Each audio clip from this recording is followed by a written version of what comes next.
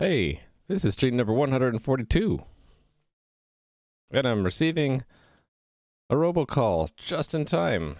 That's the second today. All right. Hey there, Nui. Here's Verbosity's Ironically Physics. Good one. How are you doing today? VIP. All right, so I'm working on the platform for a game, if you haven't seen this before. And that game link brings you here. Talks about what it's going to have. It's going to be a multiplayer RPG. But I'm still setting up the server back end. And the goal is to have it up and running by April 1st. So today what I'm focusing on is some refactoring because I'm starting to feel the pain of working on this coordinator component, and I want to go in there and clean things up so it's not so painful to work on it. So two main areas, although it's not so focused, this plan, it's more of like seek and destroy bad code. But two things to keep in mind. I want to try to make a template or macro combo to simplify this process. A lot of messages have the same four things to it. So it's all revolving around messages that come from clients that need to become commands in the game. And depending on whether it's sent to a follower or leader of the cluster, there are two different methods. And then if it's sent to a follower and needs to be routed to the leader to make a command, that's the third method. And then when the command is actually executed, that's a fourth method.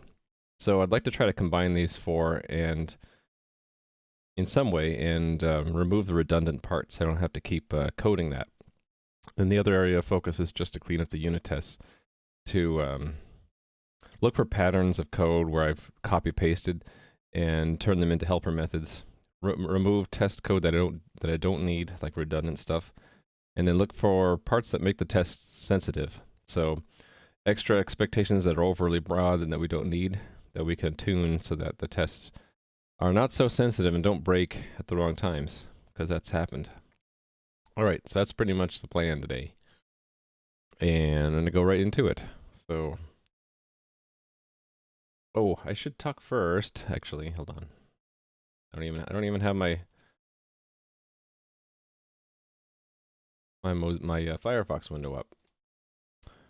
I worked on a few things over the weekend. Okay, this is what I did last week. We made sure we can kick a player if they're banned while playing. So let's archive that. And yeah, a couple things I worked over over the weekend was finishing up the what would you call them? The last few tasks, the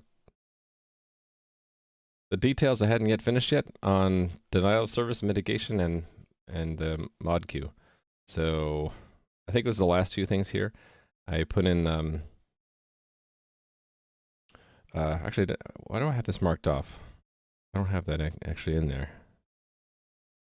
Maybe I marked it off because I planned not to do it.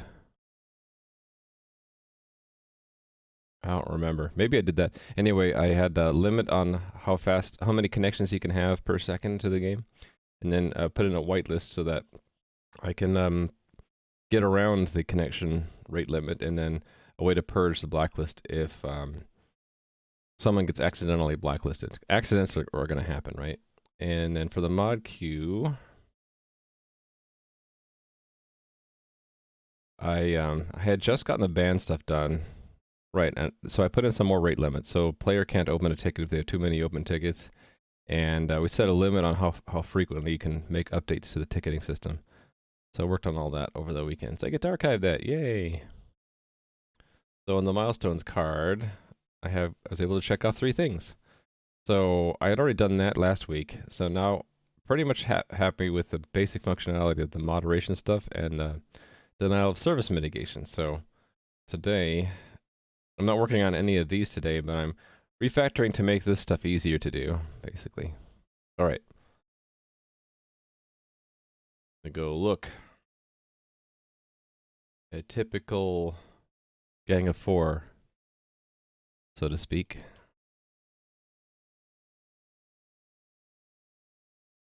So here's a typical one. You see how there are 3 methods called onRequest password reset? And then when the password reset token is actually set, there's a callback. So that's what I'm trying to combine into a one piece and remove all the redundant parts. So the part that actually does the work is up here, and it's split into two parts. Well, basically, well, really three. Is that right? Okay, that's not the format that I like to see. That's not a good example. I need to show a newer version of it. Maybe set password maybe is the one.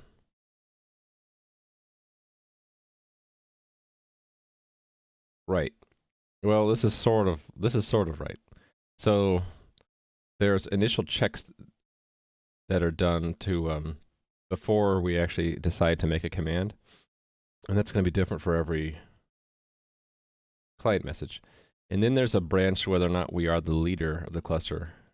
For the leader, we go ahead to this override, which basically just sets up the command and appends it to the log. If we're not the leader, we forward the message to the leader, and then the leader comes in and goes through this same path. Well, not the same path. The leader goes through this path where it just picks things out of the message and then calls the same, append command message. And then the fourth one is when it gets executed. It can either be an error or not an error. So the way it hooks into the coordinator is really through these tables. There's a special table for admin only messages. I'm thinking about combining that with the normal messages and then just making every message have a required security level you have to have. But these three tables that will remain, I think we'll be building them through some kind of template. So there are the functions to call when a message comes in from the client. There are functions to call when the message comes in from another server. And there's functions to call when commands get executed. So I kind of want to combine these. And here's where it gets difficult, because I haven't actually thought about how to do it. I think what I'll do is keep these tables around, and then I'll have a supplement. Either that or make this. Yeah, it's not constant, so we could build it here.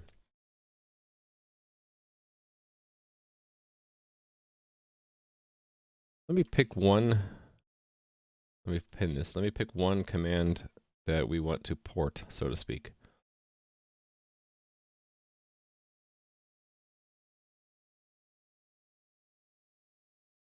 How about login? That's a. Oh, wait a minute. No, not login.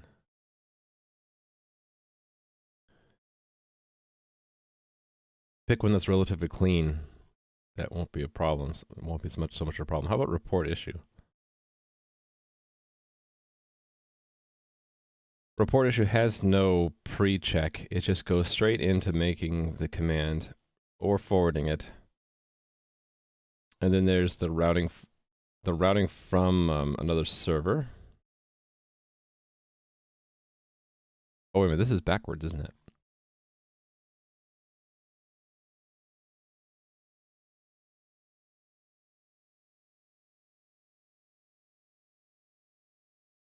Maybe this is the form that I want. All right, this is the method when it comes in from a client. And then once it passes checks, it goes to the main one, so to speak, which either appends the command or forwards to the leader. And the forwarding the leader is the small one here.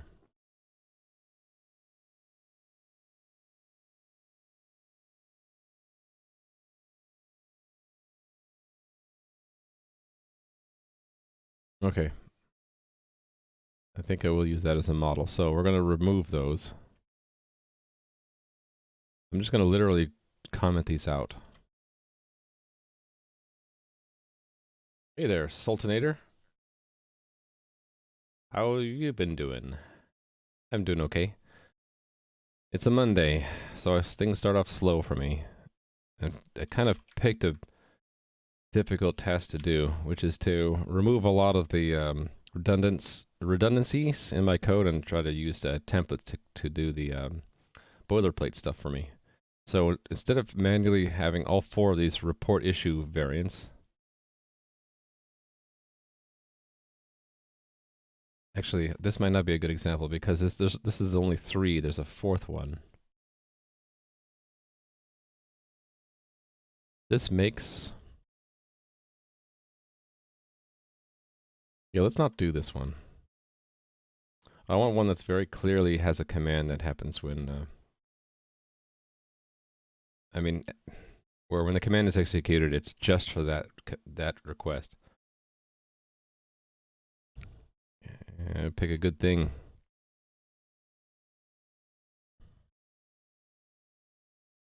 Yeah, none of the moderation stuff. How about messaging?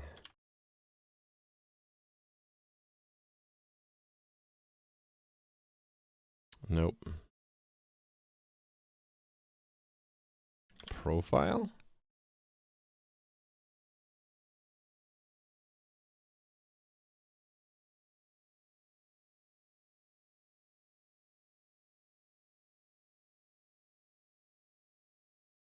Delete account, maybe.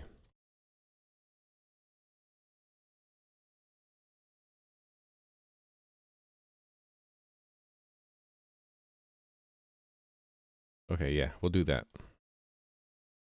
So it's these 4. Comment it out.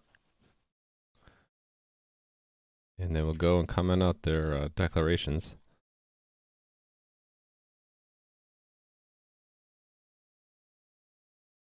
Then remove them from the tables.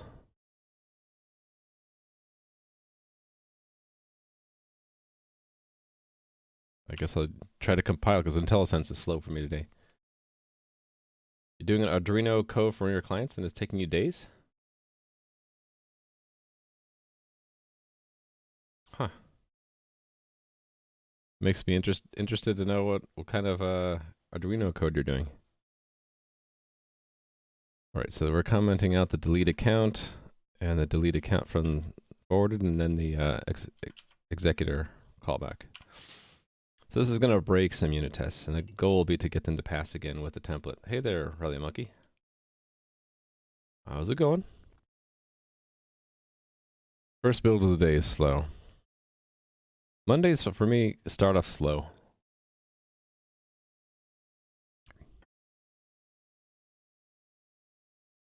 Come on, tools, build. Shouldn't take 24 seconds to build that. Anyway, I think it's just because it's the first build of the day, and I'm actually not building on an SSD. That might be part of it. Right, unit tests. Some of these should break now. Hey there, 2H Strike. Thought about using Rust for client side? No, but it's on my list to look at a couple things, right? Nim was suggested. For, not actually, it's not client side, but for the ECS, Nim was suggested along with Python. I'm pretty happy right now with Pixie.js for the client side and React.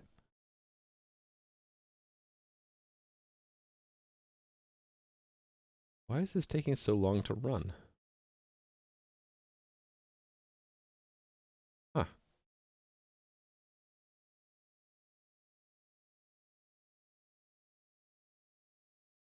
I hate it when it does that. I tell it to stop and then it clears all the lights.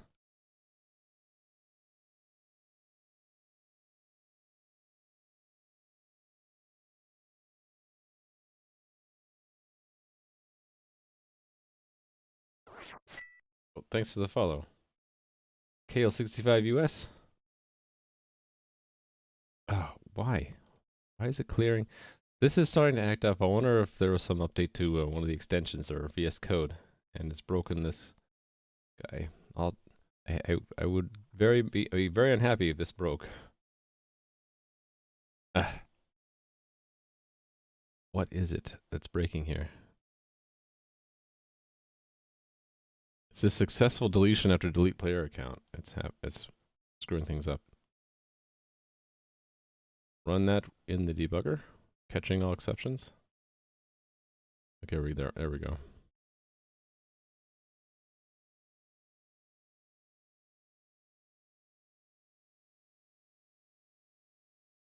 Okay, I didn't catch the exception. That's the problem. There's the exception.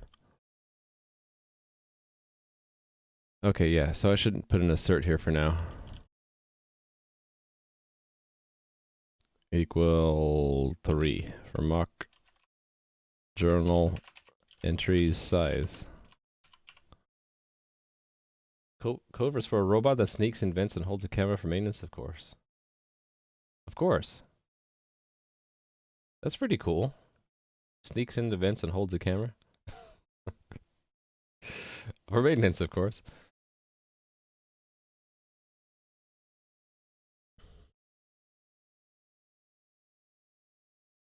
What was I gonna say? I like the idea of robots programmed to go into dangerous areas to do useful things, like the robots they used when the Fukushima nuclear plant had that problem, had that little problem. They had robots they could send in, and they would let them know what's going on inside the reactor, whereas a human couldn't go in there because there's too much radiation. Why is it breaking in 2 sets of unit tests? That's what I'm not sure about. Oh, okay. What? I didn't even know I had a unit test called player remove announced.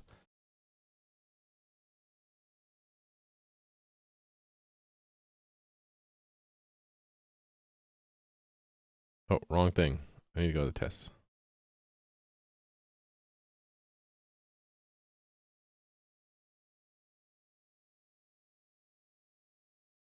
Oh, okay. Didn't remember I had that. Okay, anyway, yeah, these are broken like they should be, because I removed the commands completely. So now it's time to try to add them back. So I'll write the code first about what I want it to look like, and then I'll be assuming there's a template that doesn't exist, and then I'll make the template. Yeah, the robots would, but they'd last long enough to work for a little bit, right? And then they'd get melted down or whatever. Okay, how do I want to phrase this?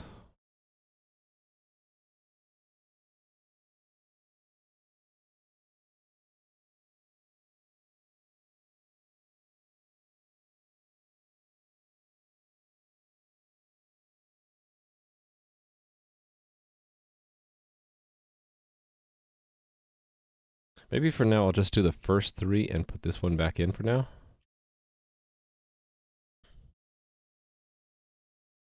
Because I'm thinking some commands or some messages to the server don't always result in a command. Or if there or several of them could, like for example, report issue and flag player both result in adding a moderation ticket command. But yeah, they both result in the same kind of command but different parameters. I would leave that in, and then maybe register client message, delete account.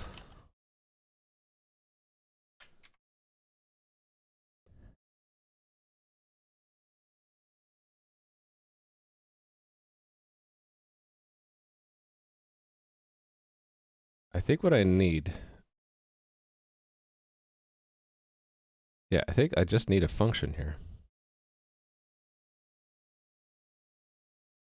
So this should go to there.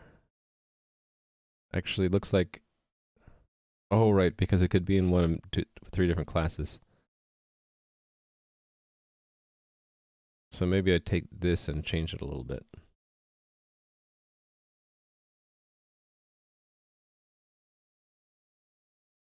I need a new name that doesn't collide with the old name for now.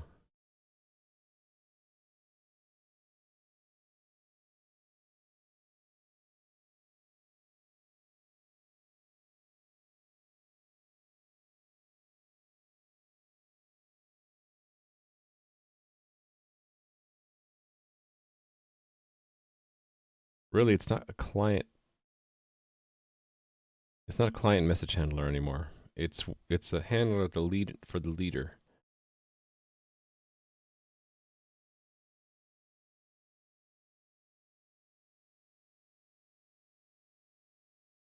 Actually, there are two things here.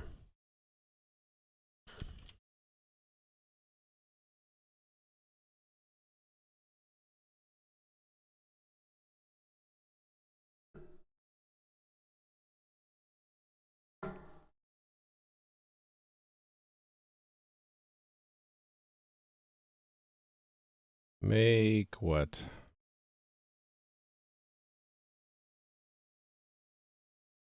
Client message, like pre-check. I'm bad with names. I'm trying to explain the thought process here. So on profile,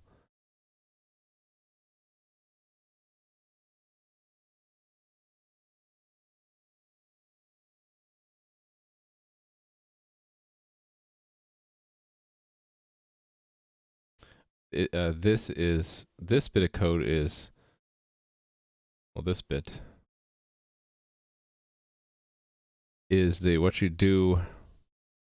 check right away before deciding whether or not to forward the message or make a command.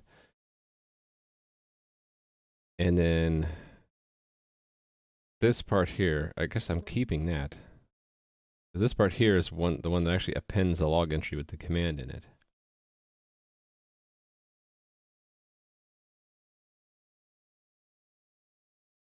I need to change it around though, because there might be parameters in the message other than username. Okay.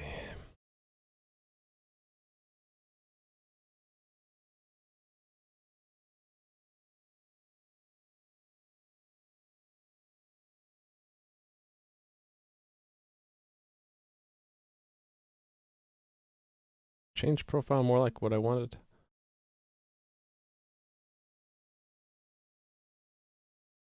Yeah, so this kind of stuff. There's the stuff to check first.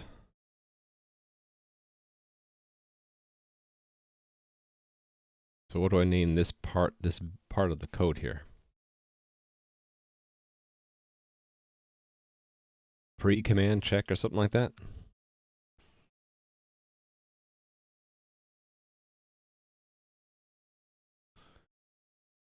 I'll call it on delete account check.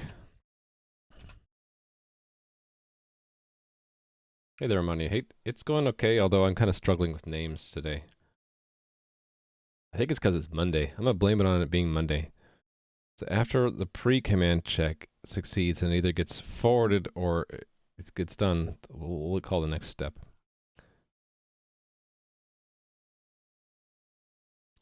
Make command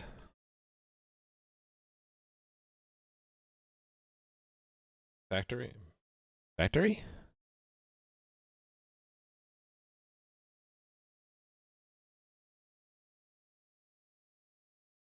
Command? Is that what I want?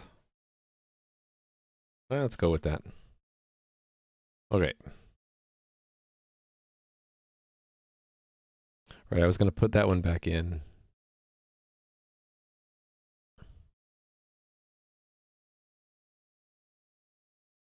So the command execution callback is, we're going to keep that one.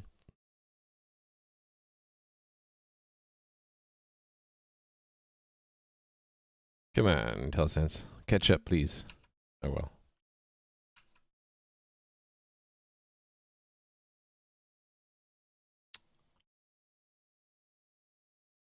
I guess I'll add these next.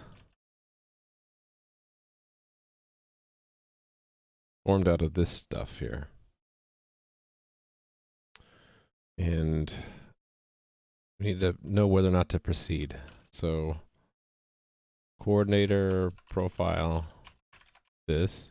Don't know what the arguments are yet, but it's essentially going to have this stuff in it.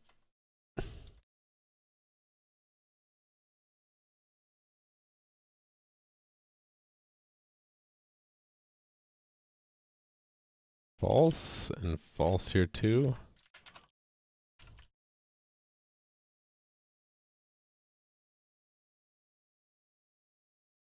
So yeah, it's going to need the client.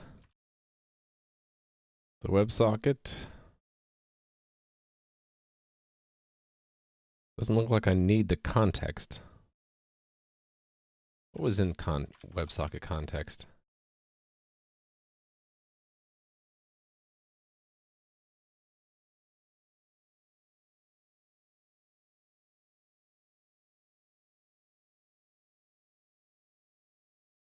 Why is it so slow today? Okay, here it is.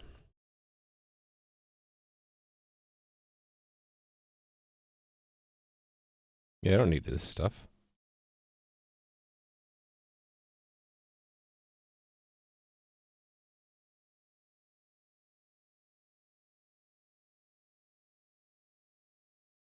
Yeah, I don't need this at all.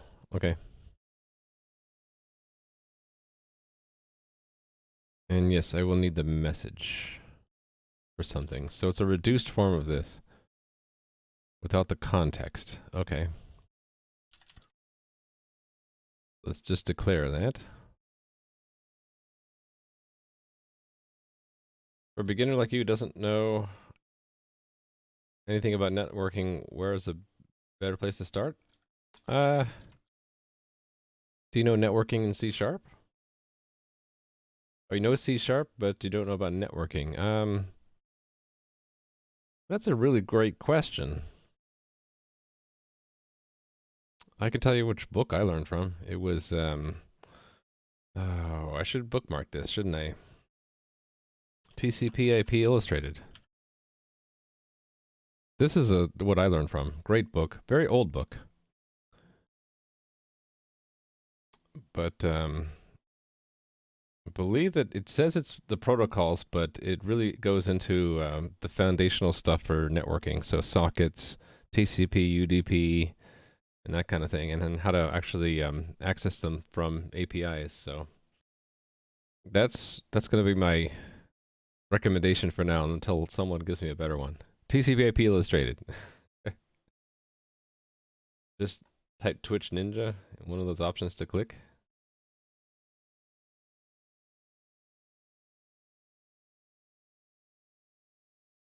I don't understand that, but okay. Let's remove this. Tenenbaum books. Not familiar with that. Is that the... No, that wasn't the author of TCP/IP Illustrated. Okay, I'm going to leave that there without any comment for now. Why is this taking so long? Do I need to clear out IntelliSense? Let's just do that. Clearing out IntelliSense. So the way I've been clearing out IntelliSense from VS Code is to go to app data roaming code user workspace storage and just delete everything. Adam Nuke, right?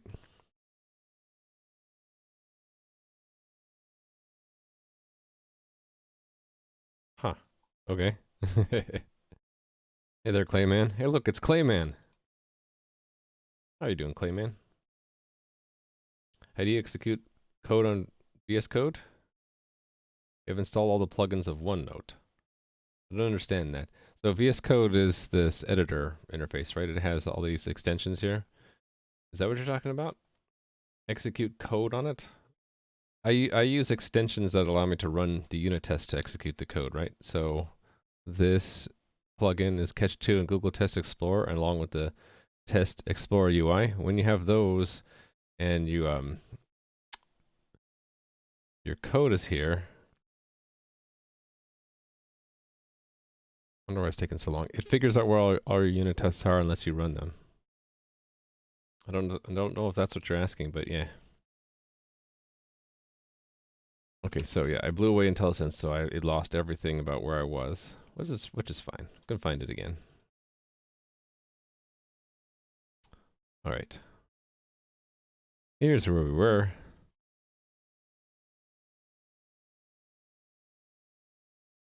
Cool. All right, so it knows about that one. Let's add this one now. That is making the command, so we should have it return raft log entry. Let's do that.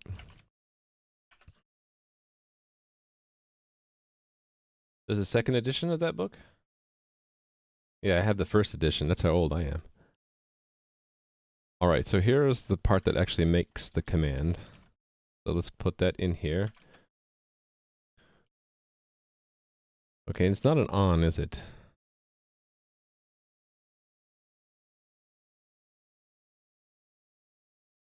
Let's take the ons out of this. Check and make command. There and there. Okay. Down, down, down. Where is it? Here it is. Delete account check. And then make command. So what do we need for this? I think I'm going to remove this boilerplate stuff. So we'll cut it short here. Actually, then I'm only returning the command. I'm not returning the log entry. So it's just raft command. And it's a shared pointer to one.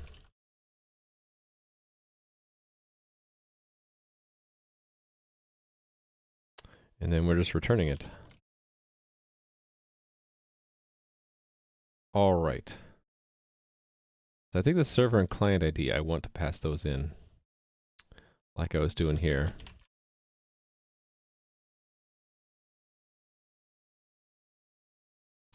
And then everything else, I think I will extract from a message. So, message. So that username will be like I'm extracting it here. Username.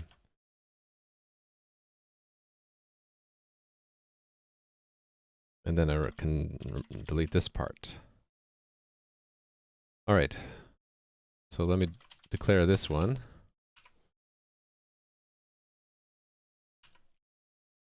We say something is old, a second, a minute, an hour, a day. Before, in the 20th century. 20th century is old. Because it's the 21st century, 19 years into it. That's my current cutoff is, if it's before 2001, then it's old.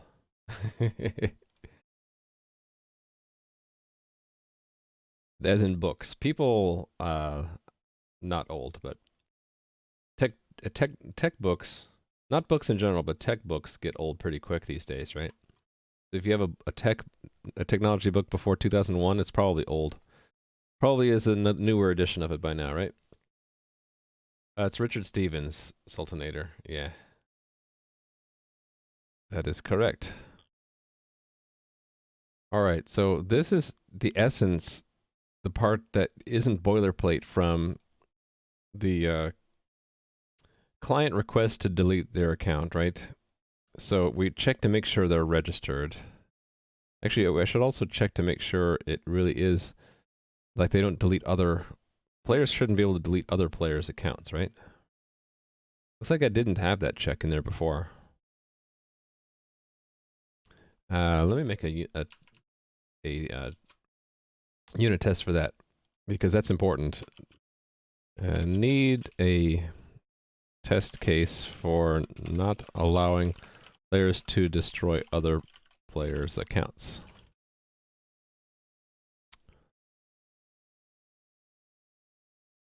Found that downloaded? Anyway, I just remember that it was it was a pretty good book. Taught me basics on sockets and other protocol stuff. Or, and I might be also getting confused between Stevens' other book, which was it Stevens Unix? It was, I think it was Advanced Programming in the Unix environment. Because this, I think part of this talks about sockets. Anyway, those are good books. I do recommend them. I don't know about Unix network programming. That might be a good one. But yeah, definitely TCP/IP Illustrated. And like there's a volume 2 as well. And that goes into the nitty-gritty details of the protocol stacks. So if you like to implement TCP/IP yourself, that's a great book. There's a Wikipedia entry on it? I didn't know that.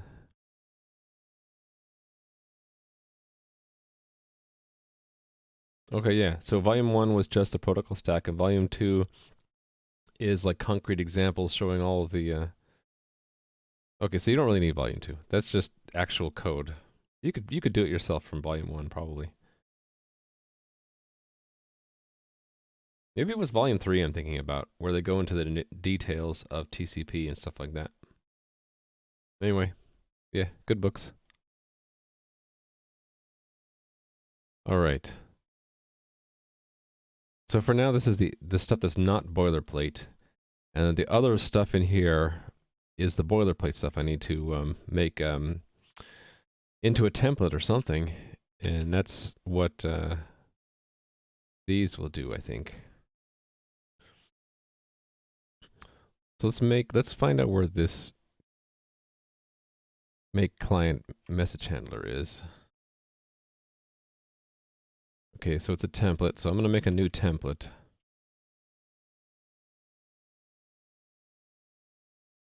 I guess we're putting it at the end. The goal will be to remove all the not the command exclusion delegate, but this delegate and this delegate are going away. Okay.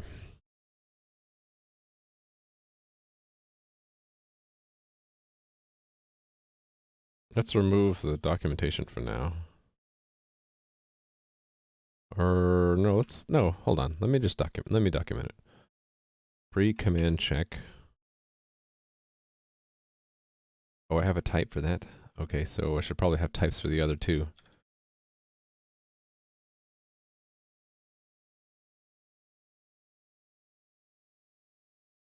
What am I calling them? Pre-command check. Okay.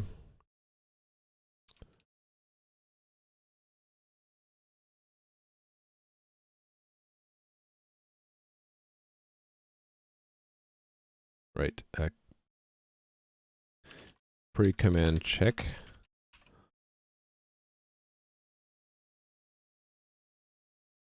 And command factory. And they are going to look like this. Command factory is returning this. And pre-command check. Uh-oh. I'm confusing IntelliSense already. Get those pop-ups, that means IntelliSense is unhappy. Okay. Pre-command check and command factory. We're going to use them down here. So this is going to return one of those pre-command. See, it's already messed up.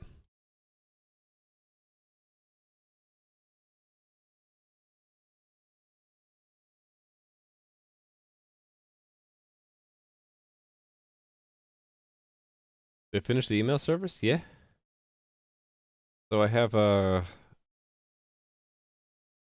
is done. I can run it. So build Newman, and then it wants the path to the email. So that was Newman test, and then the certificates were test certificates mail cert, right? So it works. I have all the diagnostics in here. It does the authentication. It hides the password. So yeah, it works pretty well. Did that in 4 days last week. And then on Friday, I did something else. What did I do? Can't remember what I did. Banning players. I worked on that on Friday. But yeah, I did my own email client and authentication layers Monday through Thursday last week. If you're interested, those are in VODs or up on YouTube now. Yeah, that was fun. I haven't integrated that into the game servers yet, but that's sort of a small step. Hey there, Meridian. Good evening. For me, it's still a good morning. Sorry, I'm kind of slow today. I'm trying to figure out how best I want to make templates to do to take the place of a lot of the redundant code in all of these handlers. All right, so this, again, IntelliSense screwing up, goes here. That's bool, right?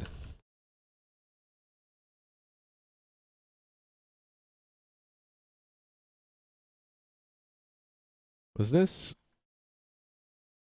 This was just wrapping pointer to method, right? That's all it was doing. Okay.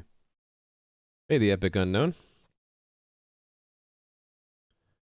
7 p.m. in Germany, 8 p.m. where Clayman is. Wow. That's right, huh? I keep forgetting. My stream is sort of EU friendly, although the later it goes, it becomes EU unfriendly. Okay, so yeah, this is going to just wrap this, right? And it's going to have to do a return.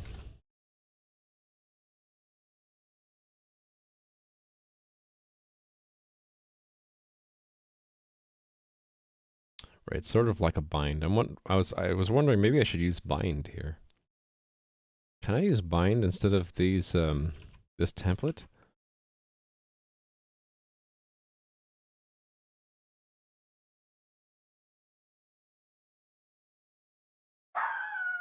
Uh-oh. Dog's barking. Hold on a second.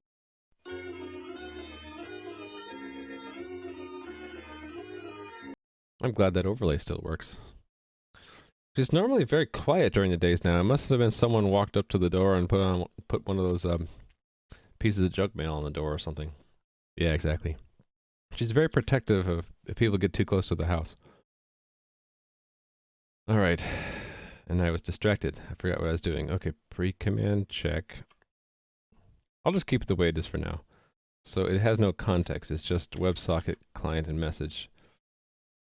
I'm actually going to remove this for now, since I don't know if I'll keep these things. Okay, let's copy this, paste that, and it's going to be command factory.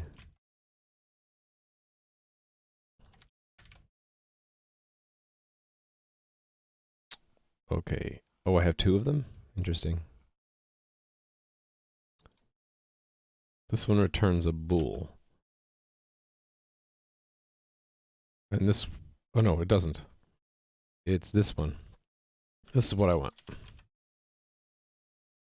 Let's just paste that there and take this part.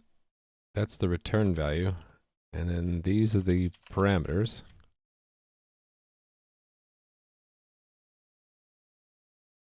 And message server ID, client ID. All right.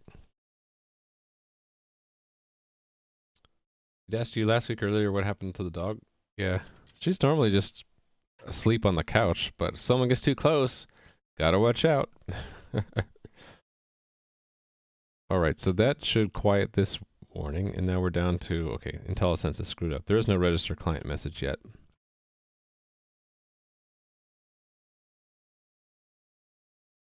IntelliSense is just broken again. Let me not blow away the whole thing, but just the database. Bugs me that I have to do this.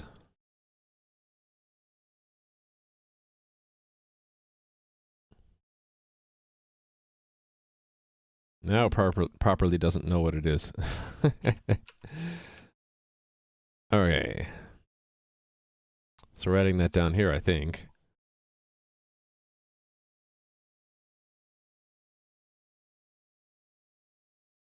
And it's not a template. At least not yet. So it's just going to be void. Const string. Oh, thanks for the follow. Johnny Boyaz. C++ must be tough for IntelliSense? I think it is. Reinventing IntelliSense? A little bit beyond me. Okay. Actually, while I'm here, why don't I just get rid of these ancient header guards? I should just do that as a matter of course when I go through these files. Okay, so this is message type. Actually, why am I... No, I am doing this for a reason. And I need two function objects. Right, I need a pre-command check and a command factory.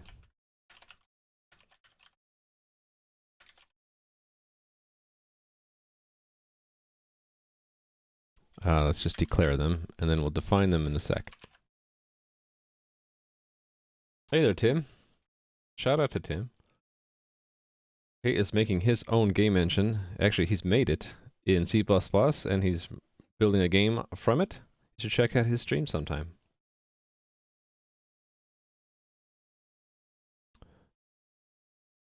Yeah, I'm concentrating trying to make templates to remove to collect together boilerplate stuff into one place. Okay. Right, so it's declared after worker, so it goes there. Worker, where are you? There's worker. You can collapse him. This is where the new function goes.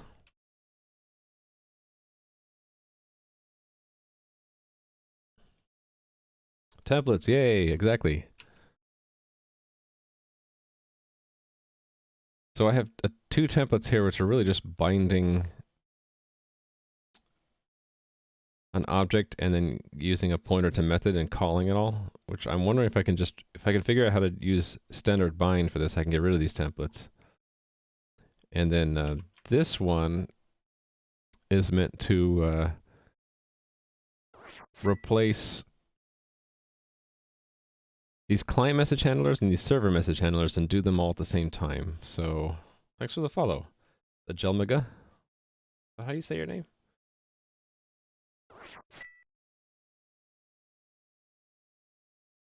Three Nipples. Hello. Interesting name. Okay.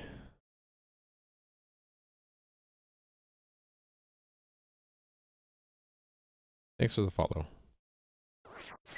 Thanks for the follow, June Dota. A lot of follow train this morning. Thanks, people. Thank you, people and or robots. I was in someone's stream yesterday and they were saying people would complain if you say thanks guys or hey guys, because there are some people who think that guys is too gender specific. So I'm like, okay, what do we say? Hey people? Thank you people? Then we'll offend the robots. So I have to say hey people and or robots. Okay, so I want this to replace this sort of. So it's going to inject client message handlers and server message handlers. Right? Yeah. So I kind of want it to do, it's going to modify. I'm just getting the names.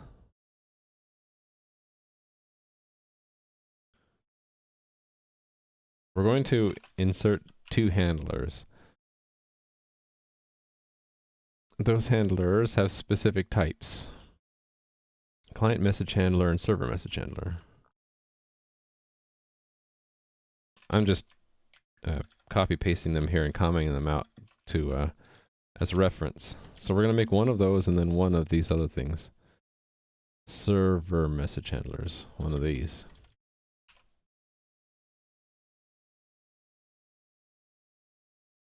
Sentient plants. Chat. Thanks, chat. Okay, that's a good idea. You can say, hey, chat. Oh, that's true. What about the lurkers? Well, no, you're still in chat. You're just lurking in chat.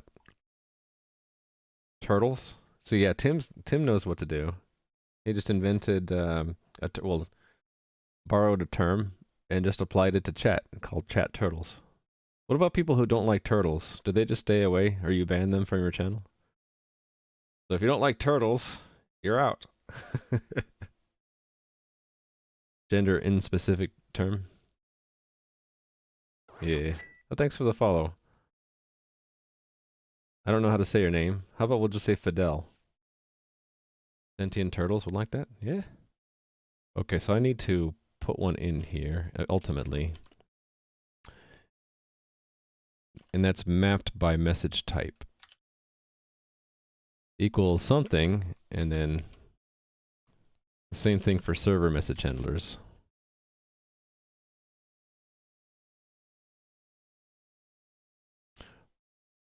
I can actually do this, right? Figure out what to assign it and then assign it there. Yeah.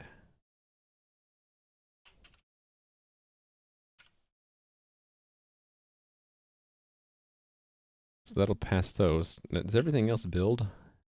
Make sure everything else builds.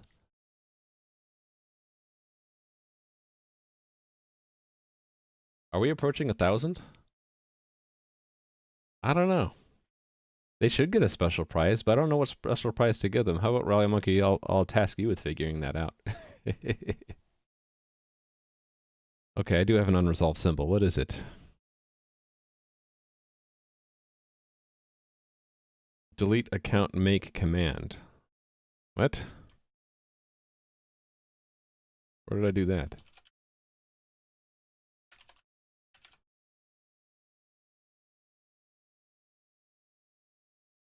Oh, did I rename that? That would have been in profile, right?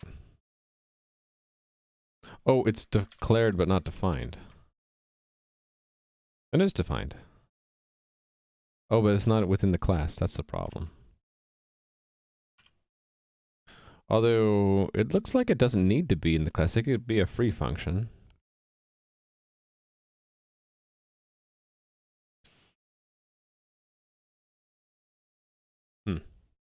I'll have to think about. Let me put that in my notes.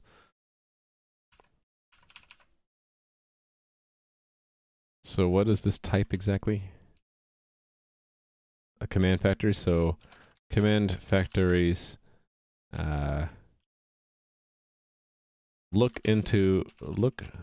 consider that command factories could probably be free functions. Just so I don't forget. And then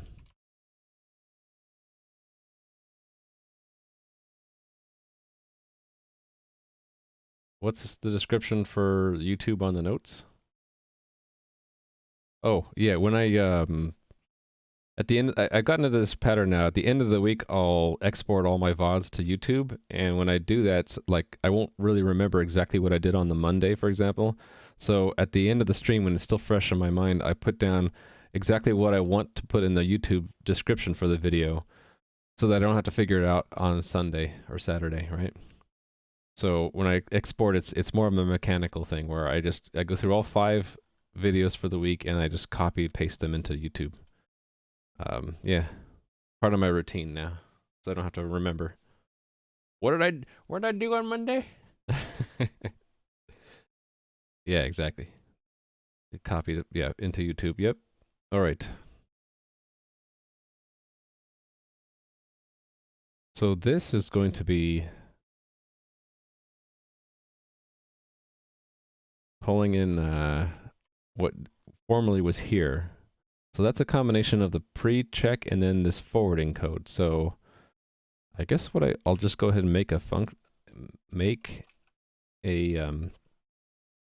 lambda function that has the correct signature, which is this signature.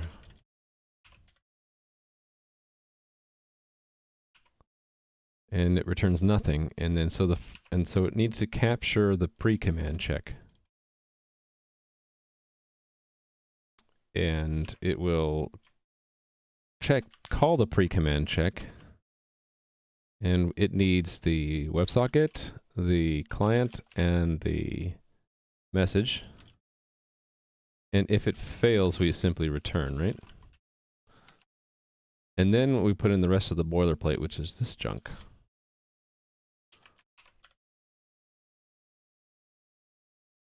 So this is the one place where I want this boilerplate stuff, so that I can kind of separate that concern from each of these messages, which right now have redundant copies of the code I just pasted there.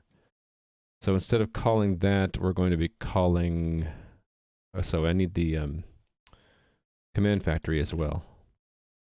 Let me put this on their own lines. So we call the command factory. It needs... What was that? That was the message. The server ID, which is impl instance ID. And then that was the client ID. All right, it's down here. And then once we get that command factory, okay, this is we need this part of the boilerplate as well. That I'm missing some chat. I hope I'm not missing too much. You're the 10,000th visitor to our visitor. Now register to win an iPhone. Learn master level C++ skills with this one weird trick.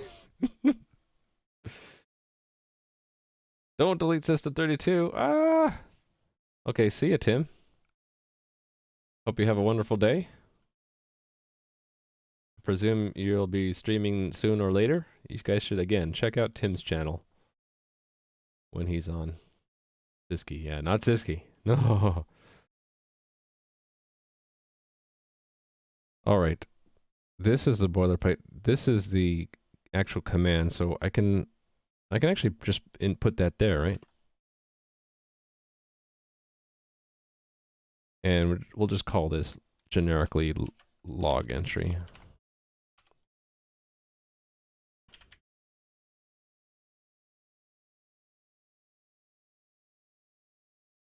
Okay, did I do this right? Oh, to get access to impl, we need that, right? I think it's okay to capture impl. I mean, to capture this, right? Because we're just putting it into a map that we hold ourselves, so that should be fine.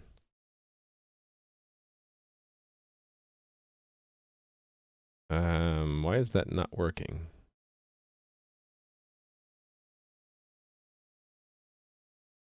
I don't know. Build it and see why. It's undeclared, but this is declared. Oh, this is impl. Okay, I don't need impl then. Let's get rid of impl arrow. Done and done. Okay.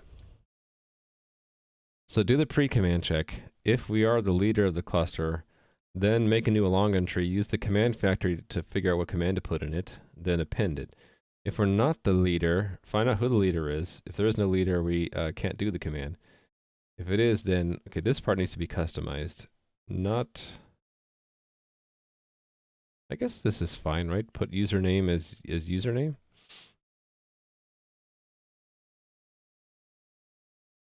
So these are the things that the follower would know, which the leader wouldn't know alone from the message, and then who is sending it. It would be which client originally requested it. So that's fine, right? And then the server message handler is next.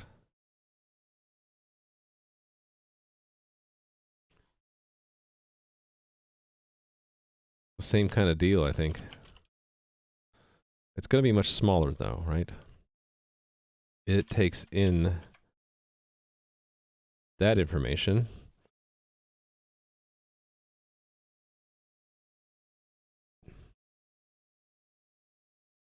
Array of functions is not allowed. Oh, because I need to have an equals. Okay, and it is doing what? Doing the equivalent of what this used to do. Which is, it's calling the client message handler. Oh, wait a minute. Oh yeah. It's gonna do this part of it. So I think I need to pull out that common part. What are we gonna call it?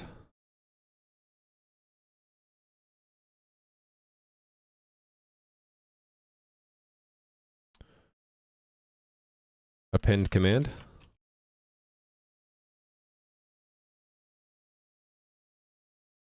And we have context, okay, that's all I really need. I just need append command. Let's just call it auto.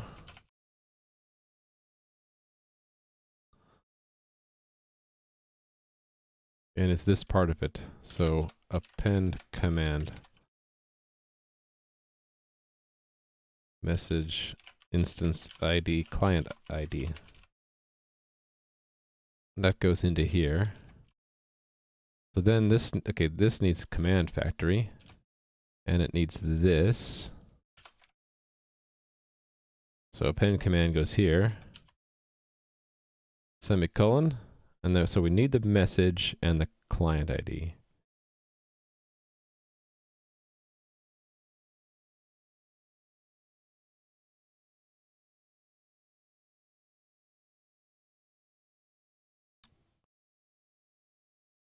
Instance ID. Okay, so this is really server ID, client ID. So it's this form, where was it? This form of it, right? Sort of, only with message instead of username.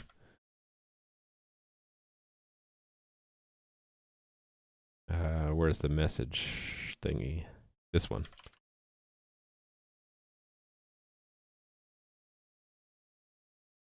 Okay, so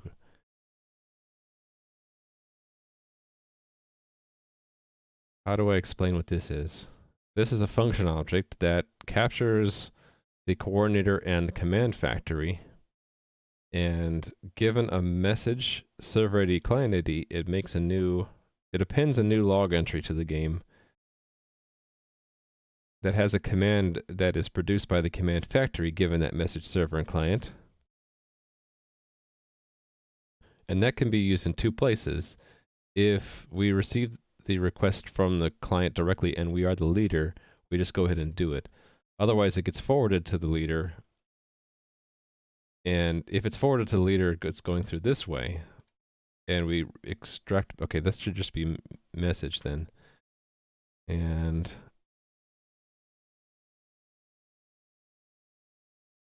that is the instance of the follower that received the message from the client, and then the client ID is tunneled in. This username, do I need that? I think I do, so maybe I'll add both of them.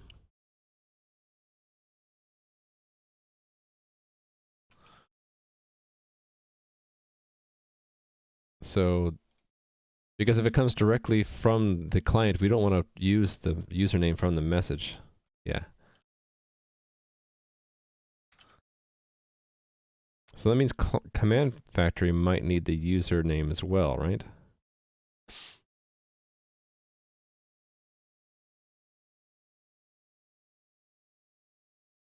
Actually, this pre-command check I want to do in both places, don't I? Oh, no, no. No, that's fine. But yeah, I might need the username. Yeah, so let's put that in here.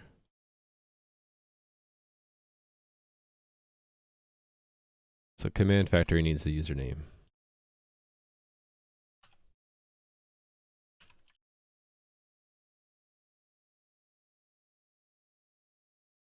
Hold on, wait a minute.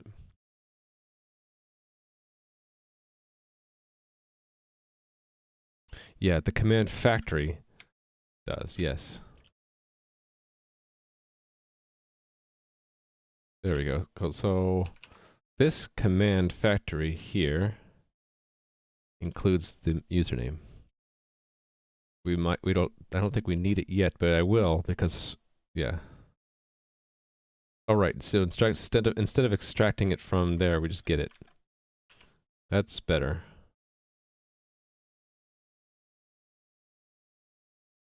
Okay. Actually, that does make sure that you can only destroy your own account, right? Because we don't use it from the message.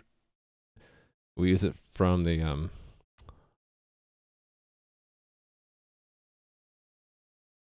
well, it comes in through the message if it was forwarded. Otherwise, it is directly the username of the client, right? Client.second.username. No, it's just client.username.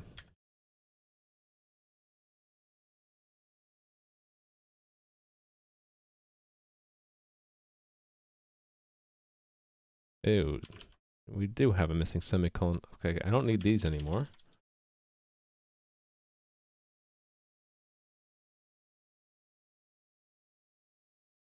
So I probably want to break this up into two pieces, right? So let me comment here for remind myself to break this up, or maybe I should just go ahead and do it. No, I want to make it work first. So register the server message handler.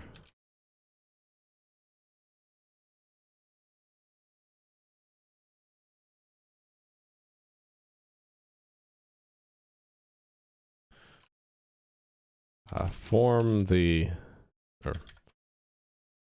like the function which does the actual, message handling, or client request handling, which is essentially to append a log entry. Okay, I think this is good. See if it just works. If it just works, I'll be really happy. Then I can do it for all the other kinds of commands. It doesn't work. Of course it doesn't work. I cannot convert that lambda. On what line? I wish it would just tell me. It's telling me... Okay, it is in the template. It is telling me. I'm just not listening very well. It's telling me that that return doesn't match. Okay, it doesn't, because I added username.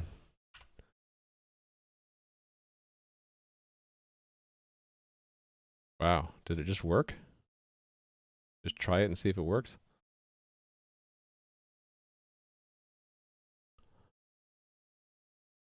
Really happy if that works, because then I can strip out a lot of code.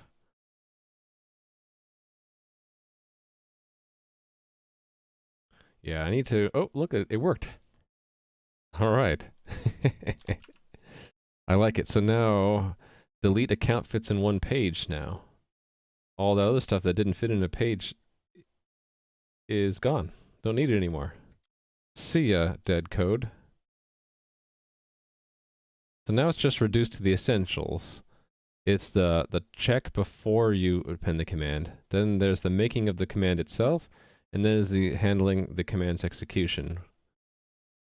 The actual execution of the command is done by the executor, but this is like the callback after it's executed. It could have had an error or not, right? Cool. So I can reapply. Should I just check this in for now? Or should I comment it? Should probably document it, right?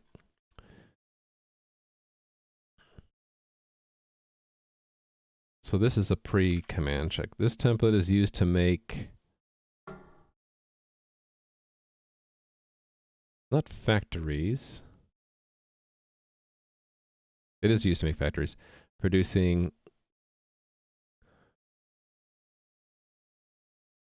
delegates. Hold on. How did I describe this? Oh, I see. This template is used to make factories producing delegates which perform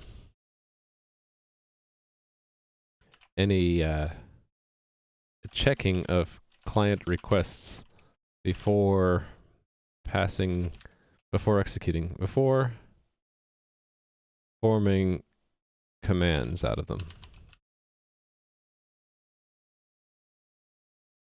Pointer to the object to be called to perform the command check, pre-command check.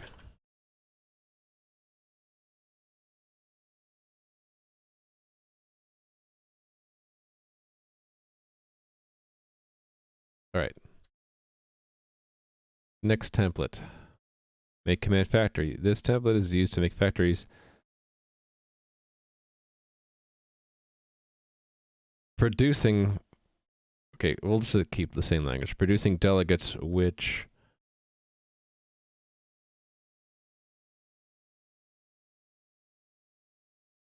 Does it really... Hold on. Is that the right word, factory there?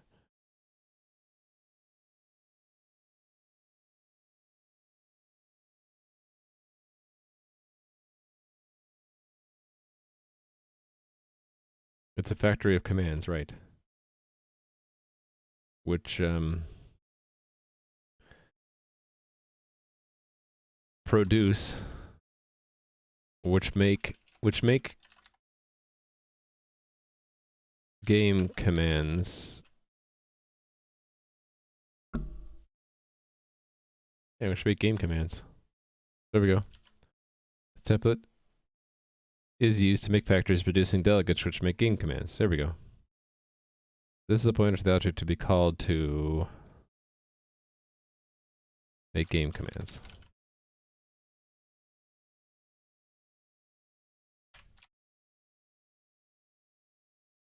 All right, and one more.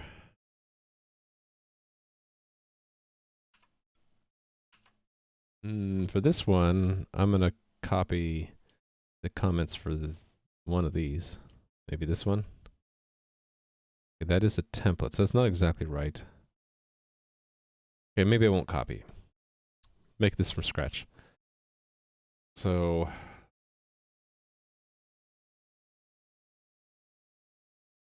really this is take the given pre-command check and command factory delegates and use them to register the handling of the client message, the given type. This is the type of client message for which to register client to register handlers that will turn the client message into a game command. Pre-command check. Whoa, look at that. Thank you for the bits, Rhyolite. Very, very nice of you. For code comments and TDD, I will continue doing both.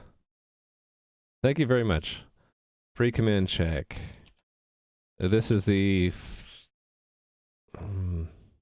delegate. What am I calling this? A delegate? A factory? What? Delegate. This is the delegate to call to perform any checks on a client request message before turning the request into a game command. Command factory. This is the delegate to call to make the game command that will I don't know, make the change requested by the client message, client request message. Client request. There we go. And we don't return anything because it just gets stored. It's registering them. Okay, cool. And I need to document these guys.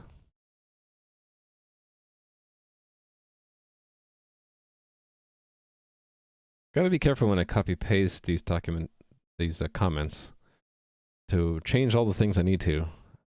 Pluses and minuses of copy pasting documentation, right? I don't have to retype everything, but if I miss something, then it's incorrect. This is the required prototype for functions which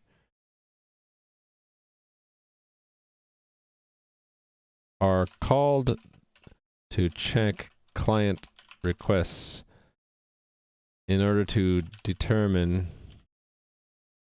whether or not a game commands should be executed in response to the command.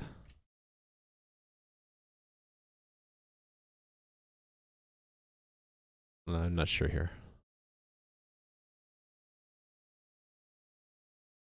For them. Let's just say that. And then we don't have context. We have the WebSocket connection to the client, client-specific state, and the message the client sent that needs to be handled. Sure, we can say that. And then it returns something. An indication of whether or not game command should be executed for the client request is returned. All right. Next, command factory. This is the required prototype for functions which are called to manufacture game commands in response to client requests. Okay, there's message username. Okay, so these are gone. This is the message the client set that needs to be handled. Username. This is the name of the player who made the request. Server ID is the unique identifier of the server to which the player is connected. Was connected. Was, and perhaps still is, connected. Yeah.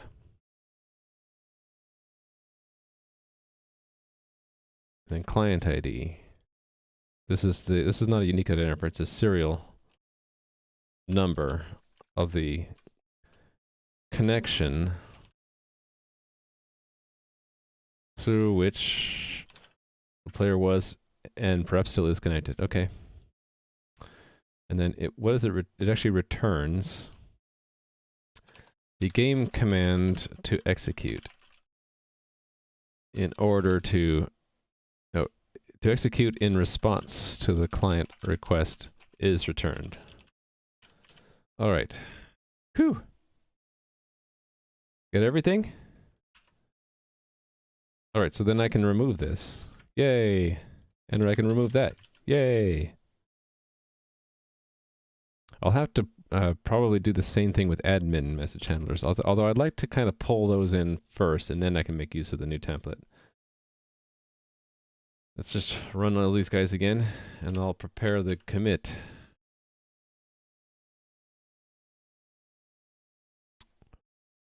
Right, so that has some pieces of the old, but then all this boilerplate stuff got removed, which is nice. All the boilerplate got removed from those methods.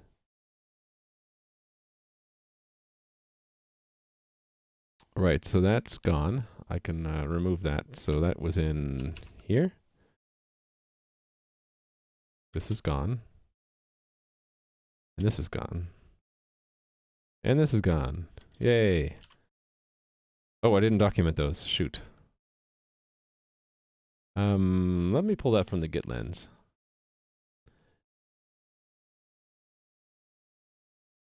Yeah, let's just copy this comment. And don't need the lens anymore. I just paste here. Best code really is written with the delete key. Exactly. That's the best kind of work. Delete dead code, right? Not going to get far, but it's kind of like, you know how when you're traveling, it's hard work to go uphill, but then when you get to the top of the hill, then you get a break and you're going downhill for a while. The delete key is the downhill part of the code journey. So when you don't want to go too fast down that hill, so you don't want to hit the delete key too much, but it's kind of nice when you can, right? Handle the receipt. Okay, it's not handling the receipt anymore. Check to verify. Or really, it's handle the receipt of a client or client of delete account message from a client by. Actually, that's all we need to say, right? Well, it's not handling all of it. How about we'll just say receive a delete account message from a client and, well, perform initial, actually, ultimately, it's what? And determine, it might have side effects, but mostly it's determine whether or not a command should be executed for it. The side effect is that it might... There actually could be any kind of side effect. For delete account, there is no side effect. But other commands have side effects, like we'll do rate limiting on some things. And even if we didn't execute a command, if they ask too many times, we will record that. We don't have context anymore. We do have those things. All right. And then the second part of it.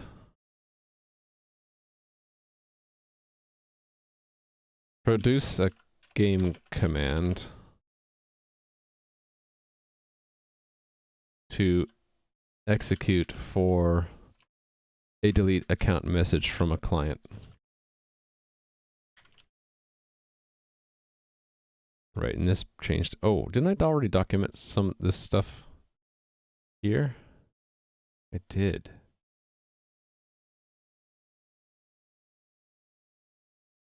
Command factory, right? Yeah, look at that. I already have it right here. Yay. And, while I'm here, I'll grab this one. Putting that there. This part. Yep. Copy this. Paste it here.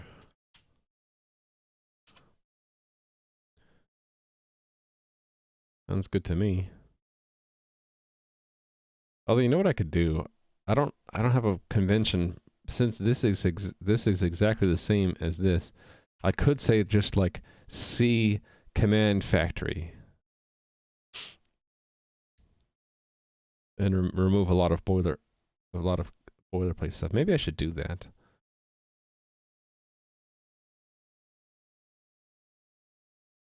I don't know how to do this with Doxygen though. Like if you have 100 methods that all have the same documentation, can you just have the documentation once and then say like C, can I just say C? And then what exactly is this type? Coordinator impl command factory, right? And just do that, and then maybe I just do that as a, because then it'll make the files a lot easier to read.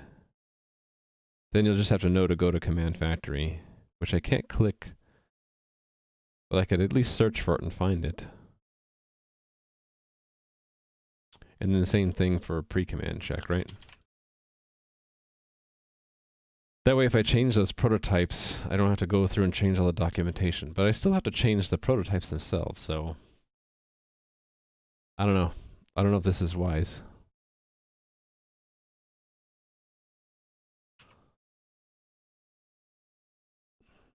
I don't know. This does look appealing because it all fits in one page. I think I'll go with this for now. Worst case, I go back to, I just need to copy paste that everywhere. All right. Make sure I didn't break anything. Rerun those tests while I work on this commit here. Make sure everything is documented well enough. Okay, that got deleted. Those got repurposed, and that one got removed. Those got removed and replaced with that.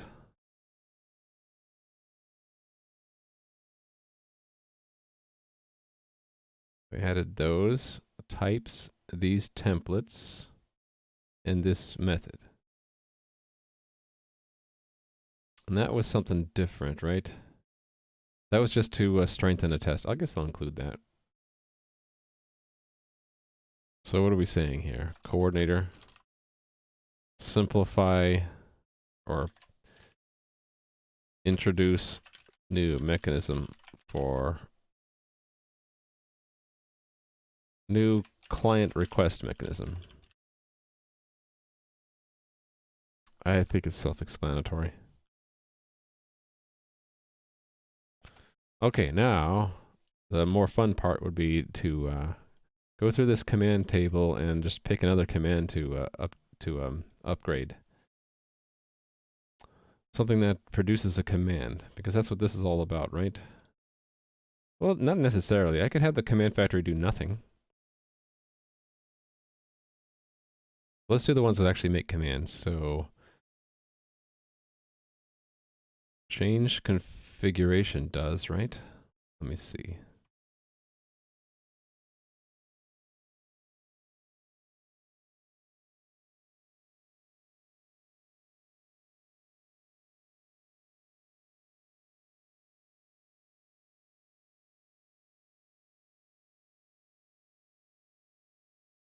Yes, okay. I guess we'll try that. We'll do this one next. So,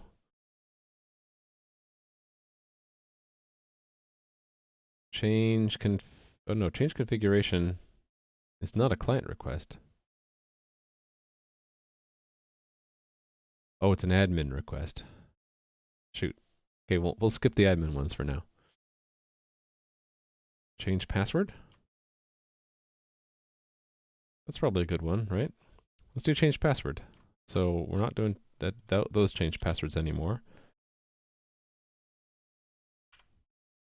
See what that breaks.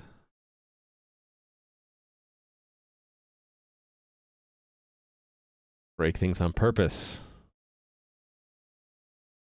Yeah, it caused a crash. So let's see where that crash happens exactly.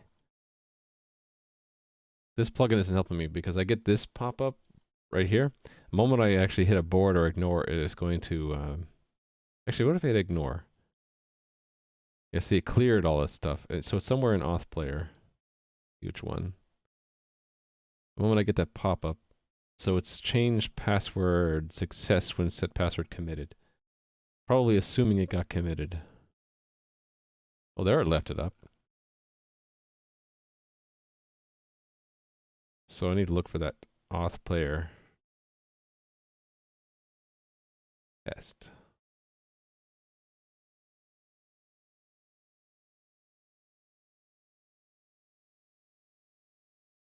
Change password using... Actually, it was this one, wasn't it? Come on, pop-up. Change password success. Probably, yeah, see, it's making an assumption again. So it's the same kind of thing.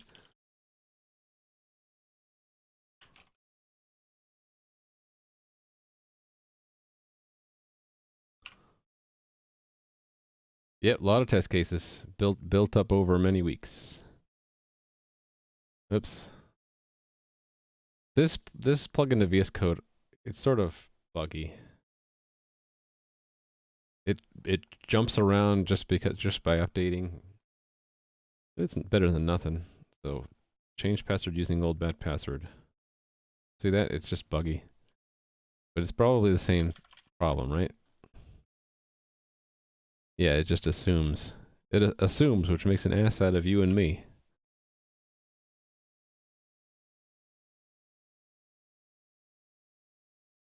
Okay, that didn't do anything. Hit it again. Okay.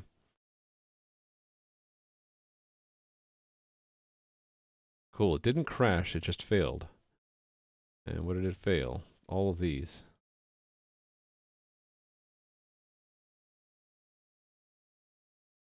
Right, so all the change password related things broke, which is expected. So to fix them, let's rework on change password to fit the new factories. That's here.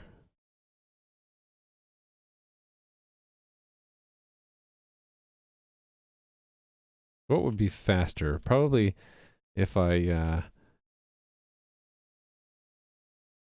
take these new style prototypes and just copied them, right? And then paste them here. And then just replace delete account with change password. If you can have a test explorer like that for unit testing you plan to build into your language, you'd be happy. I see you're making your own programming language, is that right? I mean, you could probably make your own extension for VS Code.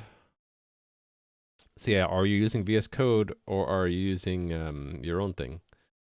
If you're using VS Code, then I think all you need to do is make your equivalent of this plugin to the Test Explorer UI, and it would just work. Well, it would work, at least work as well as this one does, which isn't saying much.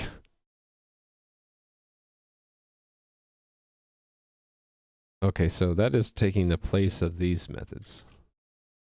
Change password, change. So those three.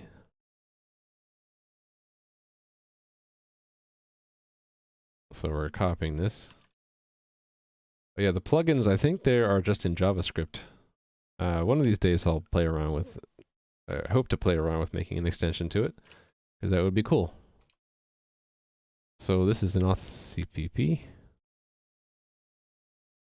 On change, so here we go. These are the old methods. I guess we'll go ahead and comment them out. Hold on, let me grab these. Paste. And paste here, and there we go. So let's comment these out.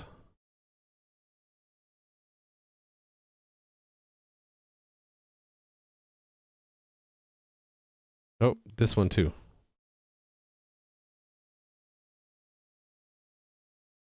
All right, so the check.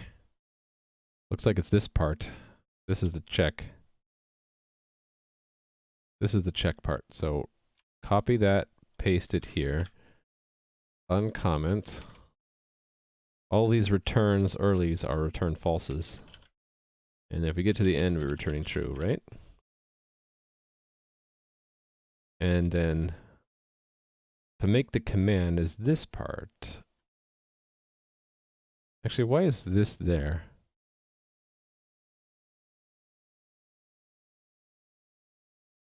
Oh, because it's possible for the player to be deleted. There's okay, I need to handle that anyway. So yeah, let's handle that. It's this part of it, right? Goes here. We just have to have the we have to allow null to be returned. So null pointer. And then return set password. So I need to handle that correctly. So delete all the old boilerplate. Deleted.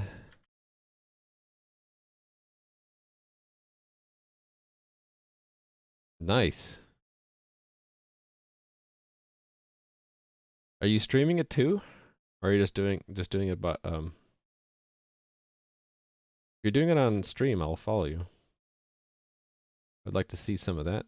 Working on your own language. Sounds cool. Oh, you're not streaming it. If you ever decide to stream it, I'll follow you. Okay. So for this corner case where the player could be deregistered by the time their password change command goes through, on these command factories, we need to protect against null. So let's do that. That was at the end, right?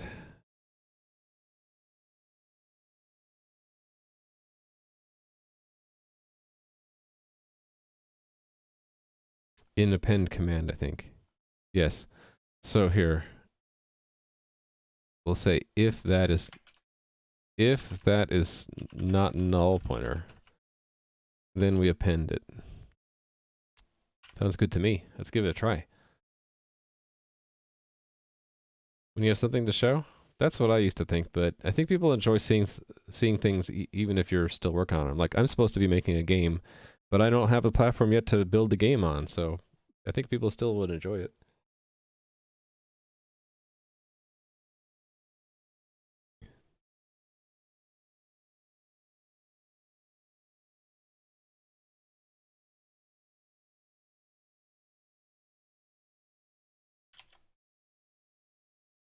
All right, let's run the test. Let's do the tests. Oh, it's not quite working. I failed all of them. Oh, because I'm just dumb. I'm just dumb. I do this a lot. I got all the machinery set up. I didn't actually connect it all together. Here's the connect it all together step. That was change password? I already forget, so I'm going to use my git lens. Change password, yes. And actually it's still there, but commented out. Change password. So change password goes to change password check and make command. So here's where if I could even reduce this further to be just a macro, right? Because that word appears 3 places, that word appears 3 places, so that's a good macro argument. I guess the only problem is that can vary, and there are 2 spellings of it, uppercase and lowercase.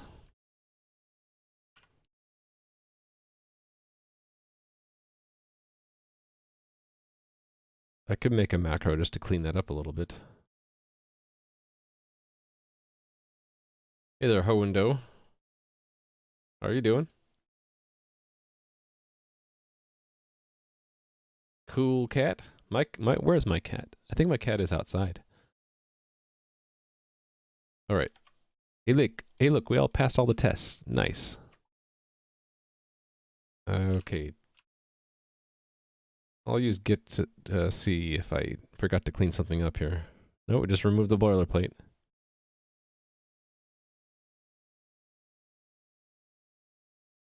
Cool. Okay, yeah, I did forget to remove the commented out lines.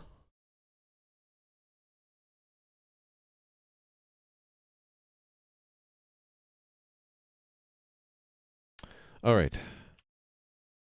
What else? Oh, let's check this in separately. So, coordinator. Handle. Allow, let's just say allow. Allow command factories to return null. That's simple enough. And these all go together. So, coordinator. Update, create a change password. Handling.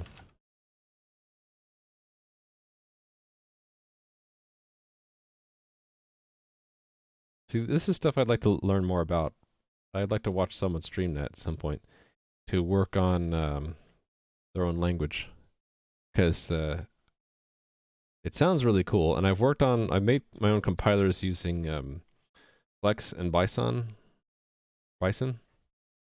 But I've never delved into LLVM. All right, next. Is change profile next? I think so. Let's do change profile next.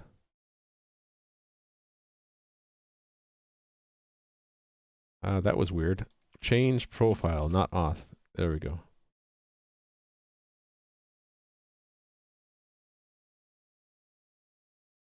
These guys. Okay, so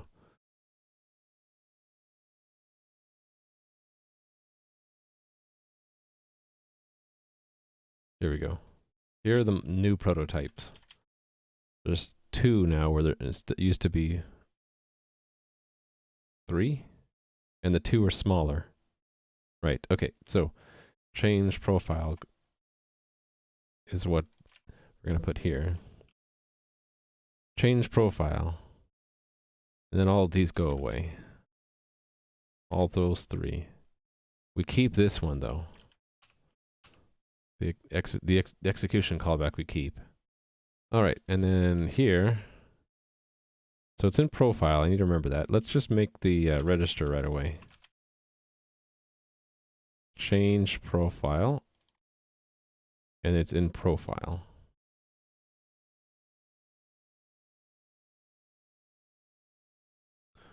Then I can remove these lines. And go into here and make these 2 functions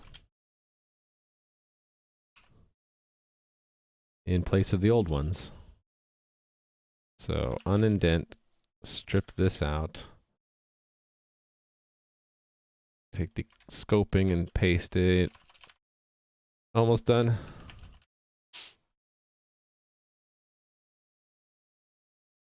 And this is the pre-check, I think, right?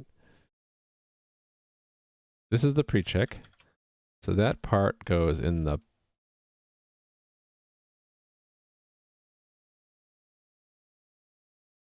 Oh, I copied the wrong things. Shoot. I wanted the check. Okay, we don't need that one. Check goes up here.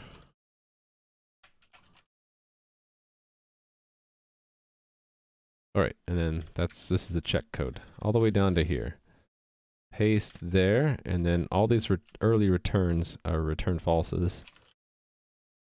And then return true at the end. That should be it for the pre-check. And then making the command is inside here. This much of it. Control X, Control V. And then here we return change profile. And then when we early return, it's return null pointer. Okay. And delete this old boilerplate stuff. Hope I'm doing this right. It looks good. Build it and see it work. Okay, I'm missing something. Oh, yeah. Okay, yeah. We don't allow them to change a forbidden key.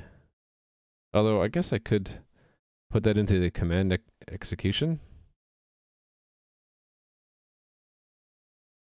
That doesn't matter. Either way, let's run the tests. Make sure I didn't break anything.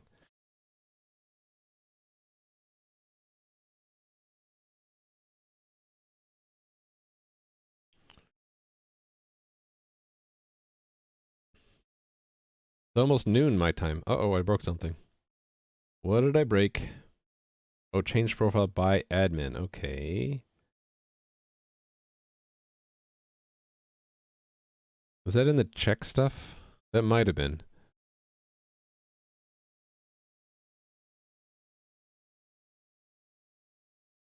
If the client is an admin, their username is that. Oh, that's a problem.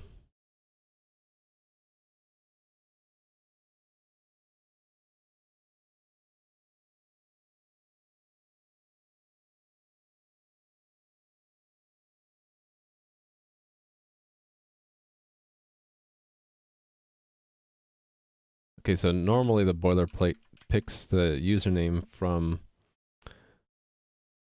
the client, but there's... Okay.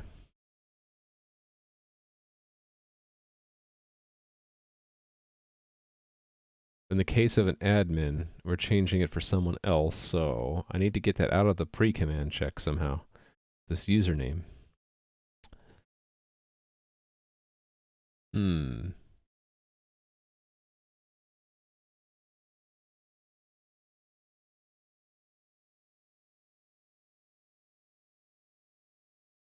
How about we make an optional delegate we can call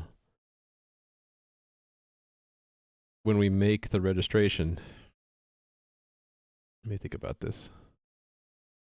Yeah, register client message. Let's make an optional. Yeah, I like this idea. It'll be an optional delegate. I'll just put it in raw here, and it will be return a string given what? Given the message, I think. Actually, I think it has to be given everything pre-command check gets. The client and the message. We probably don't need the WebSocket though. So client and message. Let's just make a prototype for it.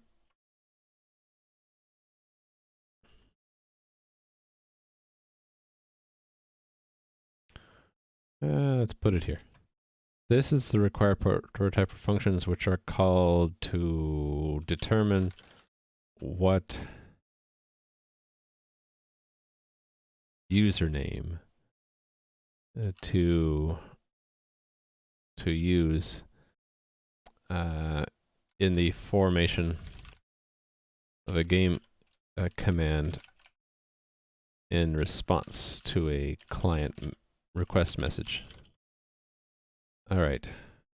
Or maybe I should just build it into pre-command check. So instead of returning bool, I'll return two things. Actually, I like that better. Let's do that. So let's make pre-command check return a structure. Oh, hold on. That'll make it more complicated for most places I don't need it, though. Okay, I need to think about this, but I also need to use the restroom. I will be back in a couple minutes. Oh, and thank you, Tropical Banana Man.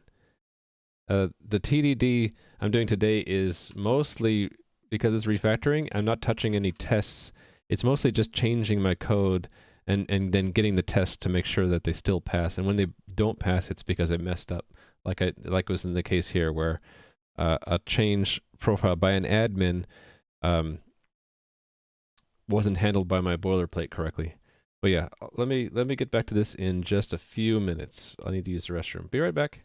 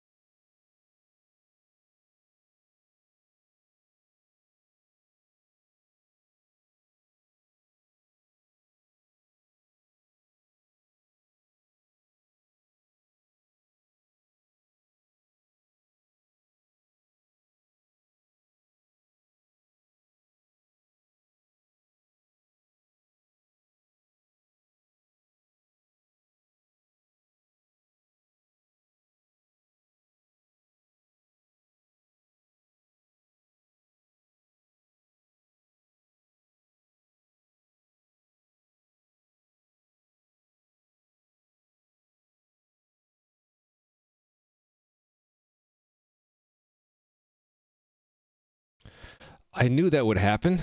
Thank you for the raid, Brandon Satram. It always happens that I get raided when I'm using the bathroom. Break raid. Yeah, that should be like its own emote, right? Break raid. That happens a lot, I've seen. Another thing that happens is people get raided, like, the worst is when they get raided right when they've already ended their stream. And the next to worst, I guess, would be get raided right when you're about to end.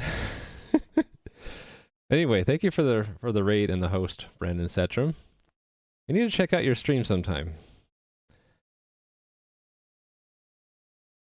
I'm following you, but for some reason, I guess you must stream at times when I'm streaming as well, or when I'm not watching Twitch. I'll have to check out your stream sometime.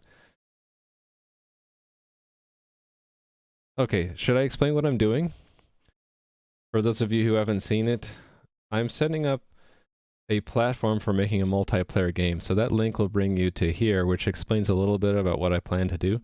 But I'm still about a couple weeks away from having the platform set up to actually start making the game.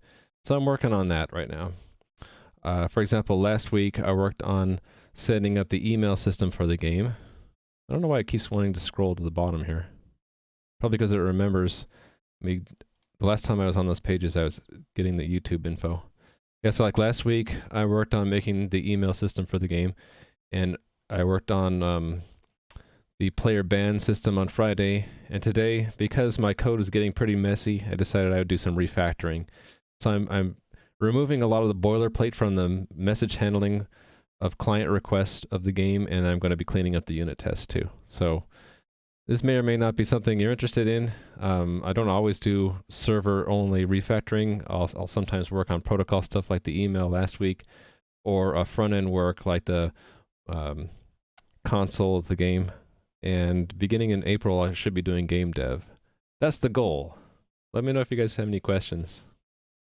You raided someone, they're literally about to raid you. That's funny. It would be funny. I've never actually seen it, but have two people raid each other simultaneously. I wonder if, does that crash Twitch or something? Or what happens if you raid each other simultaneously?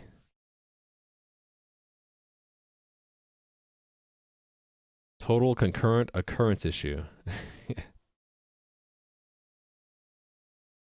I should try it sometime, just to see what happens to Twitch.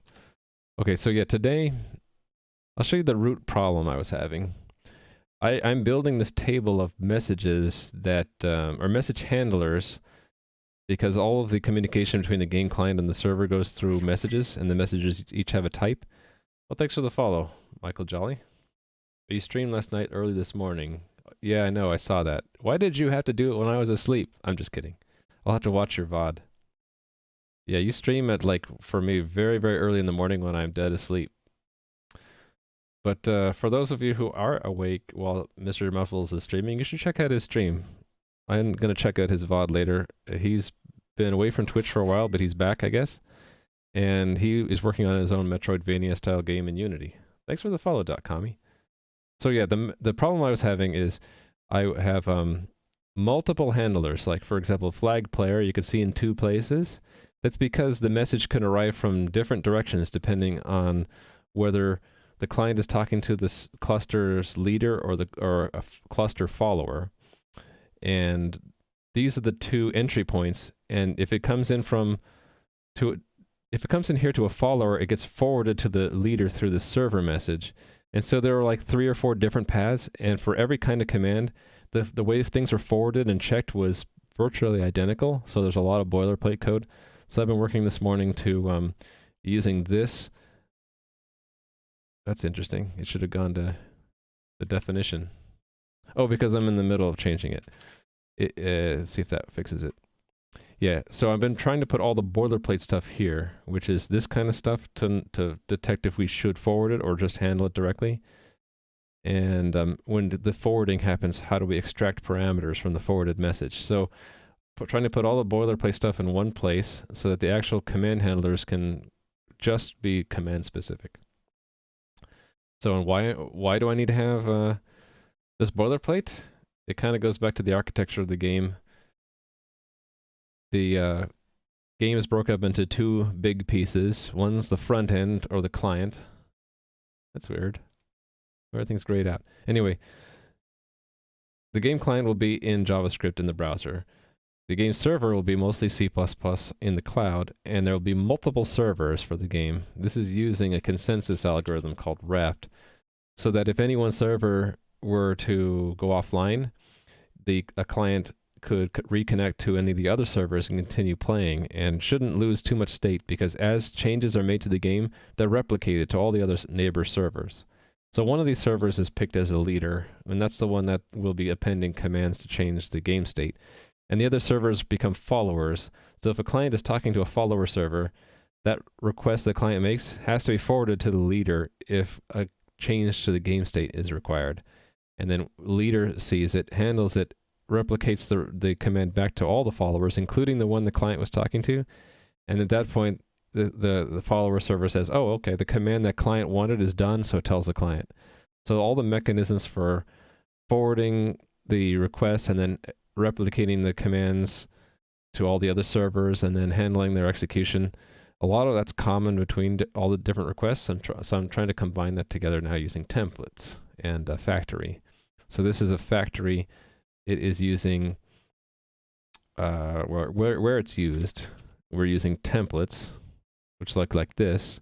Mostly my templates are just binding and calling pointer to methods. Because I've broken my code out into submodules, like there's submodule for moderation, another one for profile, another one for authentication. And yeah. So the problem I was having right now specifically was for this change profile, this one I just did. There's a special case where if it's done by an admin, we the check here figures out that the username, we get it from the message and not from the client. So, and I was trying to figure out how to get this out of this check function, and I think I know how to do it. What I'm going to do is just take that logic out and put it into the boilerplate, because I think it's going to be the same for every kind of command. That when we form this username, we will get it. Actually, it's in two places. So we'll just paste this logic here. If the client is an administrator, we get the username, so username, from the message. Otherwise, we will get it from the client. And then that replaces those two instances, and then I don't need the extra code up here. I can just say if it's not an admin, do this additional checking, and we don't need the username. I think that'll work. That means I don't need that extra stuff I was doing up here. Yeah, let's just try it. Is a cluster of n is a game of 3 servers? So if n is the number of servers, then it is the number of copies of the game, essentially. So this would be a 4-server cluster. There's always one leader, and then so n minus 1 followers. They're just basically copying the game state. So let me show you what the game state looks like. So here's an example where there are 4 different servers. So each one of these is a complete copy of all the files.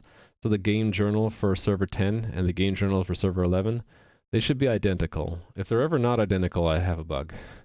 And a bad bug too.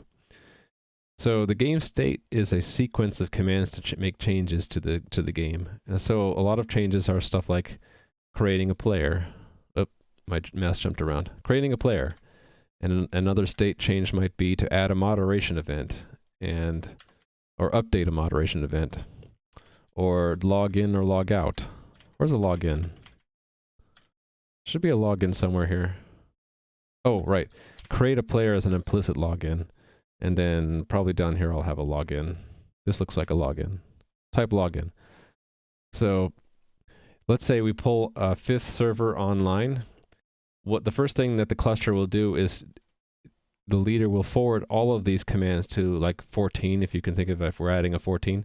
It would add all of these commands to 14, and 14 would execute them all from the beginning all the way to the end, and by the time it gets down to the end, it'll have a complete duplicate copy of the game. And it'll come online and it'll be able to handle client requests. So it's pretty cool. I don't have all my work done here. For example, when this journal grows really long, it really takes a long time to replay it when you start up a server. So one technique Raft talks about is making snapshots, where you take maybe if you go 300 commands and then reduce those into one snapshot. The same way you do like a backup or compaction of the log, they call it.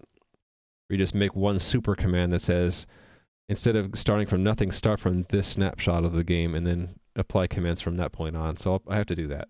But yeah, the n is the number of servers. They each have exact duplicate copy of the game state and everything.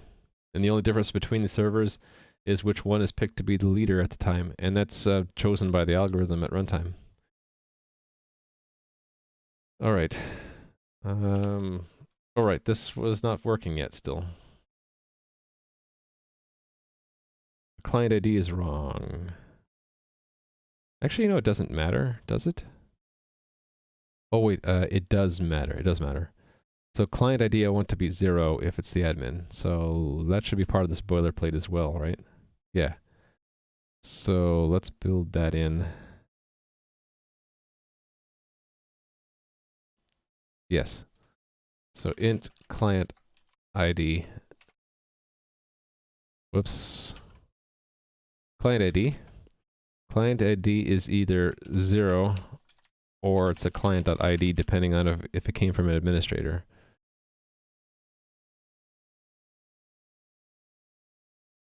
Yep, that's exactly what I want. What happens if the leader goes down? I can show you. What do you think would happen if the leader goes down? Let's run the cluster and find out. So reserve the cluster. It's actually only 3 of them are running. So here, server 11 is the leader of the cluster right now, right? And, oh, I forgot to start up my admin console. I don't need the admin console, but it's kind of fun to illustrate using that. So we'll start that up in the background. Okay, so server 11 is process 12996. So let me go kill server process 12996. What do you think will happen? There we go, I just killed it. So let's see if your guess was right. What happens first is the orchestrator determines, oh, that process died. And we're getting a bunch of errors from 12 and 10 saying, hey, I can't connect to 11 anymore. So what happens is the orchestrator will relaunch server 11. In the meantime, server 12 and 10 would randomly, they pick their election timeouts randomly. So it happened that server 12 timed out first. Timeout for the Raft algorithm starts a new election for leader. So 12 will vote for itself, and then 10 will vote for 12 because 12 was the first one that asked for a vote. And so 12 gets elected as a new leader. And then when 11 comes back up, 11 just joins the cluster as a follower again. So it's easier to illustrate that with this admin console. So that's what this L means, leader. So if I were to kill 12 now, let me move that slightly so you can see it. Let's kill 12. And there was a nicer way to see this. Go to details? Yeah. So I'm going to kill 12. There it is. So watch, 12 went red, and then 10 went leader, and then 12 gets relaunched as a follower. So that's what happens. As long as there's a majority of servers still up, the followers will first they'll time out, and one of them will get to be the new leader, and then when the crash server comes back up, it comes back up as a follower again. And that link that I had for Raft, where was it? Let me link it again so I can follow it myself. They've got a good visualization of that. So they have this where it's a 5 server, right? And if you just let it go long enough, so that one timed out first, it's asking for votes, it becomes the leader. Watch what happens when I stop the leader. Now, looks like S3 is going to time out first. He'll raise an election and become a new leader. Like that. He doesn't hear back from S4 because he's dead. But he hears back from a majority of the other ones, so he becomes the new leader. Now when I resume 2, as soon as S4... I restarted S4. As soon as I restarted S4 and it heard from S3, it's like, okay, well, you must be the new leader. And that number in the box there is the term number. Whenever there's a leadership change, the term gets incremented by the... as soon as a new election starts. So there, S1 and S4 both tried to be leader, and S4 lost. S1 won the election, and we're now in term 4. So that kind of... you can play around with that. It also lets you simulate like actual client requests, which I call commands, how those are replicated. You can see it's first in S1, and then when it gets replicated, it shows up here in S2, 4, and 5. And S3 is behind because I killed it, and if I resume it, it will get entry 1, and then entry 2, and then it's caught up. Pretty cool algorithm. I liked implementing that.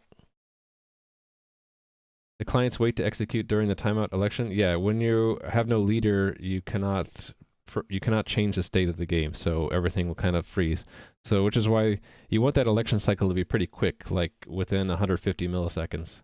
And you don't want it to happen very often. It should only be when a server goes down or crashes, which hopefully is not very often. They talk in the algorithm about mean time between failures, and they say your goal is that to be much, much longer than the election timeout. So that it doesn't impact things so much. All right. I guess I can keep the cluster running while I'm working, right? Did I rerun those tests? I just forgot to rerun them. That should have fixed it.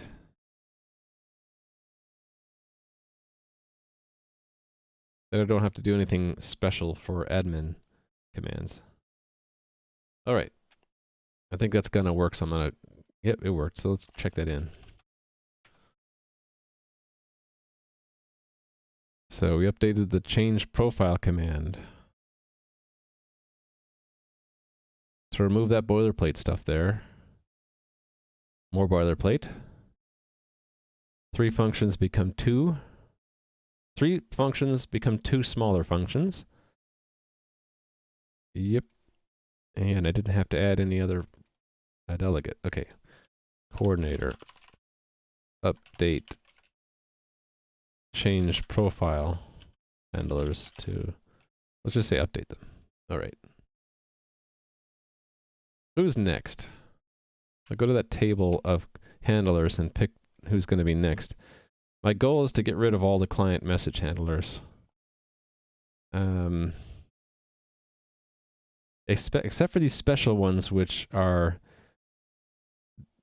not involving game commands, but involving like authentication. Hey there, Frost Ice Cold. Going okay. I'm refactoring today, so I'm cleaning up code, removing boilerplate, just to make it easier on myself down the road. I want to see what this fetch profile does. I think this is an exception to the rule. It doesn't actually... Right, it doesn't actually make a command. It just returns information. So I think I'll probably keep this client message handlers around for these one-off guys that don't involve commands. Okay, but flag player is next. Let's target this guy. All right, so these 3 big functions are going to become 2 smaller functions, which have this, not this, which look like this. So flag player, make command and check, right? So we remove the 3 old ones, and these are the 2 new ones that take their place.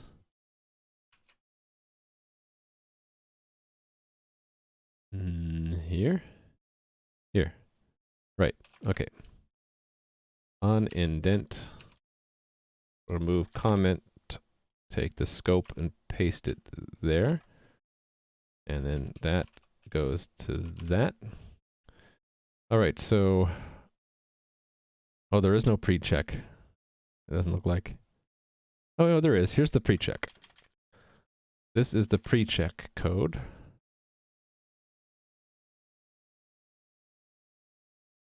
Right, they can't flag another player if they're not logged in, and if they're not registered, then just ignore them. And if they've opened too many tickets, then we don't allow it. And so all these are falses. Otherwise return true. And then the making of the command is here. This is the making of the command. So that is pasted there. Unindent that. And then we're going to return the add mod event. And then this return null if they're not registered by the time we get there. And we're done. Remove all this old stuff. Oh, wait a minute. There's a little wrinkle in here. It's forwarded as reporter. Okay, actually, doesn't matter. It might fail some unit tests, but that means the unit tests need to be updated. So flag reporter goes away. A flag player goes away there, but then we add one down here. Okay, see ya, Frost Ice Cold. Thanks for stopping by. Flag player goes there, there, and there. And it's moderation. All right. Let's give that a try.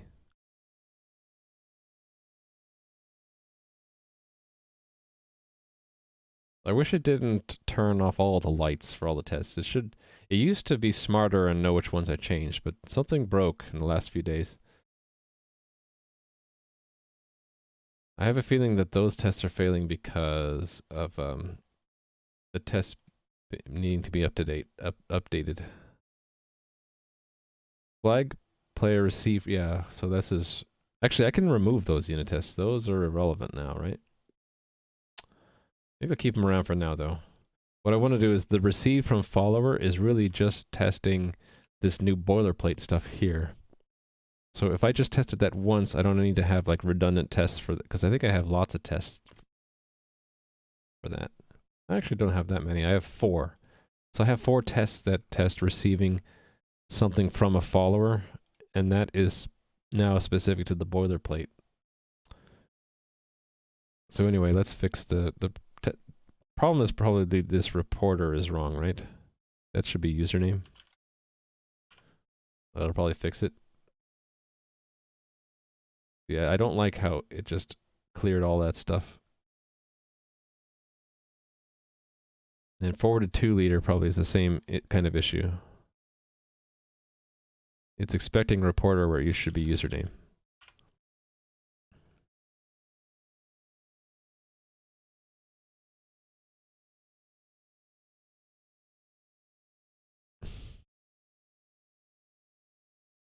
Okay, what's the failure?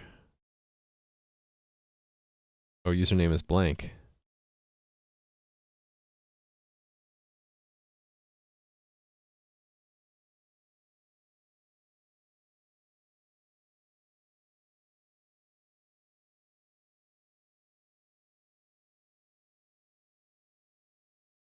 Forwarded to leader. Ah.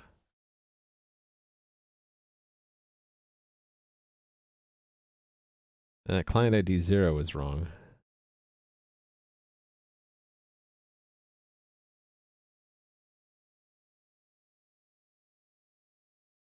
Oh, why does it say admin connection? That's not right. That's probably what the problem was.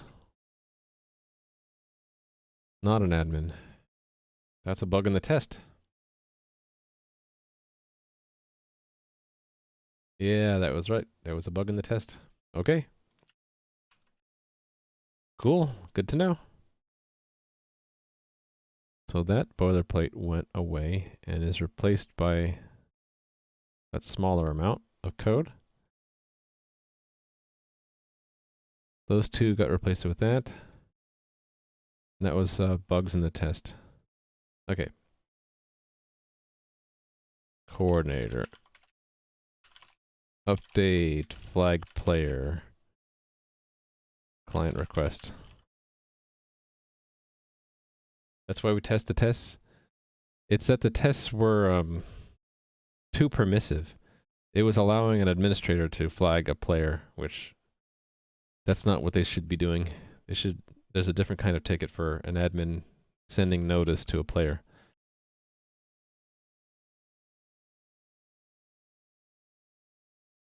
It was like expecting the same behavior if an administrator did it than if a normal player did it, which is not true. It shouldn't have been an administrator. All right, next.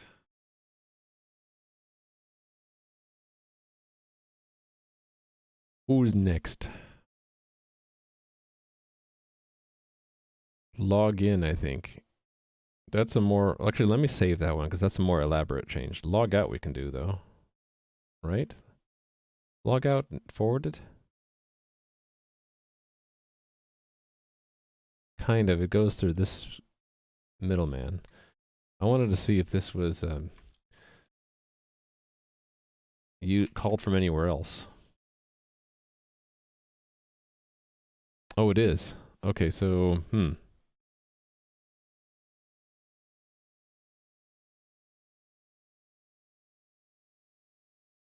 That's interesting. Why?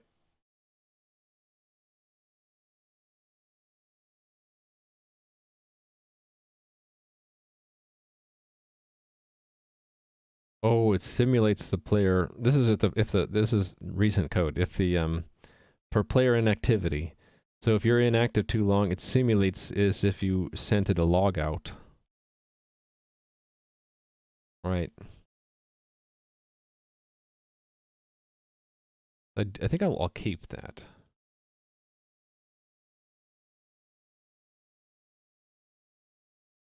Let me think about this.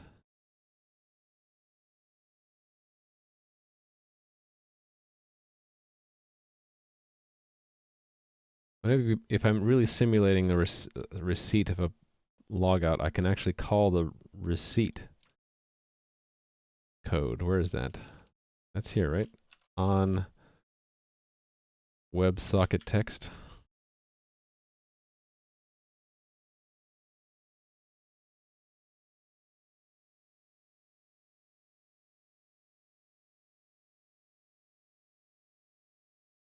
Although it locks the mutex, so I need to, okay.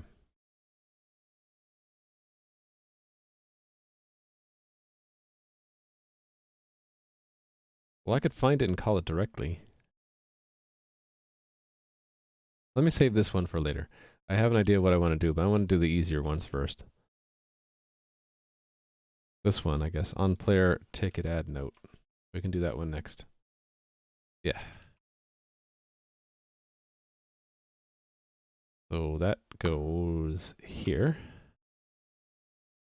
Player ticket add note. What was that? Yeah, player ticket add note. Okay.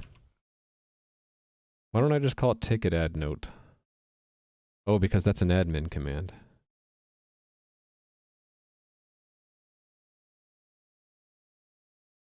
Although I could probably combine those two. I'll do it later. All right, I'll do that later. Player ticket add note. Delete these three.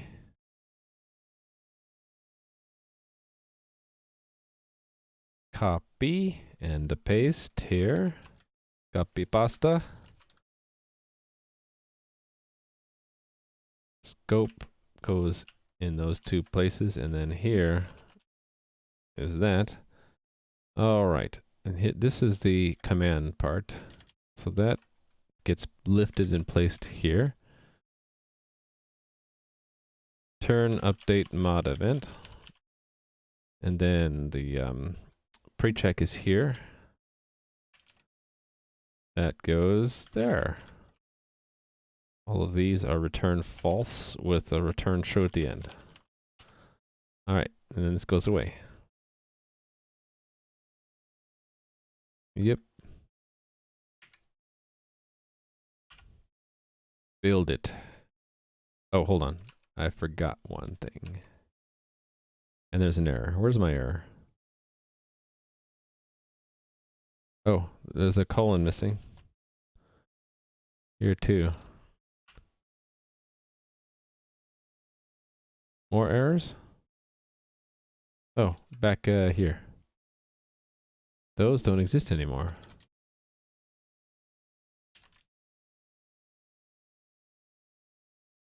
I think I will make a macro for this because these being 5 lines long, it's gonna get long. But not yet. We'll do it later. That goes there and it's in moderation, so we're done.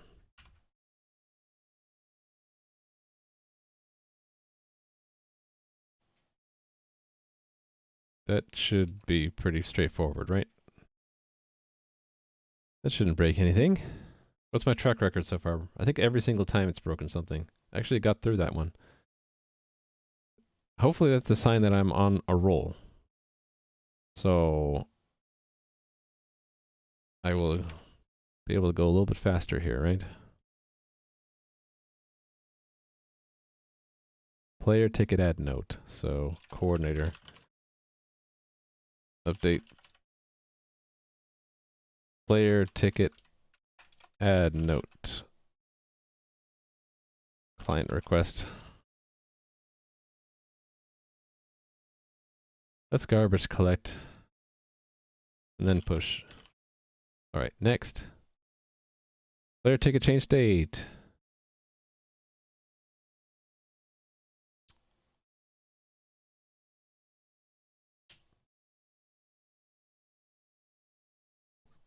Player ticket change state. Those two replace those three.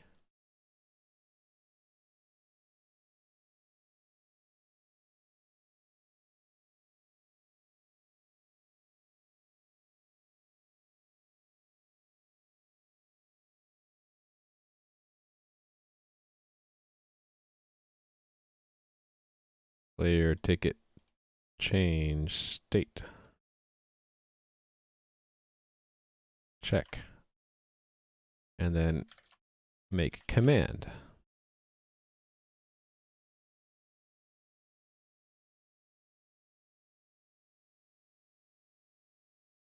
Okay.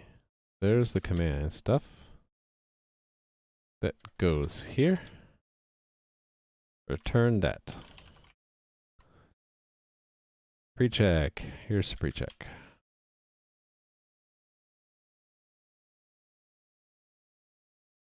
Return false. Return true. We done, right? I think so. Done with those. Add one here. Player ticket change state. Done.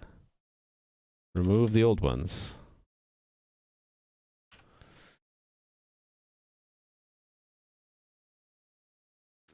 Stretching. Okay. Run unit test again. Yay. So for me, it's Monday.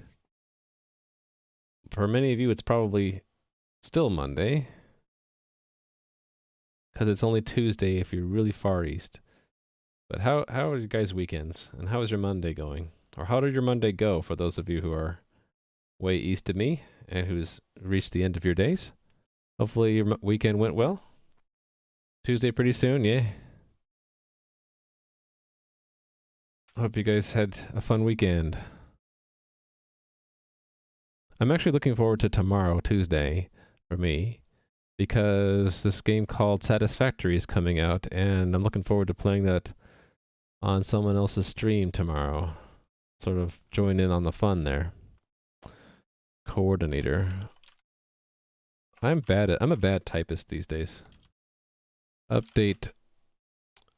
I'm also bad with memory. Player ticket change state. Request. No one was there, so you work on other stuff? Hopefully you're allowed to do that? Yeah? You know what? I don't miss the commute or the meetings. Those are the two things I don't miss from my last job. Now that I'm working for myself, doing my own thing, I don't have meetings, and I don't have to commute. But yeah, on the flip side, I don't have that scenario where I go into work and no one's there. For me, it's every day. I go into work and I'm the only one there anyway. Yeah, you're allowed? Good. Not having a job?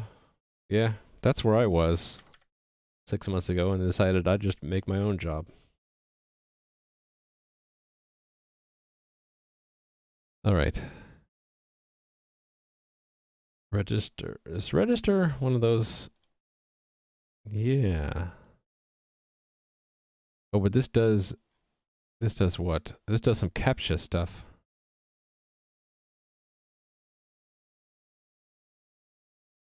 And on success, okay. This is a little bit more elaborate. I need to think about that one. So let's skip register for now. Report issue, I guess, is next. Yeah. Yep, it's right next to player ticket change state, so it goes next anyway. Report issue. Yeah, there are 3 ways right now for a player to open a trouble ticket. You can report an issue.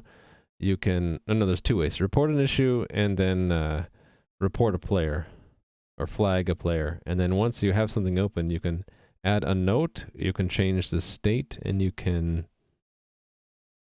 Actually, those are the only 2 things. Add a note and change the state. All Alright, so this replaces report issue. Okay. So that goes down here. Report. This becomes report issue.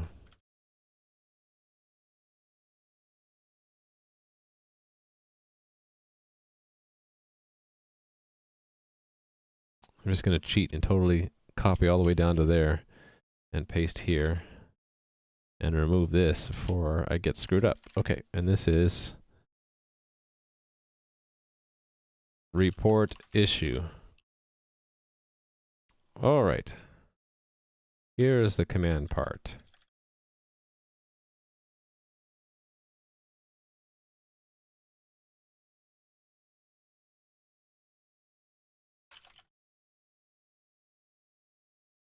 Actually, this registered check, did I forget to do it up here?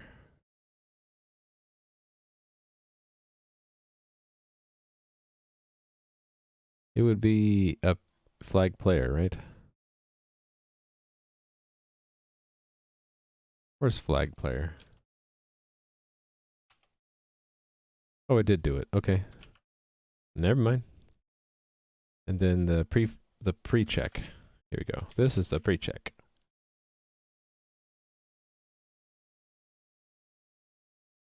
False. Return true.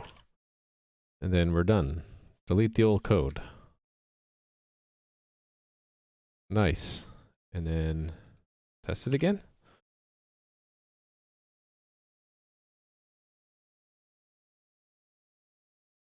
I'm going to be optimistic that will pass. So I'll get the commit ready.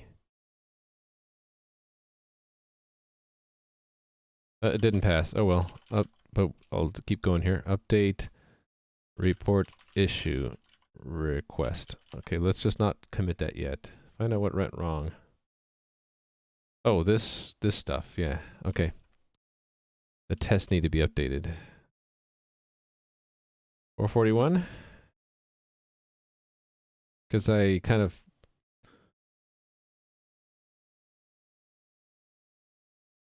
This was inconsistent. It was reporter sometimes, username elsewhere. Now it's always username.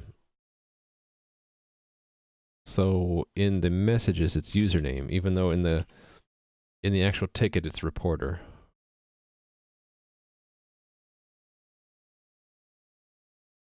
But hopefully that's going to be it. I'll wait though. Actually, I know. It looks like I've got some more stuff to do. How did it fail this time?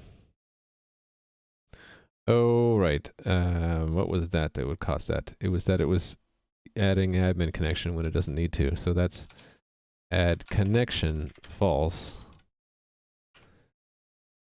That Boolean there, by the way, means if the connection's private. So client connections are always false. Peers or other servers are always true. That goes back to this diagram. These are all the public connection points, and these are the private ones. Clients can only connect to public ports. I use that as a simple way to determine who should be allowed to, who should be treated as another server and who should be treated as a client. It's whether they come in on the public or the private port number. All right. Yep. Done and done. Next. Request password reset? Where does that go? What route does that take? On request password reset. Oh, thanks for the follow. Absolutely unplayable? Yeah, my game right now, absolutely unplayable. But beginning in April, you should be able to play it. Hope you don't mind me making a joke at the expense of your username. This looks like a really simple one that doesn't have a pre-check. Actually, does this even work? Oh no, this is the pre-check, and it's one of those that requires a CAPTCHA check. Okay, so I can't do that one yet. Set password though we can do, right?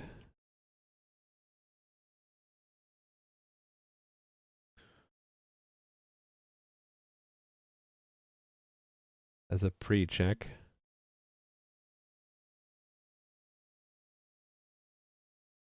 Yeah, we can do this one. Okay, so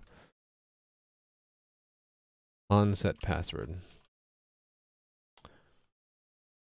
These three can be replaced by these two renamed. So set, this is set password, right? Set password. So we get rid of the old set, the 3 set passwords. Yep, delete those. Well, it's true though. My game right now is absolutely unplayable. There's no game at all. I can actually show you what constitutes the game client right now. It's sort of just for testing. I should start it up anyway. So we'll go to the player console and start that, and it'll take it a while, so I'll come back to it in a minute. Not much there. I mean, even the admin console is pretty bare bones. We can see the status of the cluster. We can look at the tickets that are open in the system and manipulate them, and we can look at the players in the game, and we can ban people if we want. Let's ban myself. Get good. Pleb. Ban. I mean, that's all I have right now for the admin console. I haven't done any of the style stuff, and the layout is horrible. I need to put some attention into that. It was just the mechanics. I guess we want to run on a different port because the admin's on 3000, so this is going to be on 3001. And we'll keep working while that's doing its thing. So copy that.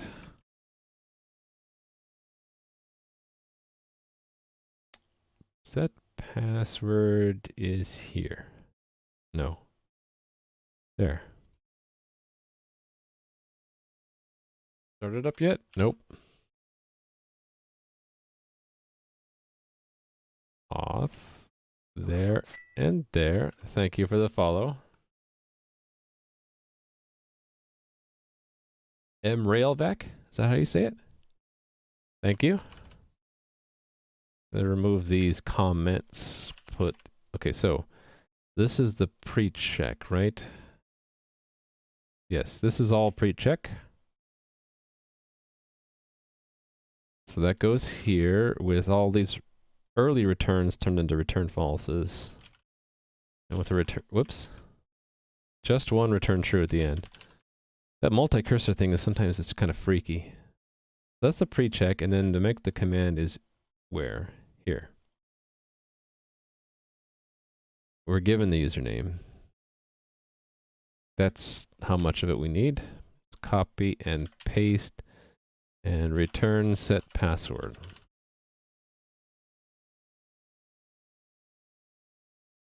Yep, and then we're going to remove all the old stuff.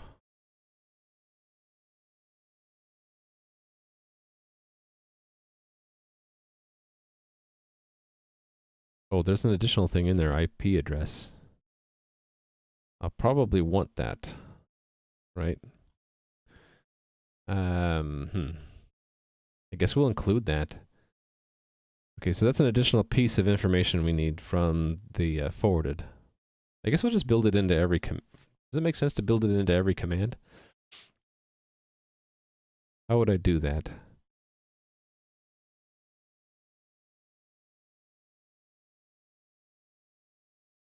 I could append it to the incoming message. In pre-check, maybe? If I allow the pre-check to modify the message, then we can do this, right? Because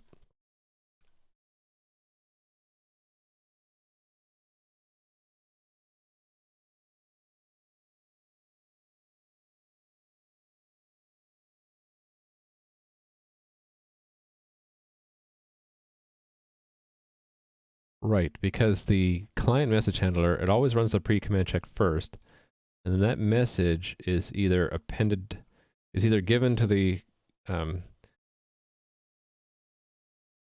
append command function, which calls the command factory, or it is just used in the forwarded message. So if I make the pre-command check allow you to mutate the message, then we can stash it. I think I'm going to do that. So that means going back to this auth thing, it really will pull the IP address out of the message. So it'll be message IP address.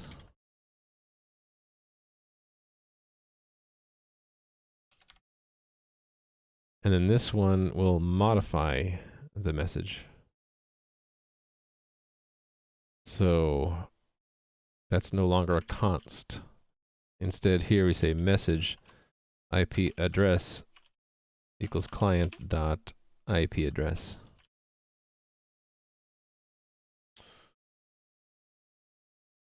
Yep, that'll work. And then, so I need to modify the pre-command check. So that is no longer input only.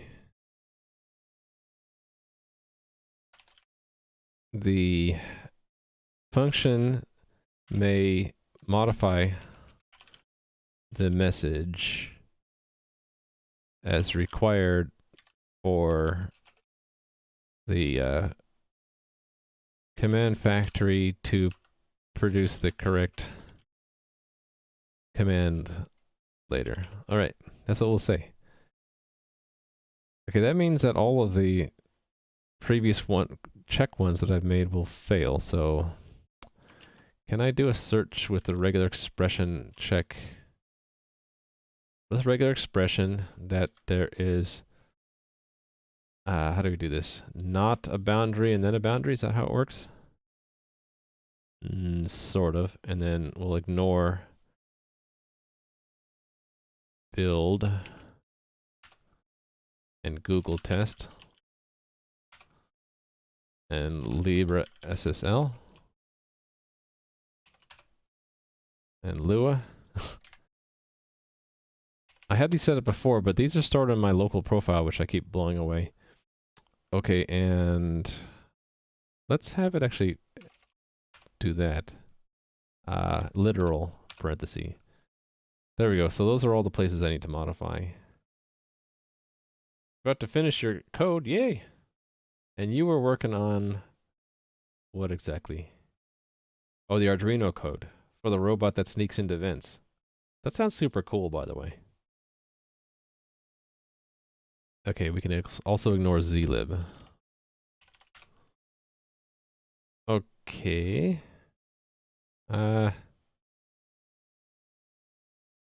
Right, so we remove this const.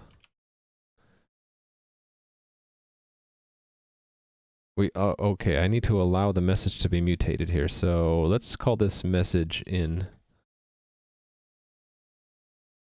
This is going to duplicate the message every time. Does it cost too much to have it mutated at the point we use it? Let's see. Where is it actually used?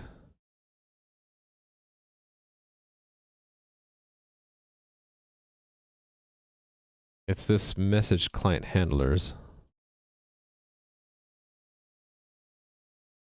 Where is that used? In messaging? Messaging, I think. Yeah, here we go. Yeah, we're going to return anyway. Why? This doesn't need to be constant. Yeah, if I just remove the consts here, I can avoid an unnecessary copy. Let's just do that. So data as JSON is not constant anymore. And we allow it to be mutated here. So client message handler should allow it to be mutated.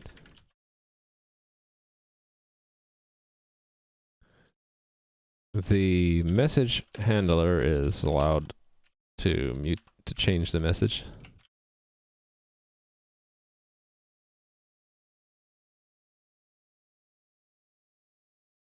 A local context? Well, you mean it doesn't sound like a good idea to allow this message to be changed?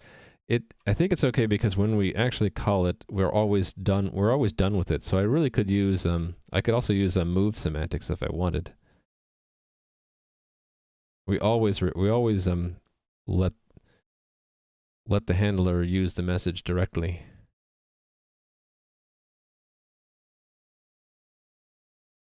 Either way, it can't be const. If it's const, then I have to make a copy. I want to avoid the copy. Okay, what if it's not const, what if I make it move semantics? So then it's clearly not returned. Like this.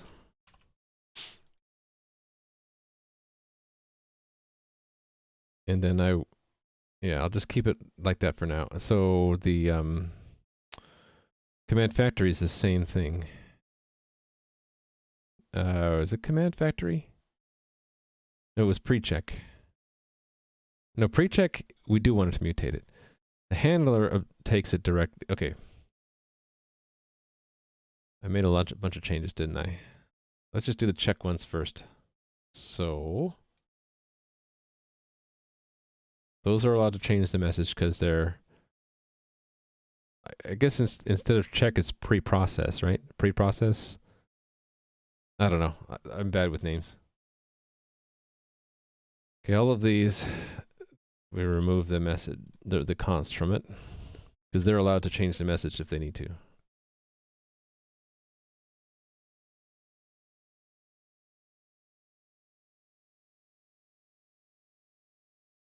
Okay.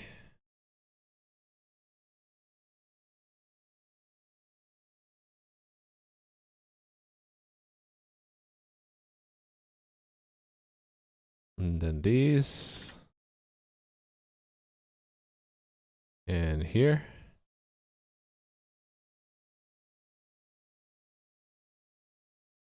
And that one specifically so we can put the IP address in. All right, and then all the handlers themselves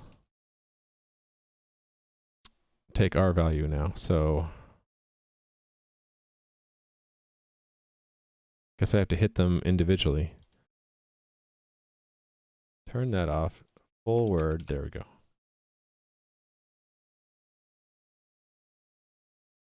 All right, and then here.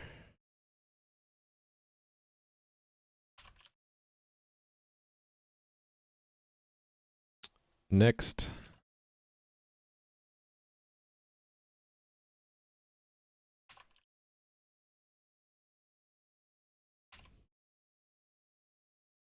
So clearly they're not output if there are R value reference. They're strong input. They're input and then destroyed. On login.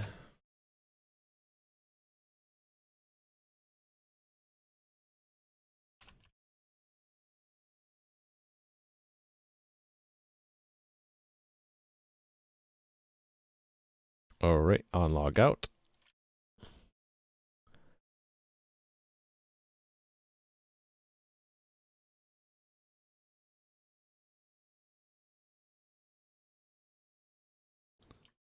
On register. I need to change that make client message handler as well.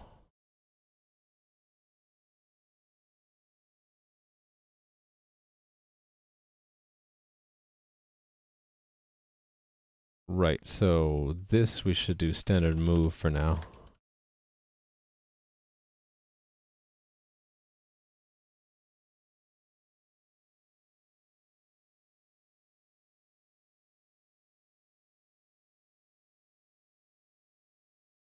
Actually, we can't do that if it's const, right? So that doesn't make sense. It's going to have to make a copy. Which is what that does. If you pass a value to R value reference, it just makes a copy. I think.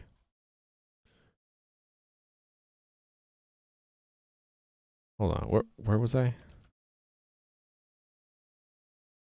Right, because that's a copy. Okay.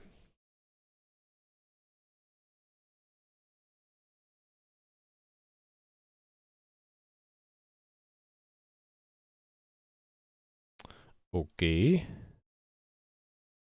Request password reset.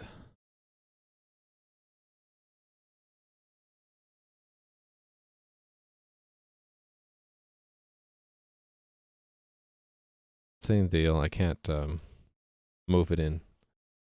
Can only copy it because it's constant input. All right.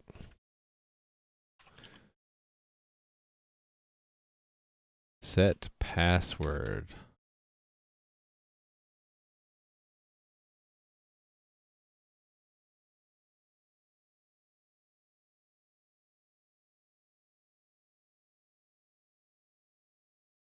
Wait a minute. Was I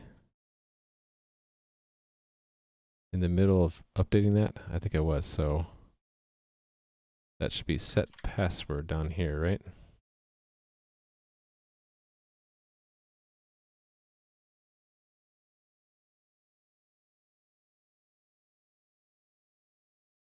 Oh, wait. How come that didn't work?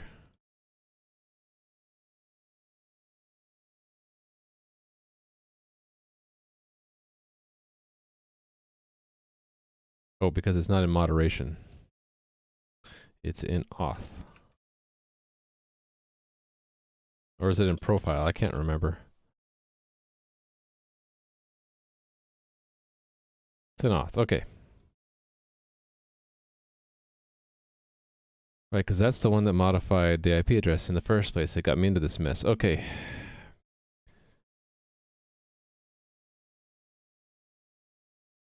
How come that's still flagged as a problem?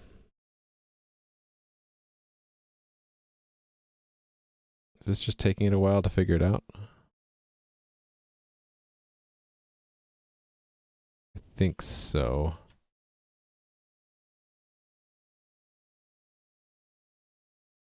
I think it's just taking it a while. Okay. This make client request, so this needs to, this const goes away. And that becomes double at.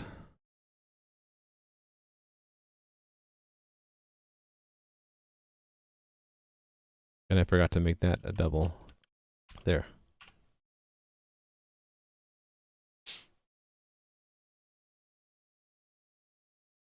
I think we saw it at the same time, right? Oh, are you saying the set pass, the one that was not matching?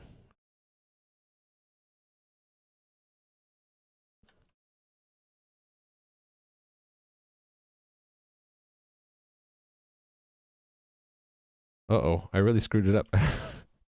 The one with the IP address, yeah. I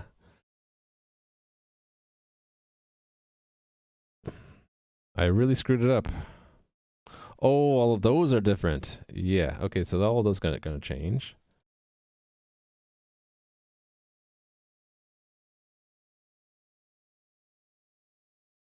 Why does it not like that line? It's okay with that line. It was just a stale warning.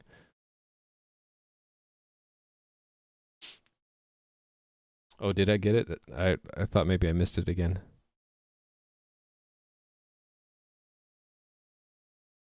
Okay, all of these checks. I thought I got those. Did I not? So no break check.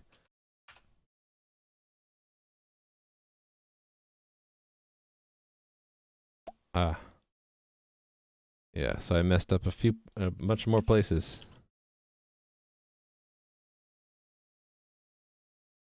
Oh, wait a minute, no, I'm doing the wrong thing here. Those are just L value references. And this has to be an L value reference. That I screwed up on. So it was something else. You're right though, I probably am missing something. Compiler error development, right? Is it just the admin commands it doesn't like? No, also at the bottom, I need to do the move. Right, this is that. So that we can modify it. There we go. Okay, so it's just all the admin commands. There's a lot of them. Okay, we'll get through them.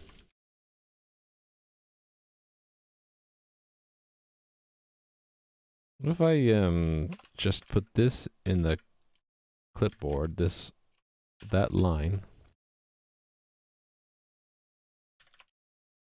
Okay, I'll still have to outdent them.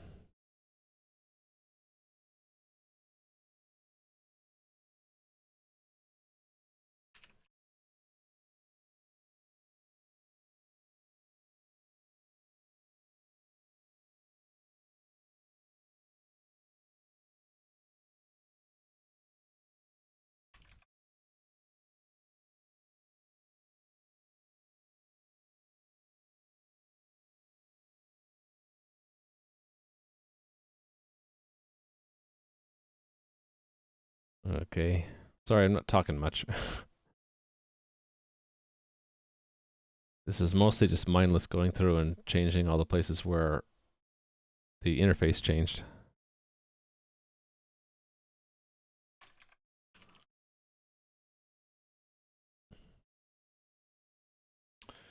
And the header.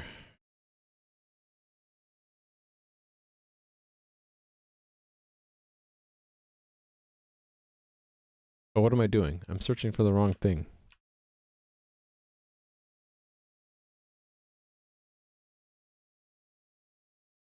Okay, that makes more sense to me.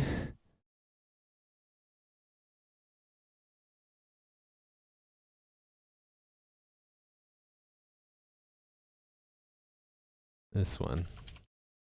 Why is it searching for const? I don't know. Ugh.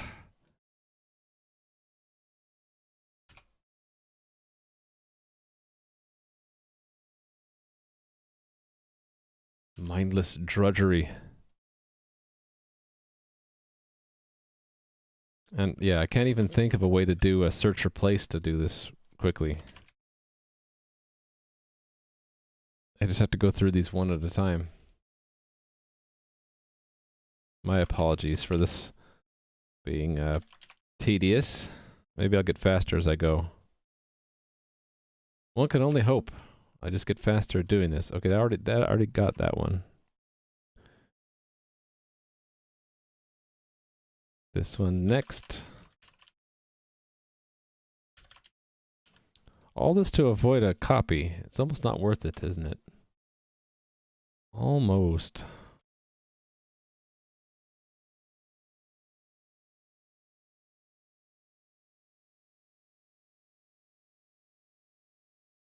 Maybe the whole line width. Yeah.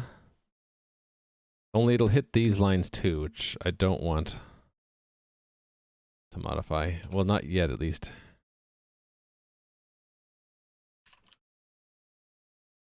We'll soldier through it, right? We're halfway done already.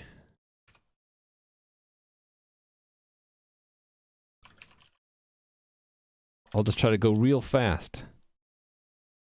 We can do it. We can go fast. Oh, no, I can't go fast. I totally screw things up if I try to go fast. I'm hitting that button twice so that I don't actually wipe out the clipboard.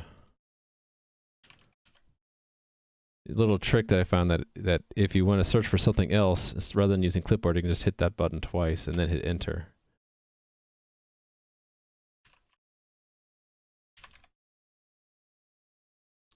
Click, click, enter. Whoops. That's not what I wanted. Crap. I just screwed something up. I hit that replace button. I don't want to... Okay, I don't want to replace.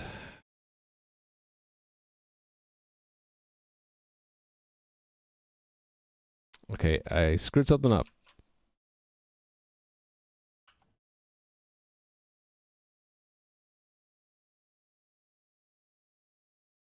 Oh well, I'll find it in a minute.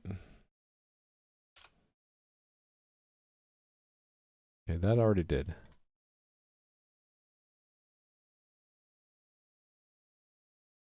That's the one that I screwed up. So that's in subs.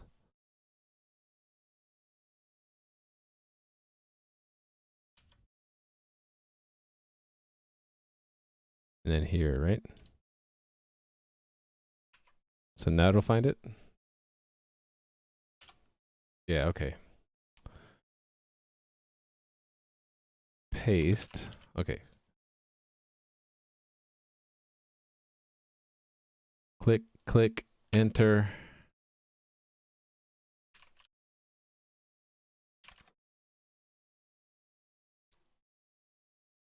This is why I should refactor early and often. If I had done this a while ago, I wouldn't have had to go through all this painful change here.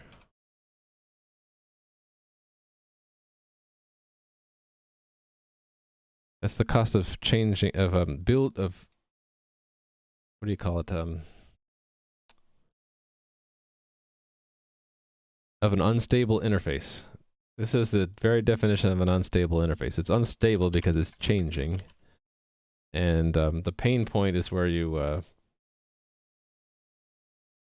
build a lot of things on top of the interface, and that interface is unstable. The pain point is that that change has to trickle down everywhere.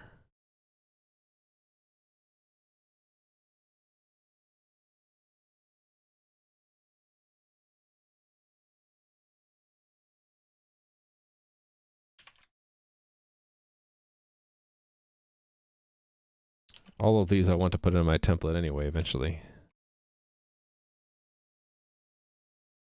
Gotta be done. Wow, I'm already at 3 hours. That's okay. Work is work.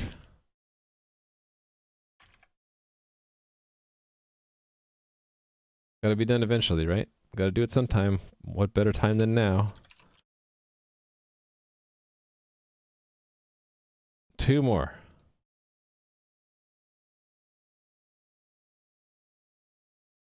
This is actually making me want to, like, consolidate messages, since each one of these costs me something when I have to change it.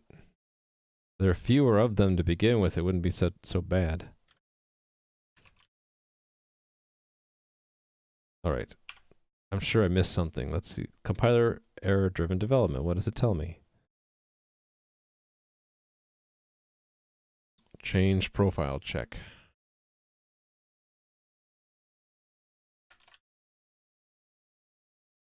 Yep, missed that one.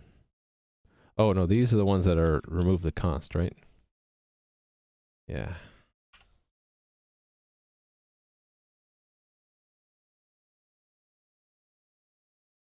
Actually, can I just look at these red? Yeah, I think I can. I can make use of these red markers. I can probably just figure it out by looking. That probably it's because the include isn't matching.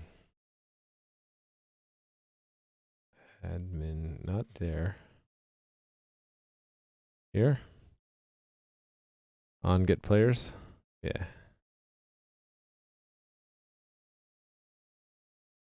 Messaging down here. Right, so here it's standard move.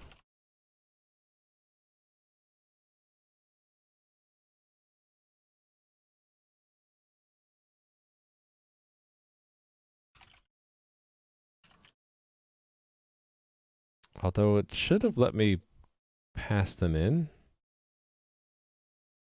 I wonder if those are just warnings. What was it telling me here?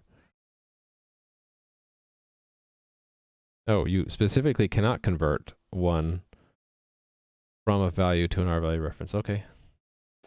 Guess not.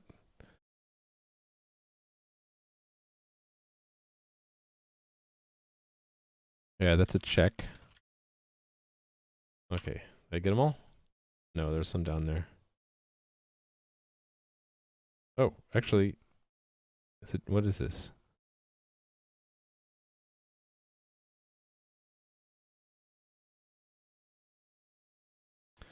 Impl line 46. Which one?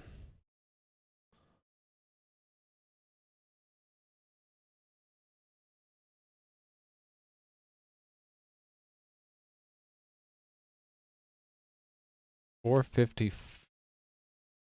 And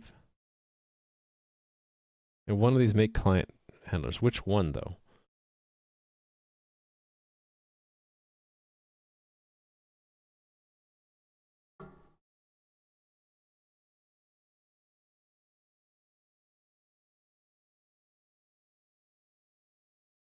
It's one of the messaging ones. Oh crap, which one? Does it actually tell me which one?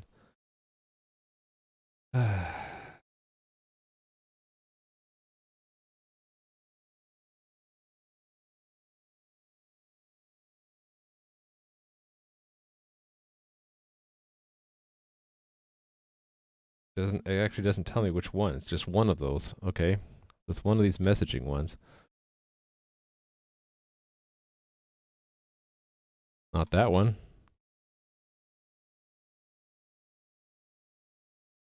Not that one.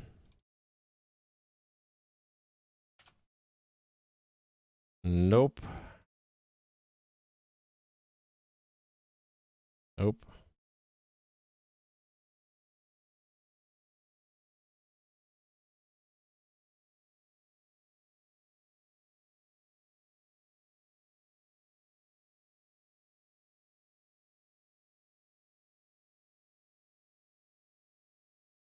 Hold on. They're all correct.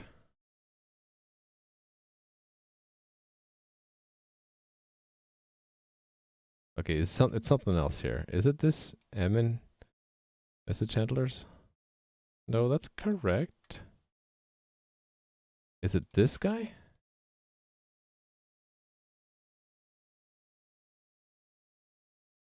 Oh, maybe it's this.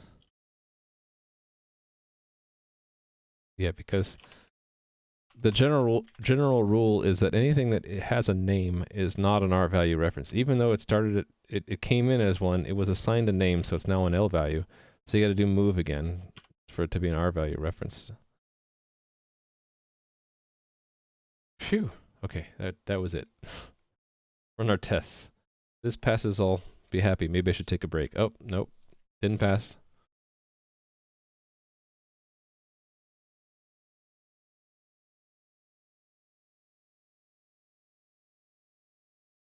Why is... Oh, that's probably not proceeding because this test is broken. Okay, let's just stop it. Yeah, I think it's the normalization of these messages. It's causing it to break. Auth player 149.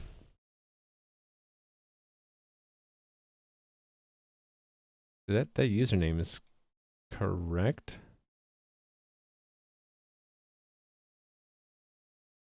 Wait, what's going on here? ID is null. Wait a minute, why is there an ID?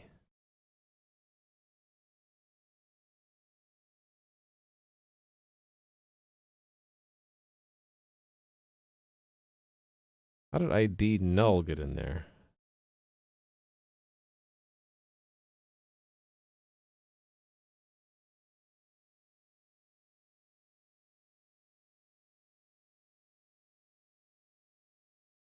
Okay, what's going on?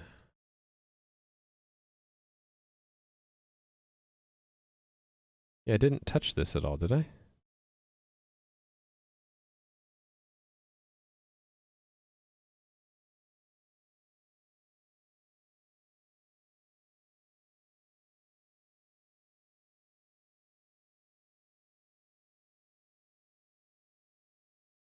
It's when it is forwarded. Okay.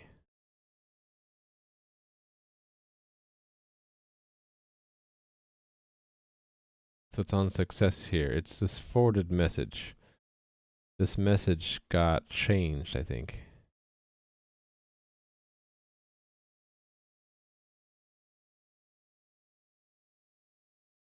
Okay, let's see what it looks like here and what it looks like here when I run that test.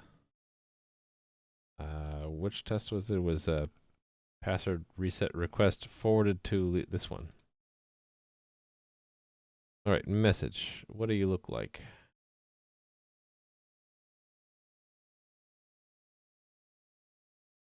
Object. There is an ID. What's the heck? Why is there an ID in there? Null. Okay. How did that happen?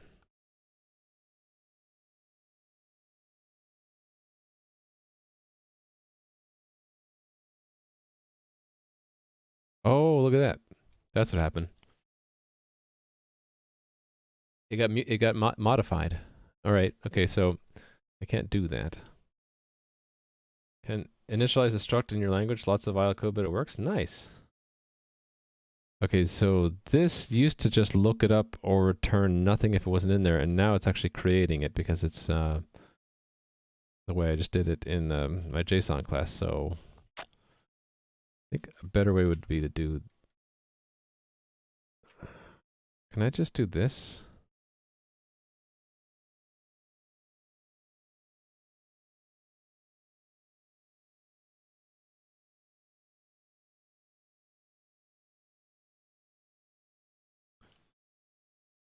I can't remember what my indexer does. Try it out.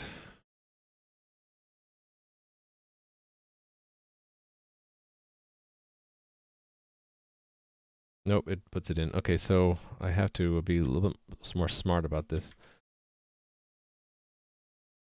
How about we'll do it this way? Data as JSON dot has. Well, wait a minute. I can do it this more simply. Const JSON value.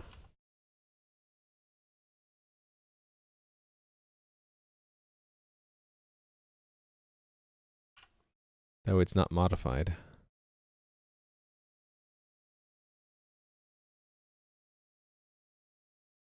That's a clumsy thing to do, but eh.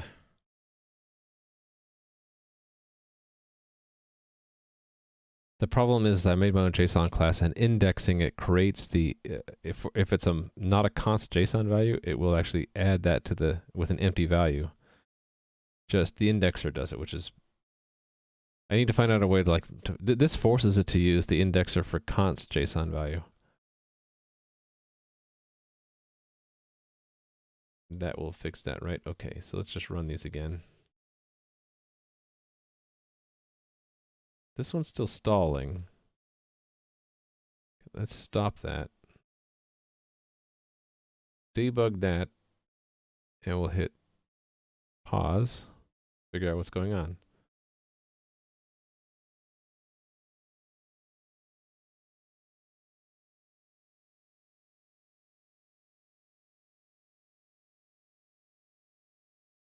The set password got stuck there.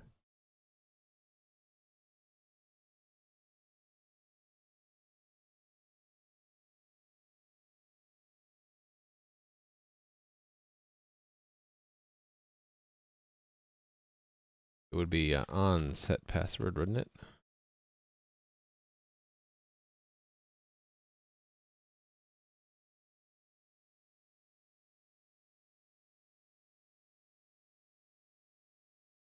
Fancy unit testing. That's right.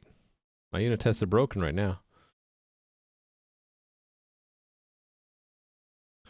Hold on. Which?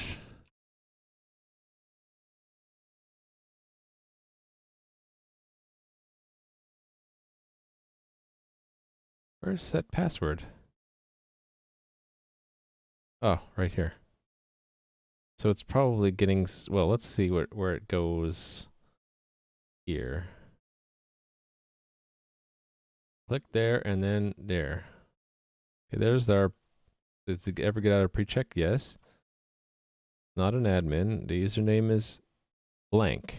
Okay, that's not good. I think that the test might be messed up. Let's see. Oh, the username is in the message, even from the client. Okay, that's the problem. So this, the pre-check for set password. Okay, right. It pulls it out of the. It pulls it out. I need to put it back in, right? Hold on. Let me think about this. Need to get better into unit testing. I have a little video that kind of explains at least how I set things up, and it goes over a quick example of like how you'd start unit testing if you find that useful. Mind if you post a link with comparison of normal code and the canonical IO? Sure, no problem. Love to see that. All right. Yeah, it's this stuff. Okay, what am I gonna do here? Do I make a special exception for this set password command?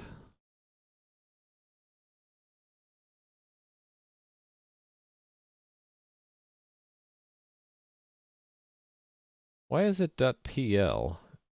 I'm used to that being Perl. Thanks for the follow, Jet Adams. Actual code, mod, okay.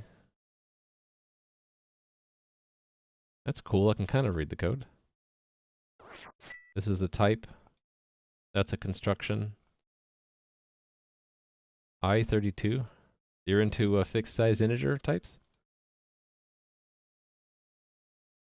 Thanks for the follow, AlexX. And thanks for the follow, STLAC.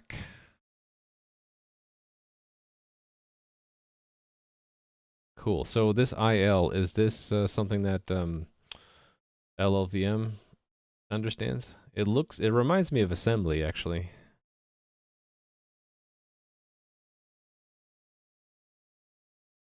That's cool. I kind of get what's going on. These are like registers. It's like an assembly language. Oh, the IL is your own. Okay. The name type, I've seen that before. That's not too unusual. You know, it's just a preference thing. You could have the type in front, or if you have the type after here, then I suppose you need the colon, because if you don't have the colon, it's how languages are parsed, right? How parsers work. The syntax makes it easier for the parser to figure out that that's a type and that's a variable, right? It's based on Swift style. Okay. This looks pretty cool. Bravo. Nice work. I have a problem here in that the new boilerplate I'm making for all commands assumes that it can figure out what the client's username is from the client connection, unless it's an admin, and then we can get it from the message. But I want to do that for the set password command too.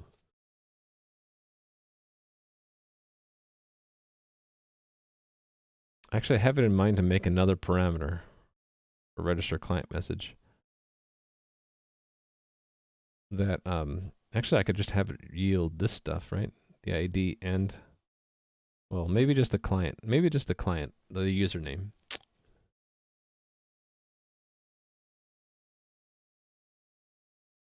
Or maybe just making a special exception. I think okay, I can make a special exception. So we'll do it this way. We have an optional argument. Username from message, or get, and make that default to be false. Get username from message. If true, the player's username is extracted from the message rather than from the client context.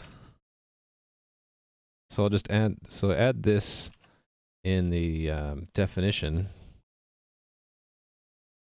and then we'll say if they're an admin or that. That means I have to put it in here.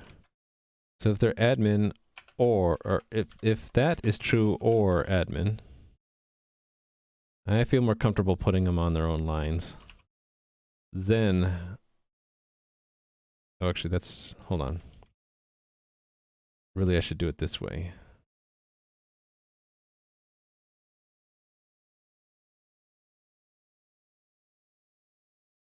If that.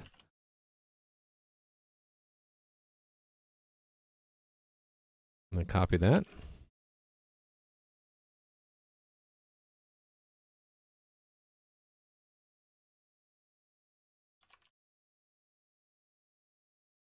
You rewrote pretty much a whole class and it worked the first time? Uh-oh. Do you have unit tests? Do you know it worked the first time? When something works for me the first time, I always suspect that I don't have the right tests. So, do I like this? Am I okay with this redundancy? That's the problem.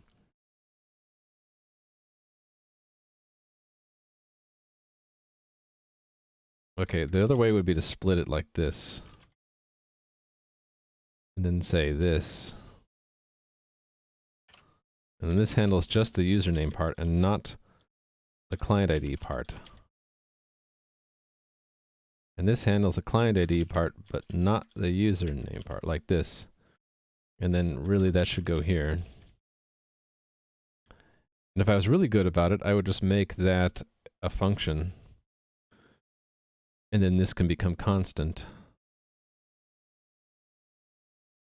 But this isn't too bad.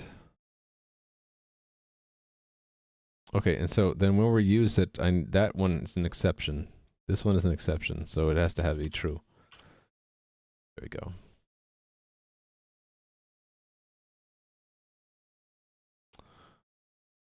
I get that sometimes where it has to do a full build. I don't know why.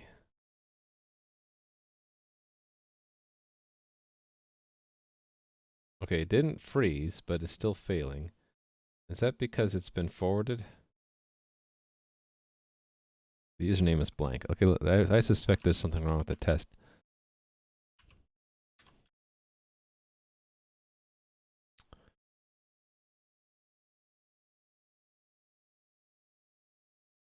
No, that looks okay. What happened here? The name is blank. Name is blank on 411.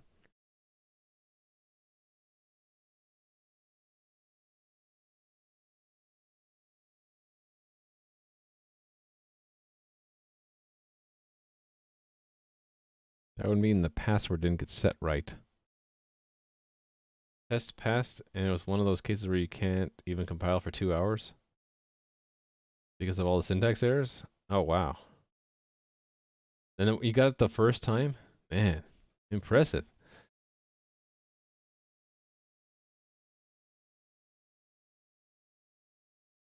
Okay, there's something going on with that.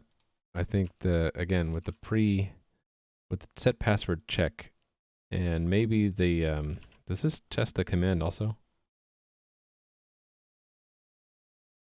Okay, we can actually look at that command to see if it's correct. Let's just run it in the debugger.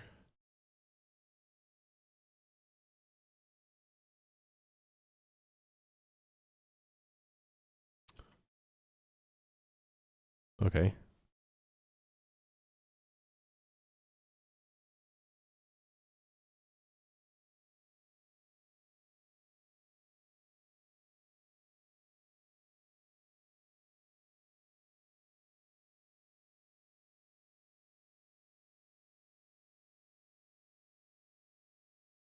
Okay.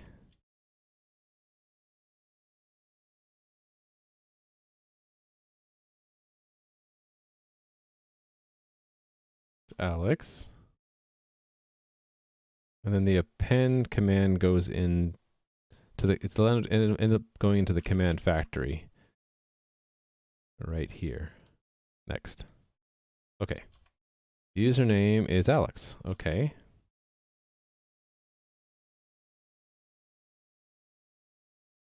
Okay, it looks like it should work. And when it comes back out, can we look at it? Set password command, yeah. Username Alex.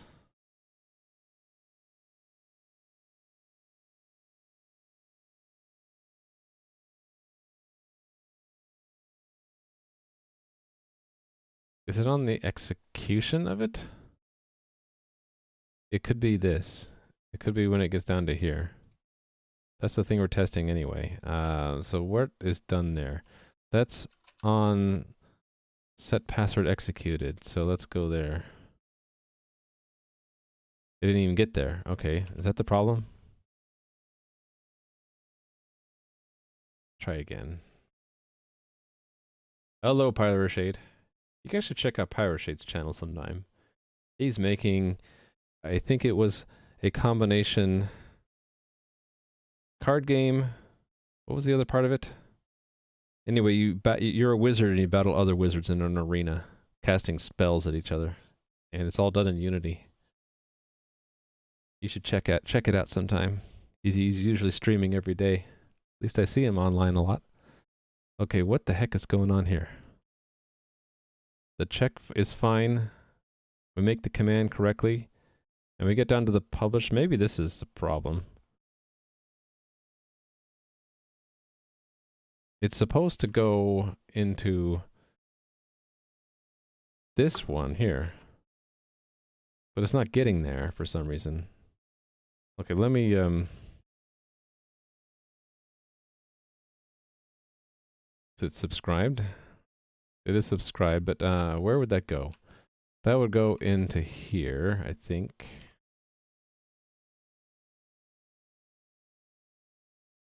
Subscribe.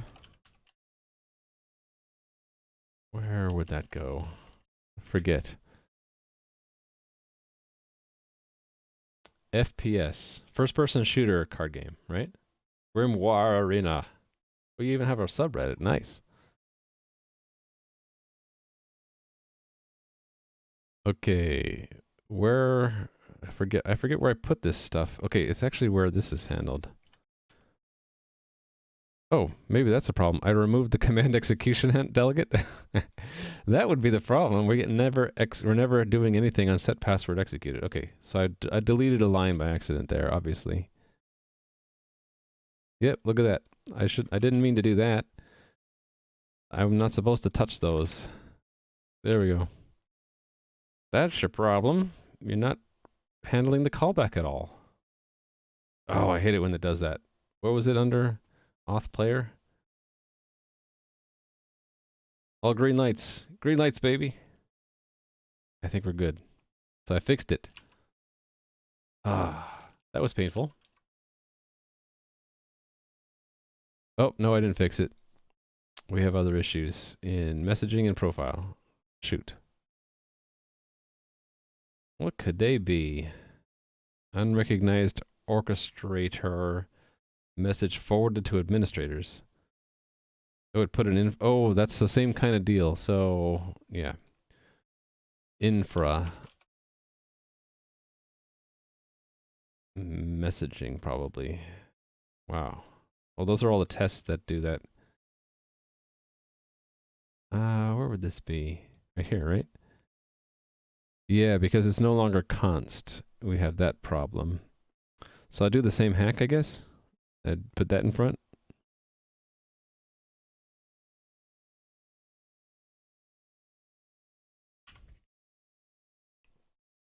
I hate that hack. I'm doing that because now data as JSON is not a const, because the message is ultimately consumed by the handler, and my JSON class indexer will add the key if it's not in there. And so I need to tell it no, don't add the key, which is, I guess I should just make another. I should make another function called get, and not use the indexer, right? Let me put that as a thing to do. Today. To do. Add JSON value method get, which is essentially same as the const indexer. Does not create the key if it does not exist. And then I'll use that there, and then I'll avoid this bug in the future. That was messaging, right? Make sure that fixed that. Okay, let's just run them all.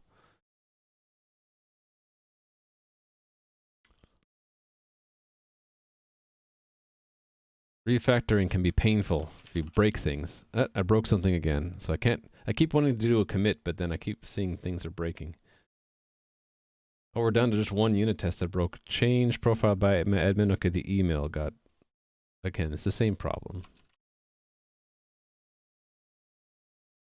It's not that. I think it's that.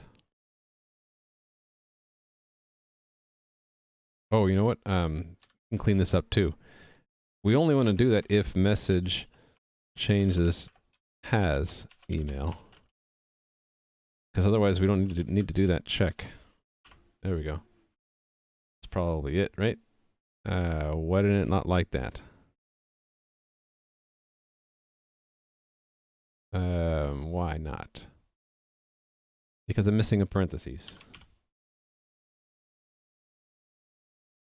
All right. Try one more time. Actually, try again. It's not just one more. If it fails, I'll continue working. I'm not giving up yet. Never give up. Hey there, Requiem Z? No, Requism. Hey there, Requism. Thanks for the follow. All right. All green lights. Never give up, right? Never back down. So I made a massive refactoring change here. I decided that these message handlers now consume the message, which you do in Z++ by doing an R value reference. That means the value of this type is passed in and is not returned. It is, you can't use it after passing it in. It is destroyed. So that allows me to get away with mutating that message without making a copy, because I happen to know that where I'm actually using it, it is, we're using it and then returning right away, so I can do that. Where does it show that? Not easy to see in the diff. But where I'm using, not that, this. Oh, that's it because it's in messaging. Right, after we call the handler, we're returning anyway, so we might as well take that message and just give it to the handler so that the handler can modify it without needing to make a copy. So it's all sort of an optimization. Maybe it was bad of me to do all these changes just for premature optimization. I don't know. Okay, so I did that, and I also updated set password. So let's see if I can do this in 2 commits. So I try to make each commit a different concern. Okay, so this is just those 2 hunks, but not this. Although it's going to break. Okay, I can't really separate them cleanly. Let's just check it all in. See how easy I give up on separating concerns from commits. Okay, so coordinator, update set password, and change handler API. Okay, so client message handlers now consume the input message. This is because some handlers need to stash additional info in the message before forwarding the message onto the cluster leader. And by consuming, actually, new sentence, by consuming the message, the handler can modify it without making a copy. All right, that's what we're gonna say. Whoops. Hit the maximize button by mistake. Your favorite though? Yeah, in this case it's like, I just really didn't like the idea of making a copy of every single message coming into every single server. I just wanted to avoid the performance hit. Thanks for the follow, How248. That should have been from the beginning, right? Because we're always returning, so it's the last thing that's being called, and so it might as well consume everything. All right. Back to updating these handlers, right? In here. So it's been my goal today to reduce this as far as I can. I think we're down to the hard ones now. Hey there, How? Blood Trail. Is that that's a built-in emote to Twitch, right? I have my own wave emote. All right, these are the tough ones. Actually, a couple of these. That one's special for becoming an authenticator. I mean, becoming an administrator. Recognized administrator. So it does not require a command. These messages that don't require commands appended to the journal are going to stay, like that one. Those 2 actually. These all do though, so these are the tough ones.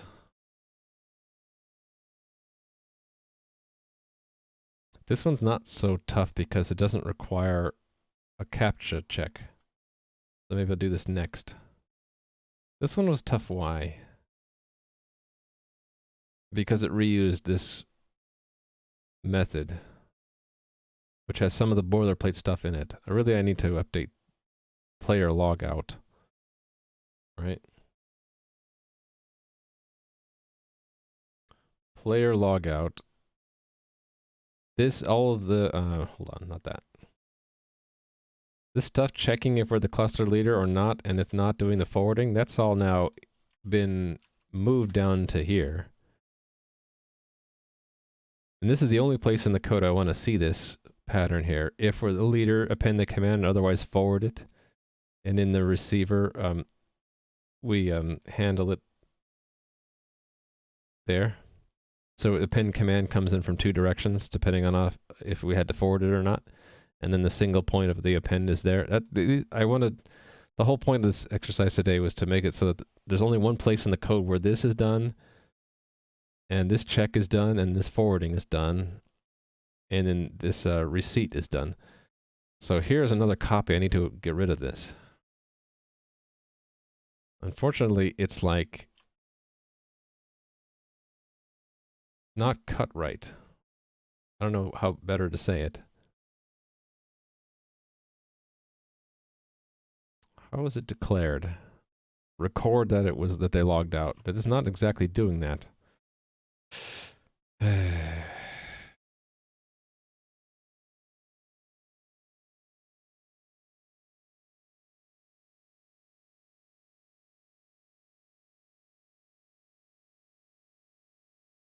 What if I begin by removing this function completely from the declaration? Then where do we call? Let's go to all the places where it's called. Called there. Right, so here, instead of calling it directly, I want to simulate the receipt of a logout, because this happens when the player is inactive for too long. We want to pretend as if they told us they just logged out. So I would just manufacture a message and pretend it got received, right? Oh, but to do that, okay, let me back out this other change. Right here, back out that change. Let's first refactor out the message receipt stuff. Remove breakpoints. Message receipt is in messaging CPP. What's this tab moves focus? I don't know what that was. I must have hit the wrong button. Okay, anyway. Is it here? No, it's on WebSocket text. Right.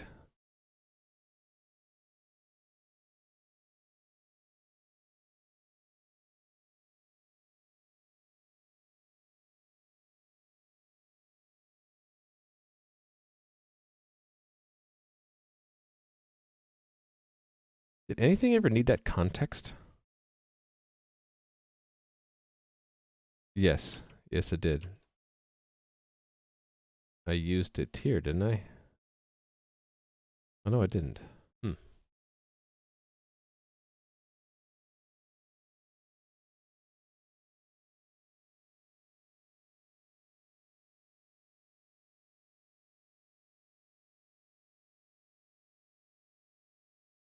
Let me check something. So turn that off. Turn on regular expressions. The check. These check functions, did any of them ever... Oh no, I didn't even bother passing in the context to them. So what used the context in this boilerplate then? Anything use this context?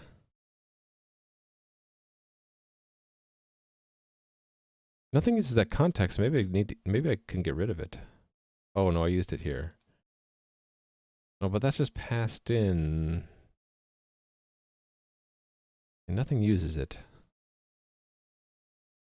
Nothing uses it. Maybe get rid of it. Hey there, entertainer. Problem is, if I get rid of this parameter, it's gonna be 20 places where I have to go remove it. I want to make sure nothing needs it. I don't think anything does. So let's go to every one of these. That doesn't use it. Do any of these use it? If not, then, I mean, I guess that's a good thing. More cleanup? What's something that would?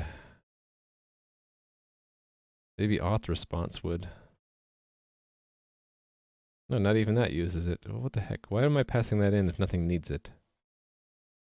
Okay, I'll make the call here. I'm gonna remove it. No context needed. Just the WebSocket, the client, and the message. And so that messes up this type, right? So remove that. Remove that.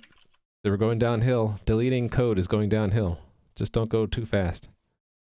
And that's going to break a lot of things, right? Yep, all of these broke. Guess we hit them one at a time.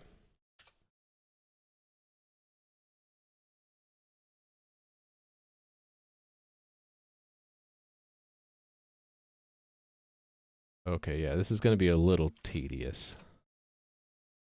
Not as bad as last time, though. It's all delete instead of making changes. Okay, we don't need context.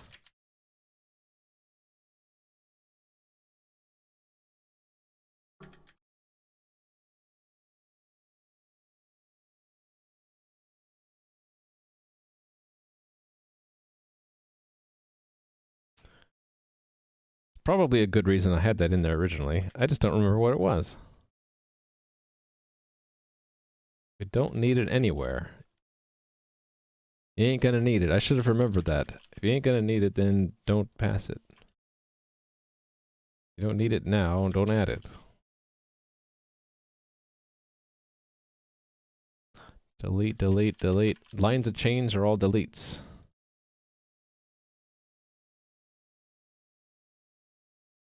Okay, this is already feeling tedious. Thanks for the follow, Alan Phila.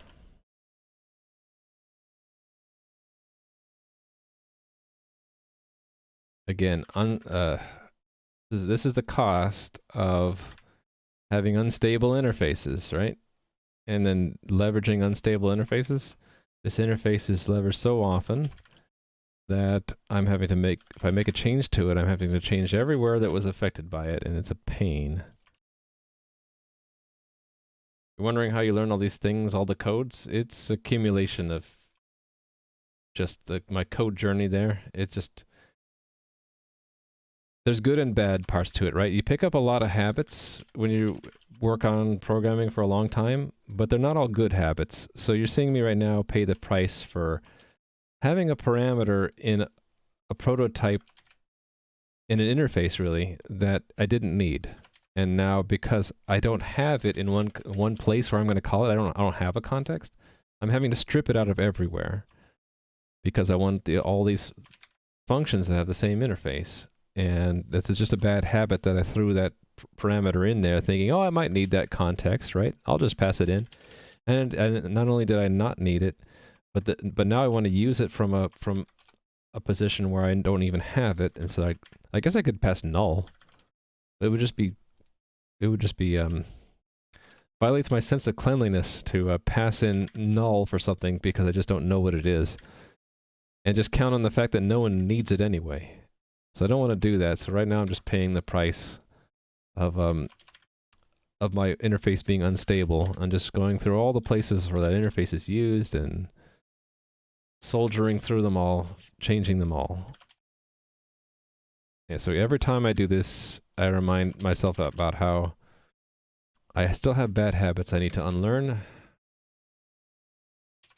This is like a punishment. This is a bad programmer punishment. Bad design, go through the hell of having to strip out the bad stuff. One good thing is it's all code deletes, it's not any adds.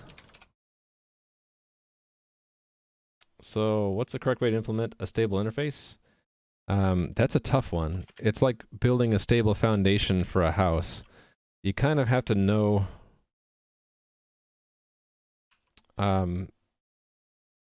you have to be able to anticipate what's needed, or make it so that Hold on a second. Let me concentrate on this. You have to kind of have a feeling for what's needed, or if you're not sure, have a way to add it later without disrupting things. So for example, one thing I did, you saw me do a little bit ago, in here, I added this. This is a trick you can use in an interface to allow you to change an interface without disruption, because if you always add a parameter and make a default, then anything that was calling that before with only 3 parameters doesn't need to change. They just pick up the default. So you always make sure that the default value is the old behavior. That anything that was calling it this function with 3 methods or 3 parameters doesn't change in behavior, and you add the new behavior by adding a new parameter with the default value, which is the old behavior, and then the other value, true, would be the new behavior. The problem I made here was I am not adding a parameter, I'm removing one. So it's just to avoid this, you have to get into the habit of just not adding things until you actually know that you're going to need it. That's the problem I had here. Hold on, I need to close this little door. There we go. So just like anything hard, I think there's not one way to learn how to do it right. You just have to get experience and make your mistakes, and you learn from them. Yeah.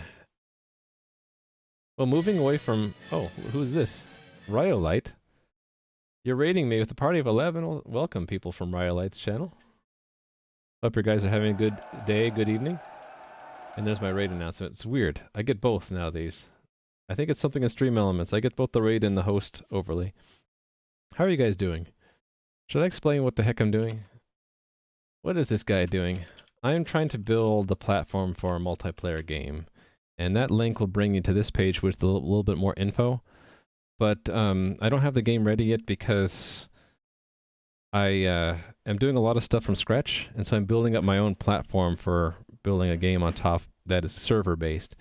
And today, the whole focus is refactoring the server code, because one of the components that I've been working on, called the coordinator, which you can see in this diagram, it's this part of my server. It's pretty complicated and messy, and I'm trying to clean it up.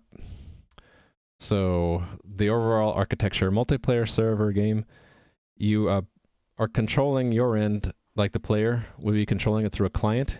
In my case, it's a JavaScript in the browser, and the server end is running in the cloud somewhere, and there's messages between servers and clients, and between servers and each other. And so I'm hitting a lot of the code today that is dealing with the messages that can be sent by different entities. So administrators, normal clients, other servers. And right now I'm dealing with the fact that I designed this interface poorly. I had an extra parameter that I don't want to have, this context. So I'm stripping it out. I was just going off on the fact that I messed up, and I'm paying the price now by going through everything that uses that interface and stripping out that parameter that I don't want to have. If you guys have any specific questions, let me know. Otherwise, I'm gonna just go through this uncomfortable interface change and hopefully get through it and get my test back up and running again. I feel like I missed a spot. Yeah, I missed a spot. Oh, thanks for the follows. Edith Panzer Naklun. Is the game text or graphics based? It's going to be graphics based, but not a whole lot of fancy graphics, because it's just me and I'm not a great artist. In fact, I have a mock-up I can show you guys. If you've never been here before, this might be fun. Although you might have to wait a second. It takes a little bit of time to boot this up because of how I am using React. If you've used React before, you know that when you do npm start, it takes a few minutes to start up the client side. While that's running, let me prep the back end. That's build. It's called Iron Glove. And when it boots up, I'll show you what it is. It's I did it in about 4 or 5 days. It's a prototype mock-up of some of the concepts I want to implement for my game. Yep, demo time. Yeah, see that I'm removing context because it is a dreaded word. While that boots up, I'll continue doing a little bit of work. When it's done booting up, I'll give you a demo. Okay, that is another context, so we'll remove that. Oh, I hear it stopping, so yeah. Please run on port 3002. Yes. And let that boot up for a while. Here's that. See, this context, I never used it, and it just got in my way. I'm having to remove it everywhere. Delete. So this is coding downhill, by the way. When you're only deleting lines of code, it's like you're rolling downhill. It's easy because you're just deleting, but if you go too fast and you go too far, you crash. Uphill, uphill is actually writing new code, which is, it takes a while to type, so that analogy is growing on me already. Uphill versus downhill coding. Okay, I think it's done. So let's see. Localhost 3. Cool. So if you ever seen the game Gauntlet by Atari, a really old game from the 1980s, this mock-up was inspired by that. So I'll just play the game. Apologies for the low quality graphics. I'm not an artist, and I just wanted something functional that I was able to whip up in a few days. So this would maybe be the equivalent. If I ever went to Ludum Dare and did my own game, it would probably be something like this. Because not an artist, I'm focused on functionality. So a few things I wanted to show here. The art style I'm going to start with, since I'm not an artist, I keep saying that, is just simple 2D pixel art tiles. So you'll be in the game world as an avatar drawn in a tile showing, you know, wherever you are, and you'll be able to move around the world. It won't be just one room like this. It'll be a big world that you can go lots of places in, and other players will show up as other avatars in the game. And they'll be, you know, what you'd expect, like you're showing your inventory or your status or something, and have other controls around the main view. And the communication with the server will be through a WebSocket. So if I click on that and kind of expand that so we can see it a little bit better, all of the messages between the client and the server are JSON messages that go over a WebSocket. So if I hit the K key to move down, or if I do L to move right, you see those come across as those kinds of messages. And when I release the movement key, it goes to null. And then every message back from the server to the client looks like one of these. So it's going to update everything on the screen, what our current health is, our score, and then any changes to the sprites to render. The very first message has all the static stuff, like where the walls are, etc. And here's where the hero is. We started at 1 by 1. Some monsters started out here somewhere. And then most of these are walls and floor. So there's a wall, for example. So any kind of state changes from the server end will be transmitted to the client as a message. All the state logic will be server side. So I'm planning to use an entity component system, and I can show you what it looks like in the back end. And this stuff is all in my GitHub. I'll get to questions in a second after my tirade is done. You can find this backend and front end in my GitHub.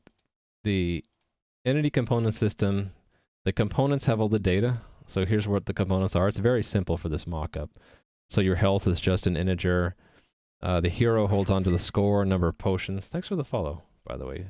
Turba Dilatatio. Input is tracking what keys we have down and whether or not we fired this tick, that kind of stuff. Monster doesn't have anything. Pickup is what type of pickup it is. Position is XY. So it's just data. There's no code in the components. Now the systems complement the components. And I have those right now in both Lua and C++. This is the Lua version. Systems in ECS, the way I interpret ECS, is that every game tick, you go through all of the systems and you just call them as functions. So each of these is a function that's run every tick. So, for example, the hunger system, it will only do work every 10 ticks. So if the tick number mod 10 is not 0, we return early. Otherwise, it loops through all the heroes in the game that have a position and health and subtracts 1 from the health. And if it reaches 0, it'll put it on a list to be killed. And all the systems work this way. They are basically looping through components of a certain type and if they have other matching components that are required, it'll do something. So let's pick another example. The generator system. It'll loop through all monster generators, and if there is a position and we roll a random number, and if we meet a certain threshold, then we spawn a new monster. Only if there's no obstacle in the way. So, and all of these are run every single tick, right? So here's the AI system. This is the player movement system. It depends on what movement key we have held down. If there's no obstacle in the way, we'd change our position. So all of that is modeled in that mock-up. And the real game will have a lot more systems and a lot more components, and it'll be multiplayer. So let me get to the questions. How many lines so far? A lot. In my code, I did the lines of code measurement a while back. Okay, January 19. I'm using a lot of reusable stuff from LibreSSL is a big one. So my code, it's 47,000 lines right now.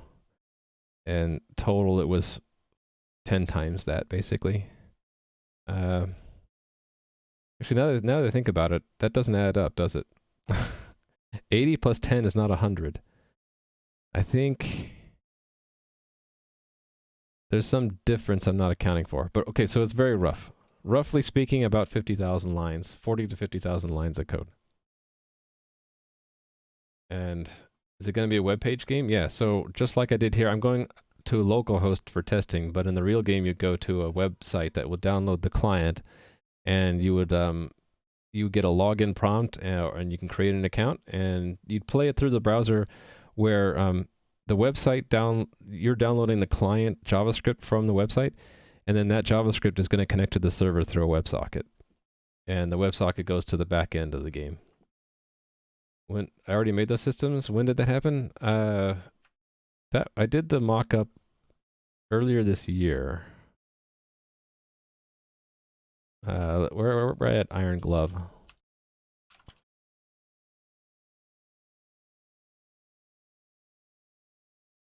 So looks like it was beginning of February.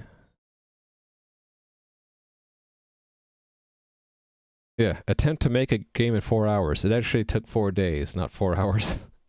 But yeah, it was beginning of February. I did this mock-up thing.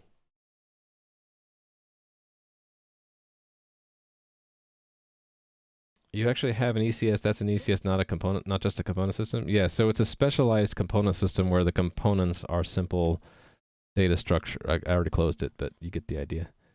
The components were simple data structures, and all of the logic was in what are called systems. Yep. Thanks, people.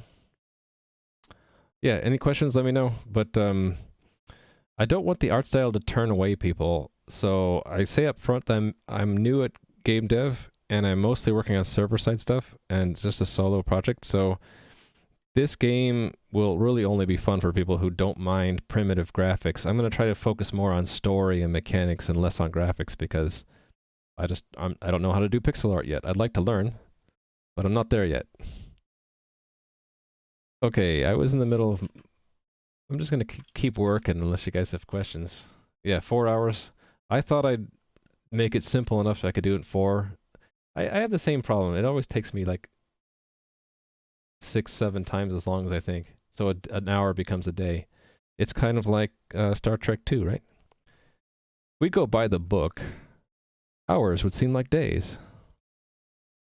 If you consider the security implications of being a web page game using WebSockets, yes. So all of the communication over these WebSockets are done with, well, in the prototype here, it was no security layer. In the real game, though, which the game client looks like this, I guess I have to log in.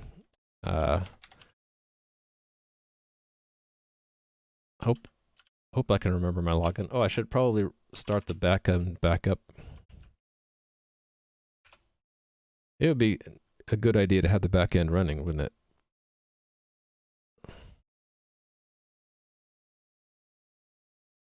There it goes. I guess I could show it here. All the communication with the backend in the real game is over a transport security layer. So WSS is, so it's like HTTPS. It's running what is it? 256-bit encryption, RSA encryption, using SSL. So everything is protected with just like you would on HTTPS. And I don't trust any of the messages that go across in the real game. So everything is validated before we actually execute the commands. I essentially, when I'm writing the code on the server end, I just assume the client could send anything to us. It could be 1,000,000 characters long. They could hold the socket open and not do anything. So I did a bunch of work trying to anticipate, I call it DOS mitigation. I'm trying to anticipate all the different things that an attacker might try to do, like stalled connections, inactivity, lots of simultaneous connections, connection frequency. I needed to whitelist my own address. And these are just some of the things. I had other things to do. So combination of using transport layer security and then just assuming that the client could be as hostile as possible. And we always validate everything that the client sends to the server. And all the logic is on the server end. The client just makes requests and the server says, well, is he allowed to do that? Yes or no? C++ on the server and JS on the client is counterintuitive. C++ has so many niche game engines to use. Okay, well, thanks. I'm most comfortable with C++ already, so that's the reason I'm doing it on the server. I think if I wasn't so good at C++, or I mean not good, but if I wasn't so comfortable with it, I'd probably use JS on both ends. A lot of people do that. Or just JS on the server and on the client use a real game engine. Slow Loris attack? I think so. We were looking that up the other day, right? The worst case is that the game becomes unavailable, but they won't really do much more than they keep the game offline. I want to prevent being charged a lot by the cloud hosting service. So, but let me double check that. What I like to do on my stream when someone asks a question I can't really answer to my own satisfaction is I put it here and I try to follow up at some point. I think we're okay against slow Loris, but I'm not sure. You're not entirely sure how that WSS encryption works? Oh, well, it's pretty simple. I had a diagram of this somewhere. Maybe it was under notes web socket? No, where did I put it? I put it here somewhere. Was it here? One of these places. Oh, here we go. The decorator. And that was sequence diagrams. I put it somewhere. TLS decorator. Hold on, let me find it. I had a nice picture somewhere. Oh, here it is.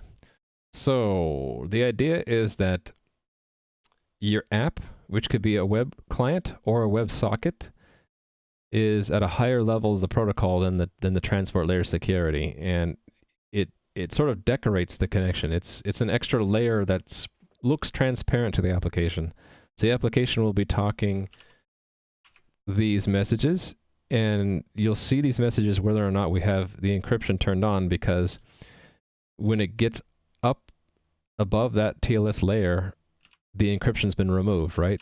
And when we go down, the encryption gets added.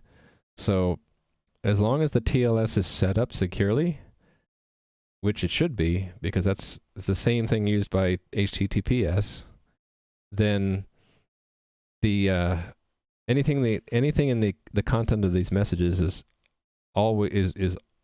only seen after you've decrypted it, and you don't see it before you encrypt it. So as far as I know, you can't have you can't have a man in the middle, because it would not set up the transport layer security correctly. I'm not a very good explainer of transport layer security. But the specific thing you're saying, another web page hijacks the sockets by modifying the request headers. I guess the simple answer would be that there's not much in the request header. So here's the request header. It's just what address, and then it's just a get. There are no parameters. So I do all of the authentication, like logging into the game, for example. Oh, I was about to do that, right? So let's do that. Logging into the game. Okay, I must have typed my password in. But anyway, first, before these frames are exchanged, there's the protocol upgrade. And before the protocol upgrade, there's the TLS.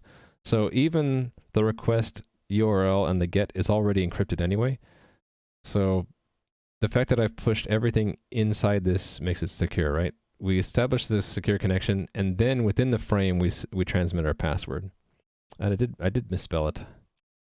Correct battery horse staple.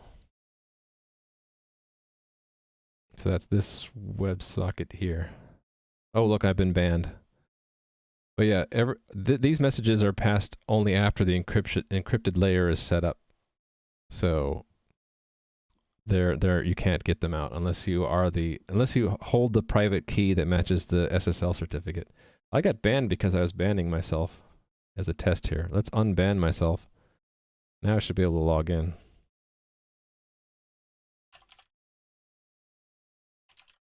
Log in. What? I misspelled it again? Which WebSocket was it? This one. Oh, I keep missing the Y. And now it wants a CAPTCHA. Okay, I'm gonna type it here once to make sure I got it right. Okay, and then copy it, and then paste it, and then I am not a robot. Login. That was another one of those mitigations, by the way.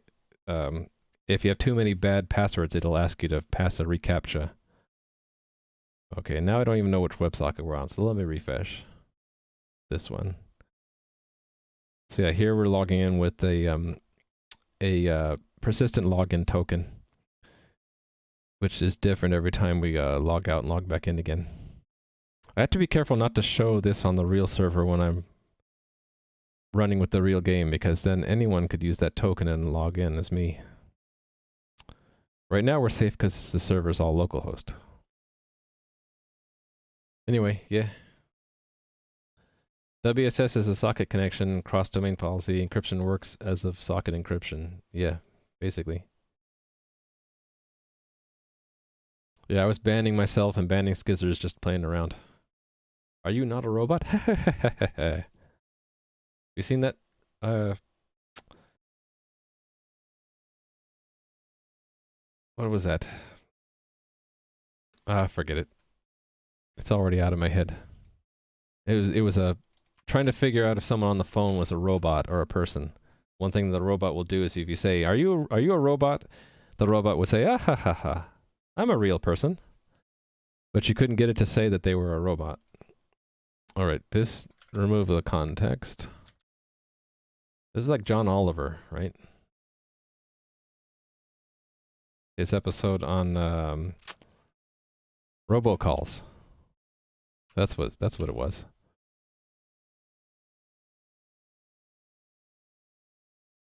Yeah, that was both funny and disturbing at the same time. That sometimes now robocallers will call you and they'll sound a lot like a human, and a lot of people can be fooled by that now. All right, where's this one?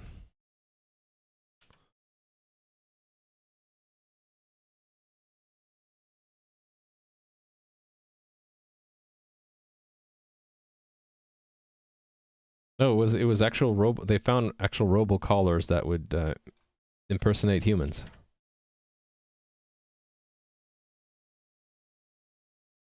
All right. Okay, am I almost done? Gosh, I hope so. Let's see. Compiler error-driven development. We build, and the compiler would tell me where I got wrong. Okay, I got that one wrong.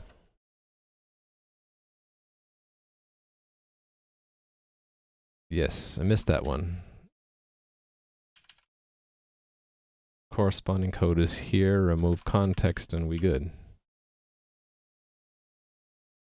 You didn't know that robocalls were even a thing? They estimated by not too long in the not so distant future, over half of all phone calls will be robocalls or scam calls or something like that.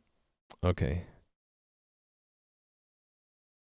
Moderation 166. Oh, there's a lot of these that are broken now. Oh, I missed a few, I guess. Oh, right, I missed all of those. Shoot.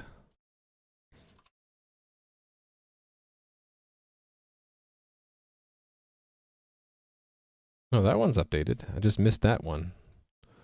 Okay, and this one down here I missed. Now that's because we don't pass the context anymore. Okay, and here, that's gone. Right. Here. Oh, we needed the context here. Shoot. What do we need the context for? Just to get the WebSocket back out? And we also need the coordinator.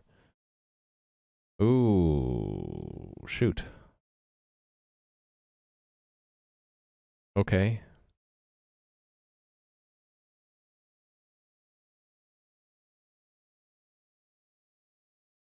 I already have the impulse, so I can get that a different way, right? Let me think about this. I only need the context for the WebSocket. I already have the WebSocket. So I can pass it in like this.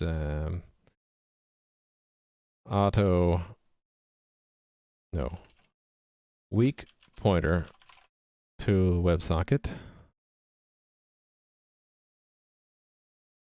WS weak is WebSocket, and then pass in that to this instead of that context, and then that becomes that.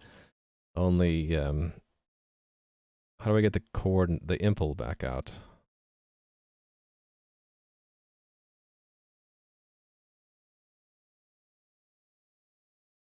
Oh, right, because this is asynchronous. Shoot. That's why I was passing the context around. I need to think about this. Let me not worry about that one for now. What's wrong with that one? Compiler-driven development? Yeah, exactly. I call it compiler error-driven development. You implemented a robocaller? It's supposedly extremely simple. Like John Oliver's people took them. He said it took them 15 minutes to make a robocaller. That's presumably how easy it is to make one these days. I hope I don't have to add back those contexts in, because that means abandoning this whole git change. I think I just need to rethink the asynchronous message handler problem. Impl. Down here. No constructor could take this type because it's given context and I don't need it. Okay, so it's just auth. That's the only thing that needed that. That's strange. I thought there'd be more than one place where I needed this. Didn't set password also need this? I thought set or request password reset needed this too.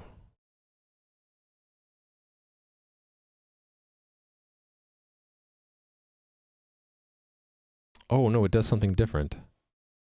Impl capture. How did I work this? If it's asynchronous, are we saying that the coordinator lives longer than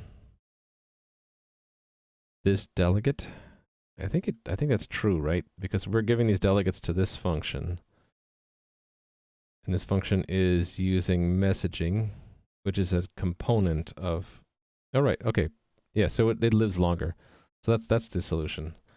I do the same trick. I capture this and pass it in down here. So I don't need the context. I do the impl capture, recover the impl down here. Bookmark, search for impl capture. Good enough. I just do that. Okay, fine. Recover it down there, and then that's just that. And that needs to be impl arrows everywhere.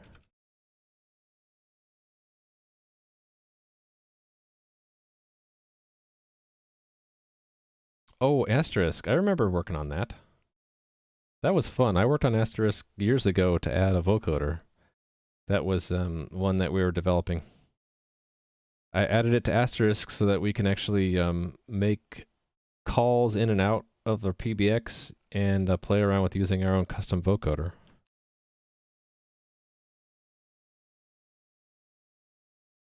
Well, in cognition, I'm not undoing, so I got it to compile. I'm just hoping now that all my tests still pass. They should, because nothing really needed context except for that one thing, and I got what it needed out of context a different way. I think we'll pass, and I'll be able to check this in, and then remove the boilerplate from those last remaining functions. So this is a check-in. And we're stripping the context out of all client request handlers, client message handlers. Yes. Hopefully that's the last interface change I need to make. Coordinator, remove context from client message handlers. Oops. Too long.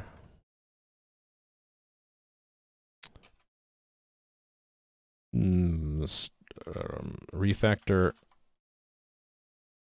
How about we'll just call it what it is. Change message handling APIs. Thanks for the follow. 420? That's a clever name. 420. Or it could be 420. Alright, so all of that work was... Oh, I'm actually past 4 hours. So I need to start thinking about where I'm going to call it today. I'm trying to cut this down to nothing and replace it with these. And then maybe clean these up by using a macro. Because there's a lot of repeated stuff here I could push into a macro. I could just take this string and append check and make command and use it in those 3 places. My goal would be to make this in one-liners, like these used to be. Each of these right now replaces an entry in this, and an entry in this, and then a third one which is hidden in the background. And all 3 of those had boilerplate stuff I was able to clean out. So was I going to do log out first? Because that was the tough one. I think so. I was going to get rid of this function or move it around somewhere. I think that's what I'll do. I'll get log out removed from here and here and do the rest tomorrow. Okay, so let's see. How am I going to do this? This relied on... Right, I was going to take that and delete it, I think. Because why? Why was I going to do that?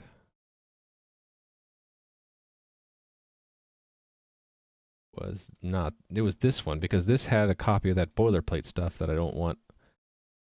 And I want to keep this part of it. That's... Where would that go exactly?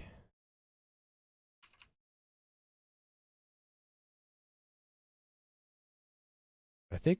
Where do we call from here? No. Where's the on logout? Okay, so it really belongs in profile. It's already in profile, it just has a different name. Okay.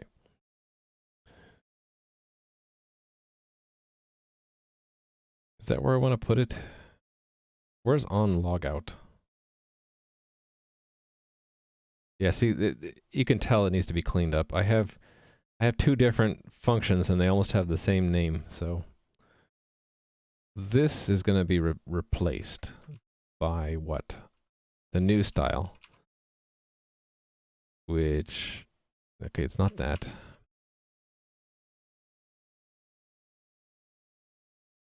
Right, the make command, the check make command pair is the new style. So let's find on logout and replace it. Let's just remove it right now. This is logout. Logout check and make command, and we'll, whoops. We'll put these where the old on logout is.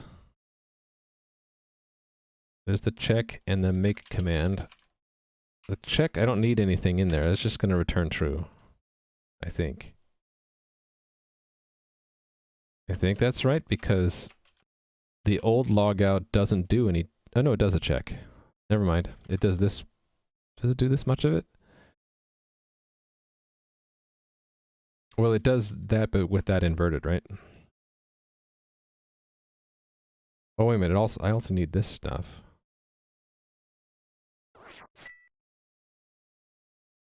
Thanks for the follow, FP Jesta. Actually, all of this is part of the check now. And that's a false.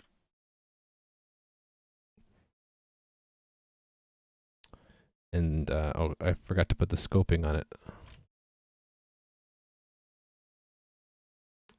This becomes an early return, right? If they're not registered, no, I still need to do that. Okay, so we're going to keep that where it is for now. The make command is going to do what this one used to do. All right.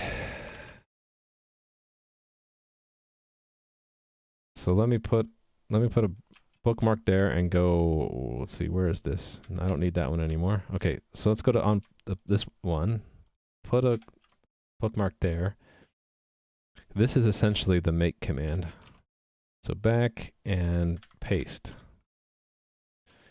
And then no command is generated if they don't exist anymore. Otherwise, we're returning the log out, and I get to strip off this, which is boilerplate now. Shoop. Okay, see ya, the Gelmaga. Thanks for stopping by. I'm not going to be streaming that much longer anyway, so I'm really like a quarter hour over already. All right, so I've extracted the common parts, and okay, this one actually don't want. I just want to remove this, I think.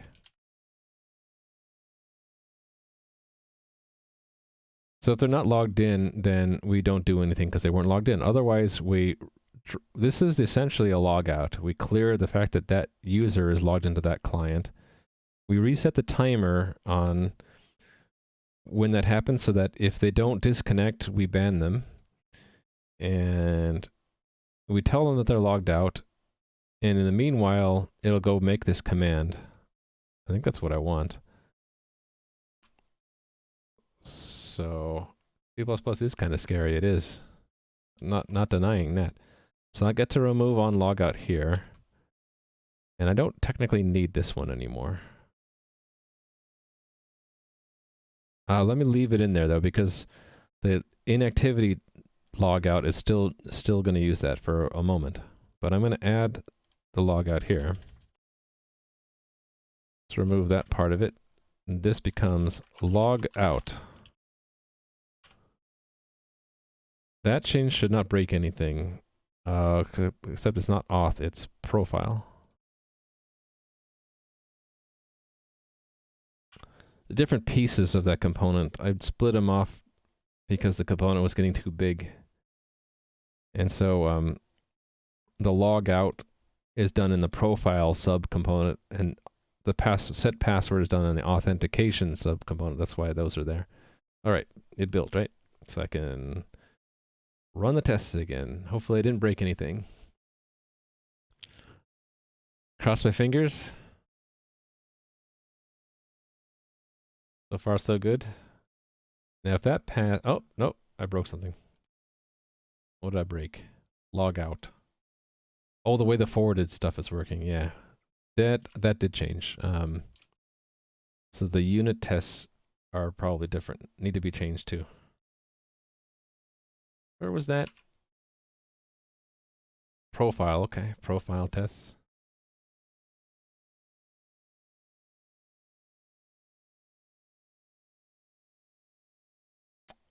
Oh.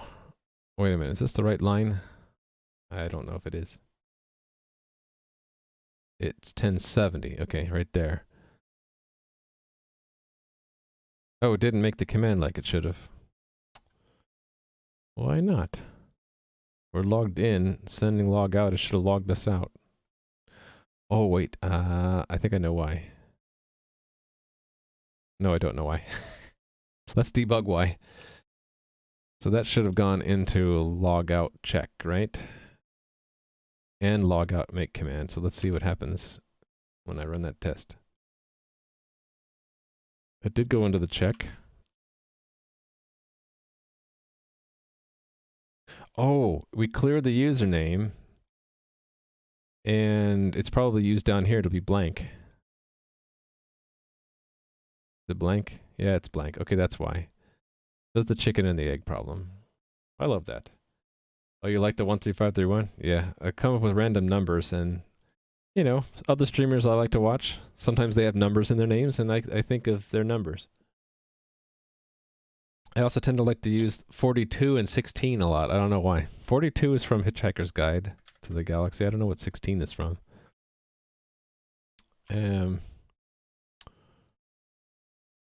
Right, the problem is... Hold on, let's see if I can explain it. We do the pre-check, which actually modifies the client. So then we can't get this username back out because it'll have been cleared. Oh, but I could stash it in the message. That would work, right? Yeah, that's what I'll do. So I will turn this into another special exception with this flag that says that get username from the message, and we'll just stash it in the message. So that's back up here, right? So we take message username equals client username. There we go.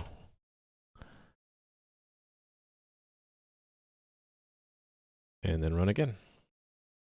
It's day 142, yeah. I'm watching one streamer who's almost at day 1000, and that's crazy to me. But that's why I made 4 digits in all my plan numbers, you know, trying to look ahead. That if hoping I'll eventually get to stream 1000, and then this digit finally up here will roll to a 1. If I use 3 digits, see at the time I'm thinking if I only make it 3 digits, then when I get to 999, what do? It won't sort correctly anymore. Okay, this is still broken because, probably because it says username. And that's not expected? What's different here?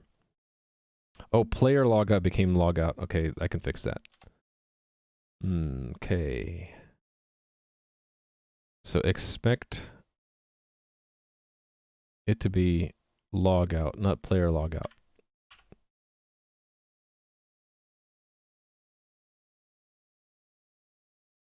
If that works, then I'll change the code that does the implicit logout on timeout, and then I can remove the custom player logout function. Yeah. And then I'll call it a day, because I need to eat. And I'm sure you guys want to watch someone else, because it must be boring watching me for 4 hours. I'm just kidding. You guys are awesome. The player logout is what I want to get rid of, right? Player logout.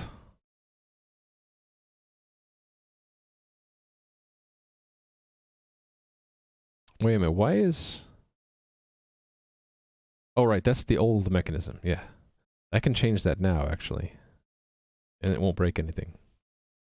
How come that didn't build? I don't know. You spoke of writing macros for different...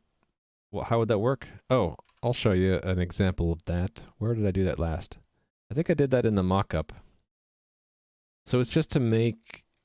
It's just to reduce the number of redundant lines, like the fact that I have all of these that are the same on everything. So Let's go to the example. Actually, I can just I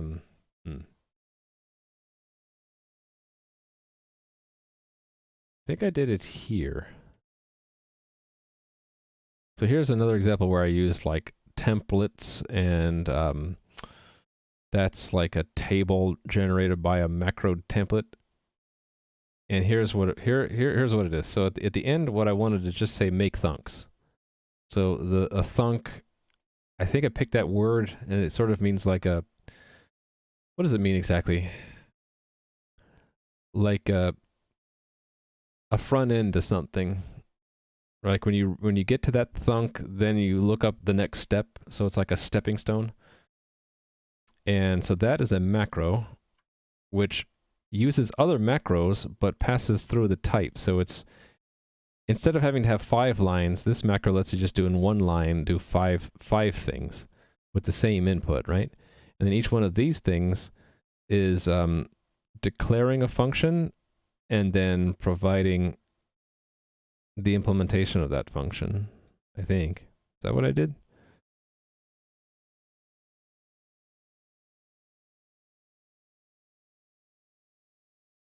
Oh, the thunk is a static function which returns a variable which is a function object. Right, so instead of having to do this for this many times, I have one line for each, and then that line, each of those lines expands. So a macro really is just expanding one. The goal of a macro is to make one line expand into many lines, where the thing it expands into is just boilerplate or syntax you don't really care about. So in the end, all I care about is that I have a component called collider, and in order to make that compile, I have to have these functions that go along with it. Collection, index, length, iterate, index, new index. And all of that is done in, I think, past thunks?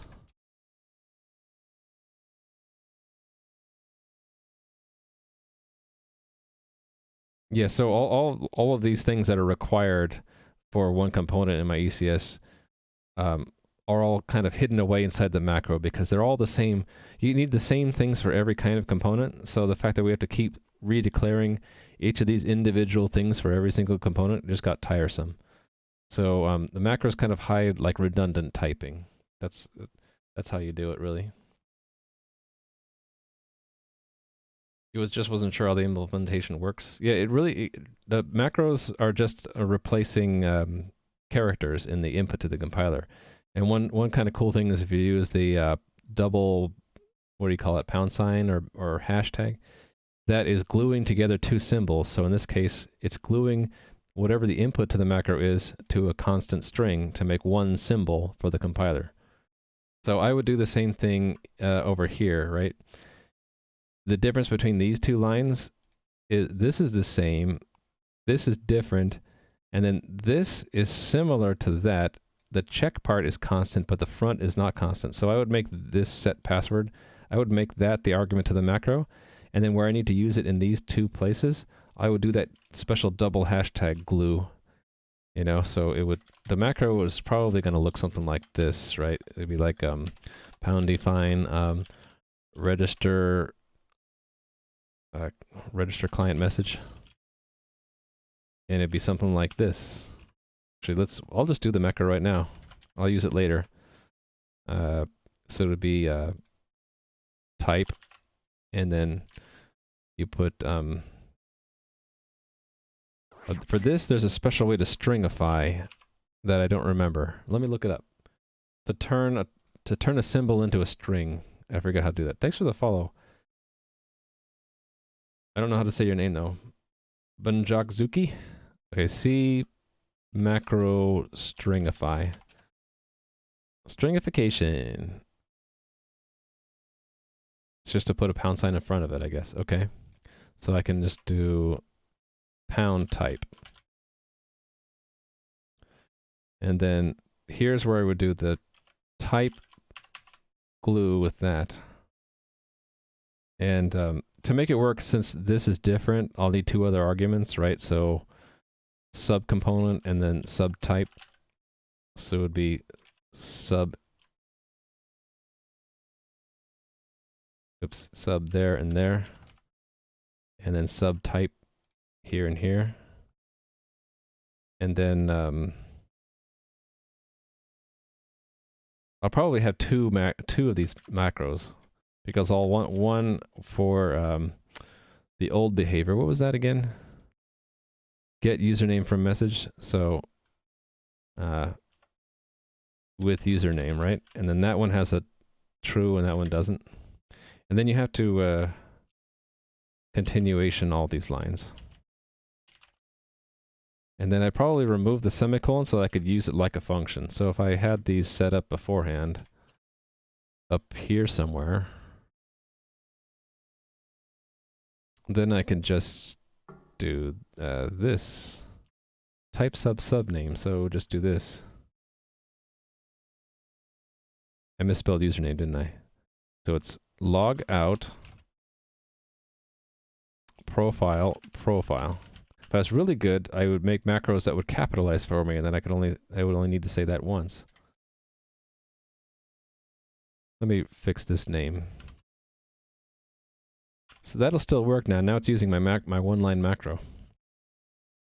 And I can do this, I can reduce the one above it to one line as well. Just by doing that, and then auth, and then auth. And then the line above it is without username, so it's just that. Moderation. See how cool that is? I can reduce them to just one line each. Everything should still work. You have to be careful about macros though. This does hide stuff. Like when you're debugging, you won't see the expansion of this in the debugger. In this case, I don't really care because it's just a function call, so I'd just step into it and I'd see, you know, where it goes to. But if you macroize a lot of stuff, it becomes harder to debug.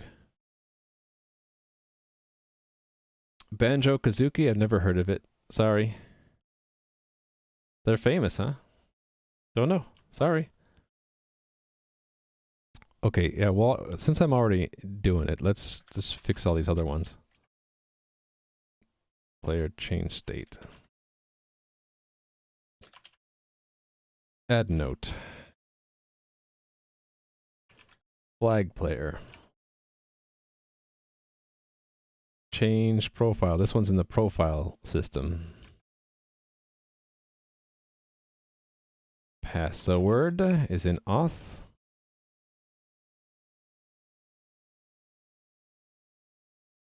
And I'll copy the profile one, because it's just delete account in profile. There we go. That's my goal, is minimum... It's maximize readability. So just by reading this, you know what I'm doing. And the details that aren't so interesting, the boilerplate, so to speak, I'm okay hiding it inside of a macro. Like if you really wanted to know what that does, it's like, okay, it calls that function, then you could look up that function to see what it does. That is down here, right? So if you really wanted to know, you could look it up. And single stepping into it would work. The only possibly jarring thing would be when you get to that line in the code and you step in, you would actually go to something with a slightly different name. You'd go here and you'd be like, oh, okay, well that must be what the macro calls, right? And you could look at the arguments to see what they are, how they map to the usage of the macro and all of that. All right. Do I want to check that in? Oh no, I was doing log out. Let me check this in separate, just... Okay, so I'll check in this hunk along with, not that, just these, so just that hunk. And we'll call that hide away boilerplate code inside of macros. All right. And this is the logout stuff. I'm not done though, because there's another way we could log out, and I wanted to hide that away before I finish today. You're really being kept here overtime by these questions. That's okay. I enjoy answering the questions. Or I enjoy trying to answer the questions. The thing that's sort of difficult for me to get used to is most of the time people won't tell me if the question was answered well enough for them. So they ask the question, I give the answer, and then I don't know, did they feel happy with the answer or not happy or what? That's the only thing that I still haven't gotten used to. So I actually do appreciate when people say whether or not the answer was good. You can feel free to tell me that answer sucked. I didn't understand you. And they'd be like, oh, I'm sorry. Maybe I'll try again. Maybe I'll just say, sorry, I'm not doing so well with questions today. I much prefer that rather than no answer because I don't know about you guys, but I'm really uncomfortable when I don't get feedback at all. I don't know if it's good or bad or indifferent or what. Okay. Profile on player logout is that its days are numbered. Let me just delete it and see what happens. Let's search for it. Actually, I'm going to search for player logout. So let's just remove it. And then let me bookmark this. So here's where essentially we have to call the handler directly because this is now obsolete. I've removed all this. I've broken all that code out into elsewhere. Not here. We can remove that because I'm just going to delete this. Goodbye. It's gone. And then this isn't needed anymore. Which means this isn't needed anymore. Which means we don't need that anymore. Which means this is the last place to fix. So what happens right now if I just don't do that? It should build and let's see what breaks. You have a few years background in programming, so the answer was overly elaborate. Yeah, I have that problem too. I think that is a side effect of not getting so much feedback, is I tend to over elaborate. I try to like talk way too much. I'm not getting normally when you're talking to someone, you get they nod or they say yeah, and then you can stop talking. I don't get that, so I just keep going. I need to learn to like, uh-oh, am I dropping frames? I'm dropping frames. I dropped a bunch of frames, but I'm green again. Sorry for the dropped frames. I dropped some more frames. Huh. Well, if I keep dropping frames, I might have to end the stream early. But it's going green again. Green again. Good again, hopefully. Drop the frames, yeah. Yeah, I saw that we dropped a whole bunch of frames, but now we're good. I'm just gonna cross my fingers and see if I can get through the stream without resetting my cable modem. Drop the base, exactly. Okay, what broke? Let's see, what broke? You didn't see any frames dropped? I dropped 239 frames there.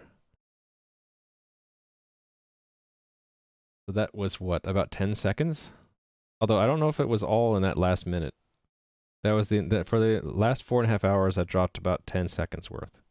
0.1%. I really shouldn't complain. 0.1% is not that bad, right? Okay, so it's just the player and activity timeout that's broken by this. Okay. Maybe that's weird. Yeah, OBS thinks it dropped a frame. Maybe it's just the video. Video and audio can be carried separately, right? They're different elementary streams. Alright, so maybe it wasn't so noticeable. Okay, player logout. So here, instead of... I can't call that anymore. I have to basically pretend that they sent a login thing. So let me see if I can just do this manually. So profile... no, it's messaging. And we already are in messaging. So I can say client message handlers. Oh, what was it called? Something handlers. Oops.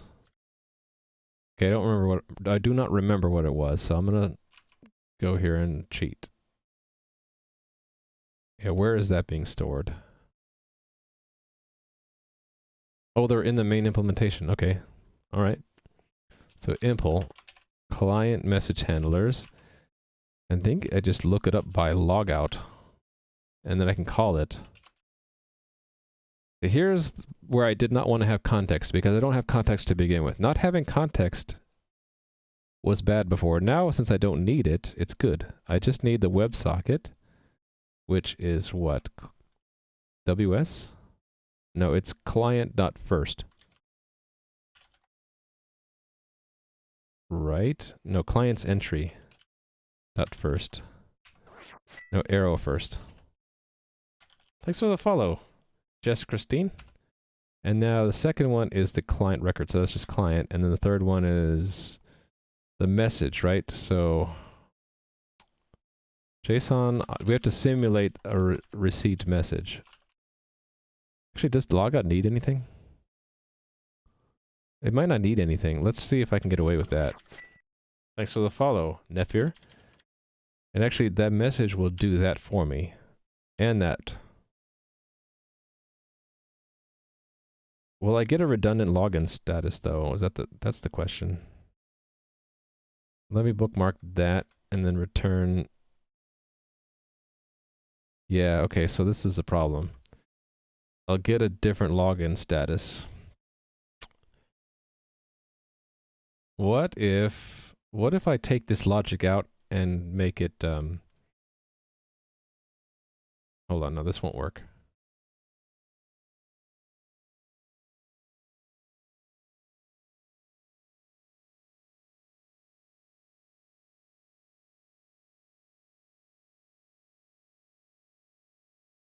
I'm not sure how to do this.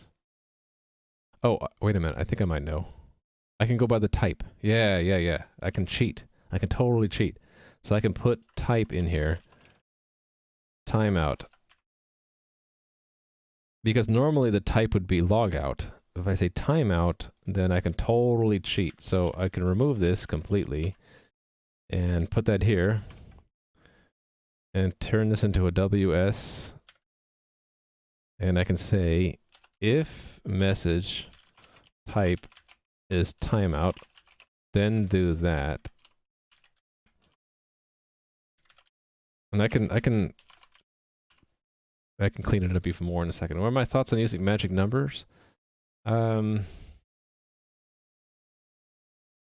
is not so much a magic number because, well, it's a human readable string already.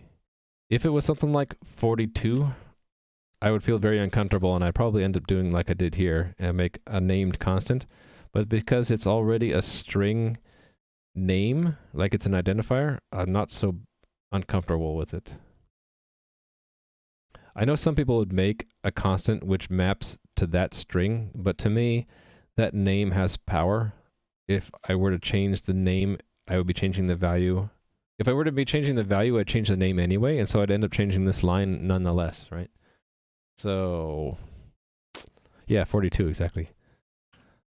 So this is, I don't call it so magical. It's more concrete and readable than 42 would be, for example.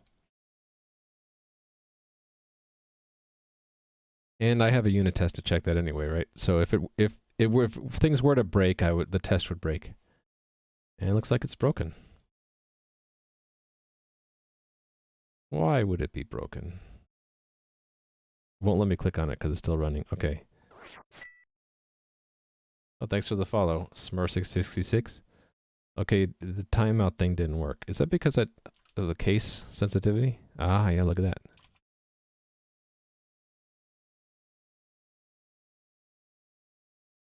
Oh, which stress test was it? I don't know. Let's run them all again. You mean in the case of using a constant is to avoid errors when developing, where you maybe... well, I just mistyped it, right? And I saw the test helped me catch that. So in that sense, the test is my way of making sure it's correct. And I don't need a constant because it's readable enough. So that's my weak excuse. Hey, it works. Time to check it in. Sweep it under the rug. No one will ever see it. Right? Okay, there I got rid of some redundant logout logic, and I'm reusing the existing logic just by basically redirecting to another message handler. Where's that code? That was elsewhere in that file, right?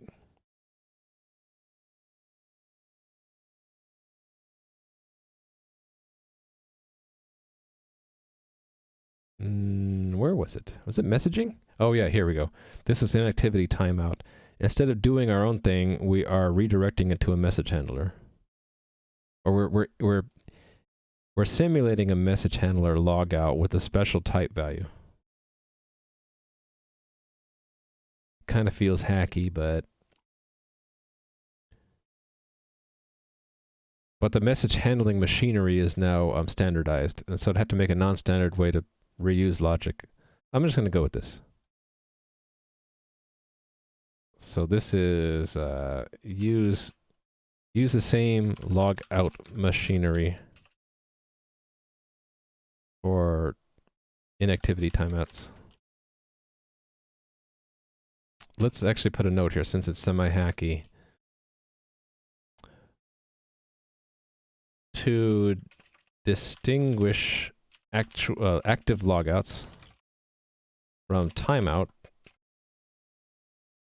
rewrite the message type field for the command factory. Well, it's not the command factory, right? It was the pre-check. Yeah.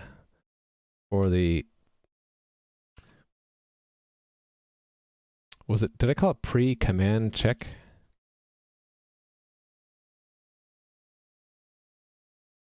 What did I call it? Yeah, for the pre-command. For the pre-command check. Rewrite the message type field for the pre-command check to know what message to send to the client.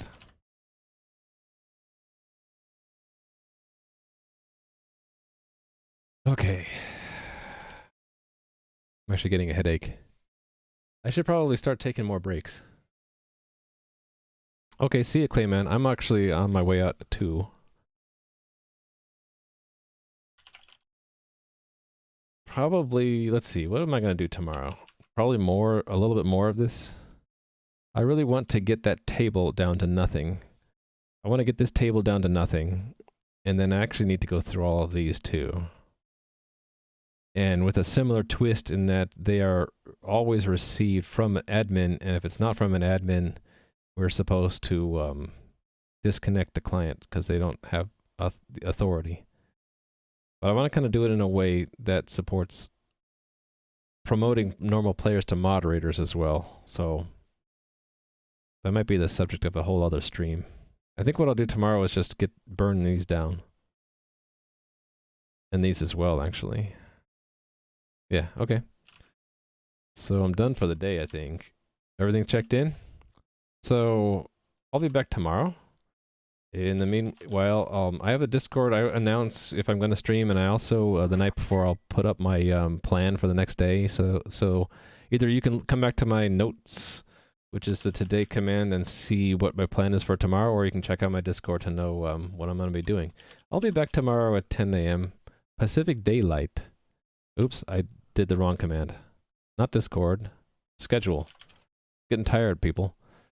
10 a.m. Pacific, which is UTC -7, so that's 1700 hours UTC. I should be back tomorrow for another fun-filled refactoring stream. Thanks for the follow. Who was that who followed? Incognition, thank you. I'm glad you found it interesting. Let's see who we can raid. If Adam's still going, we can raid him. Oh, he's still going. Let's raid Adam. Adam13531 is a streamer I follow and watch a lot. He has inspired me and given me a lot of tips, and his community is awesome. So we're going to go raid him. He is working on a game called Botland, and he's going to release it this year. It is a online strategy game, PvP, where you program your own bots to defend your CPU or attack your competitor's CPU. So I'll set this up, and we'll go say hi to Adam. There we go. I pushed the button. All right. See you guys later. See you tomorrow. Enjoy Adam's stream. Bye.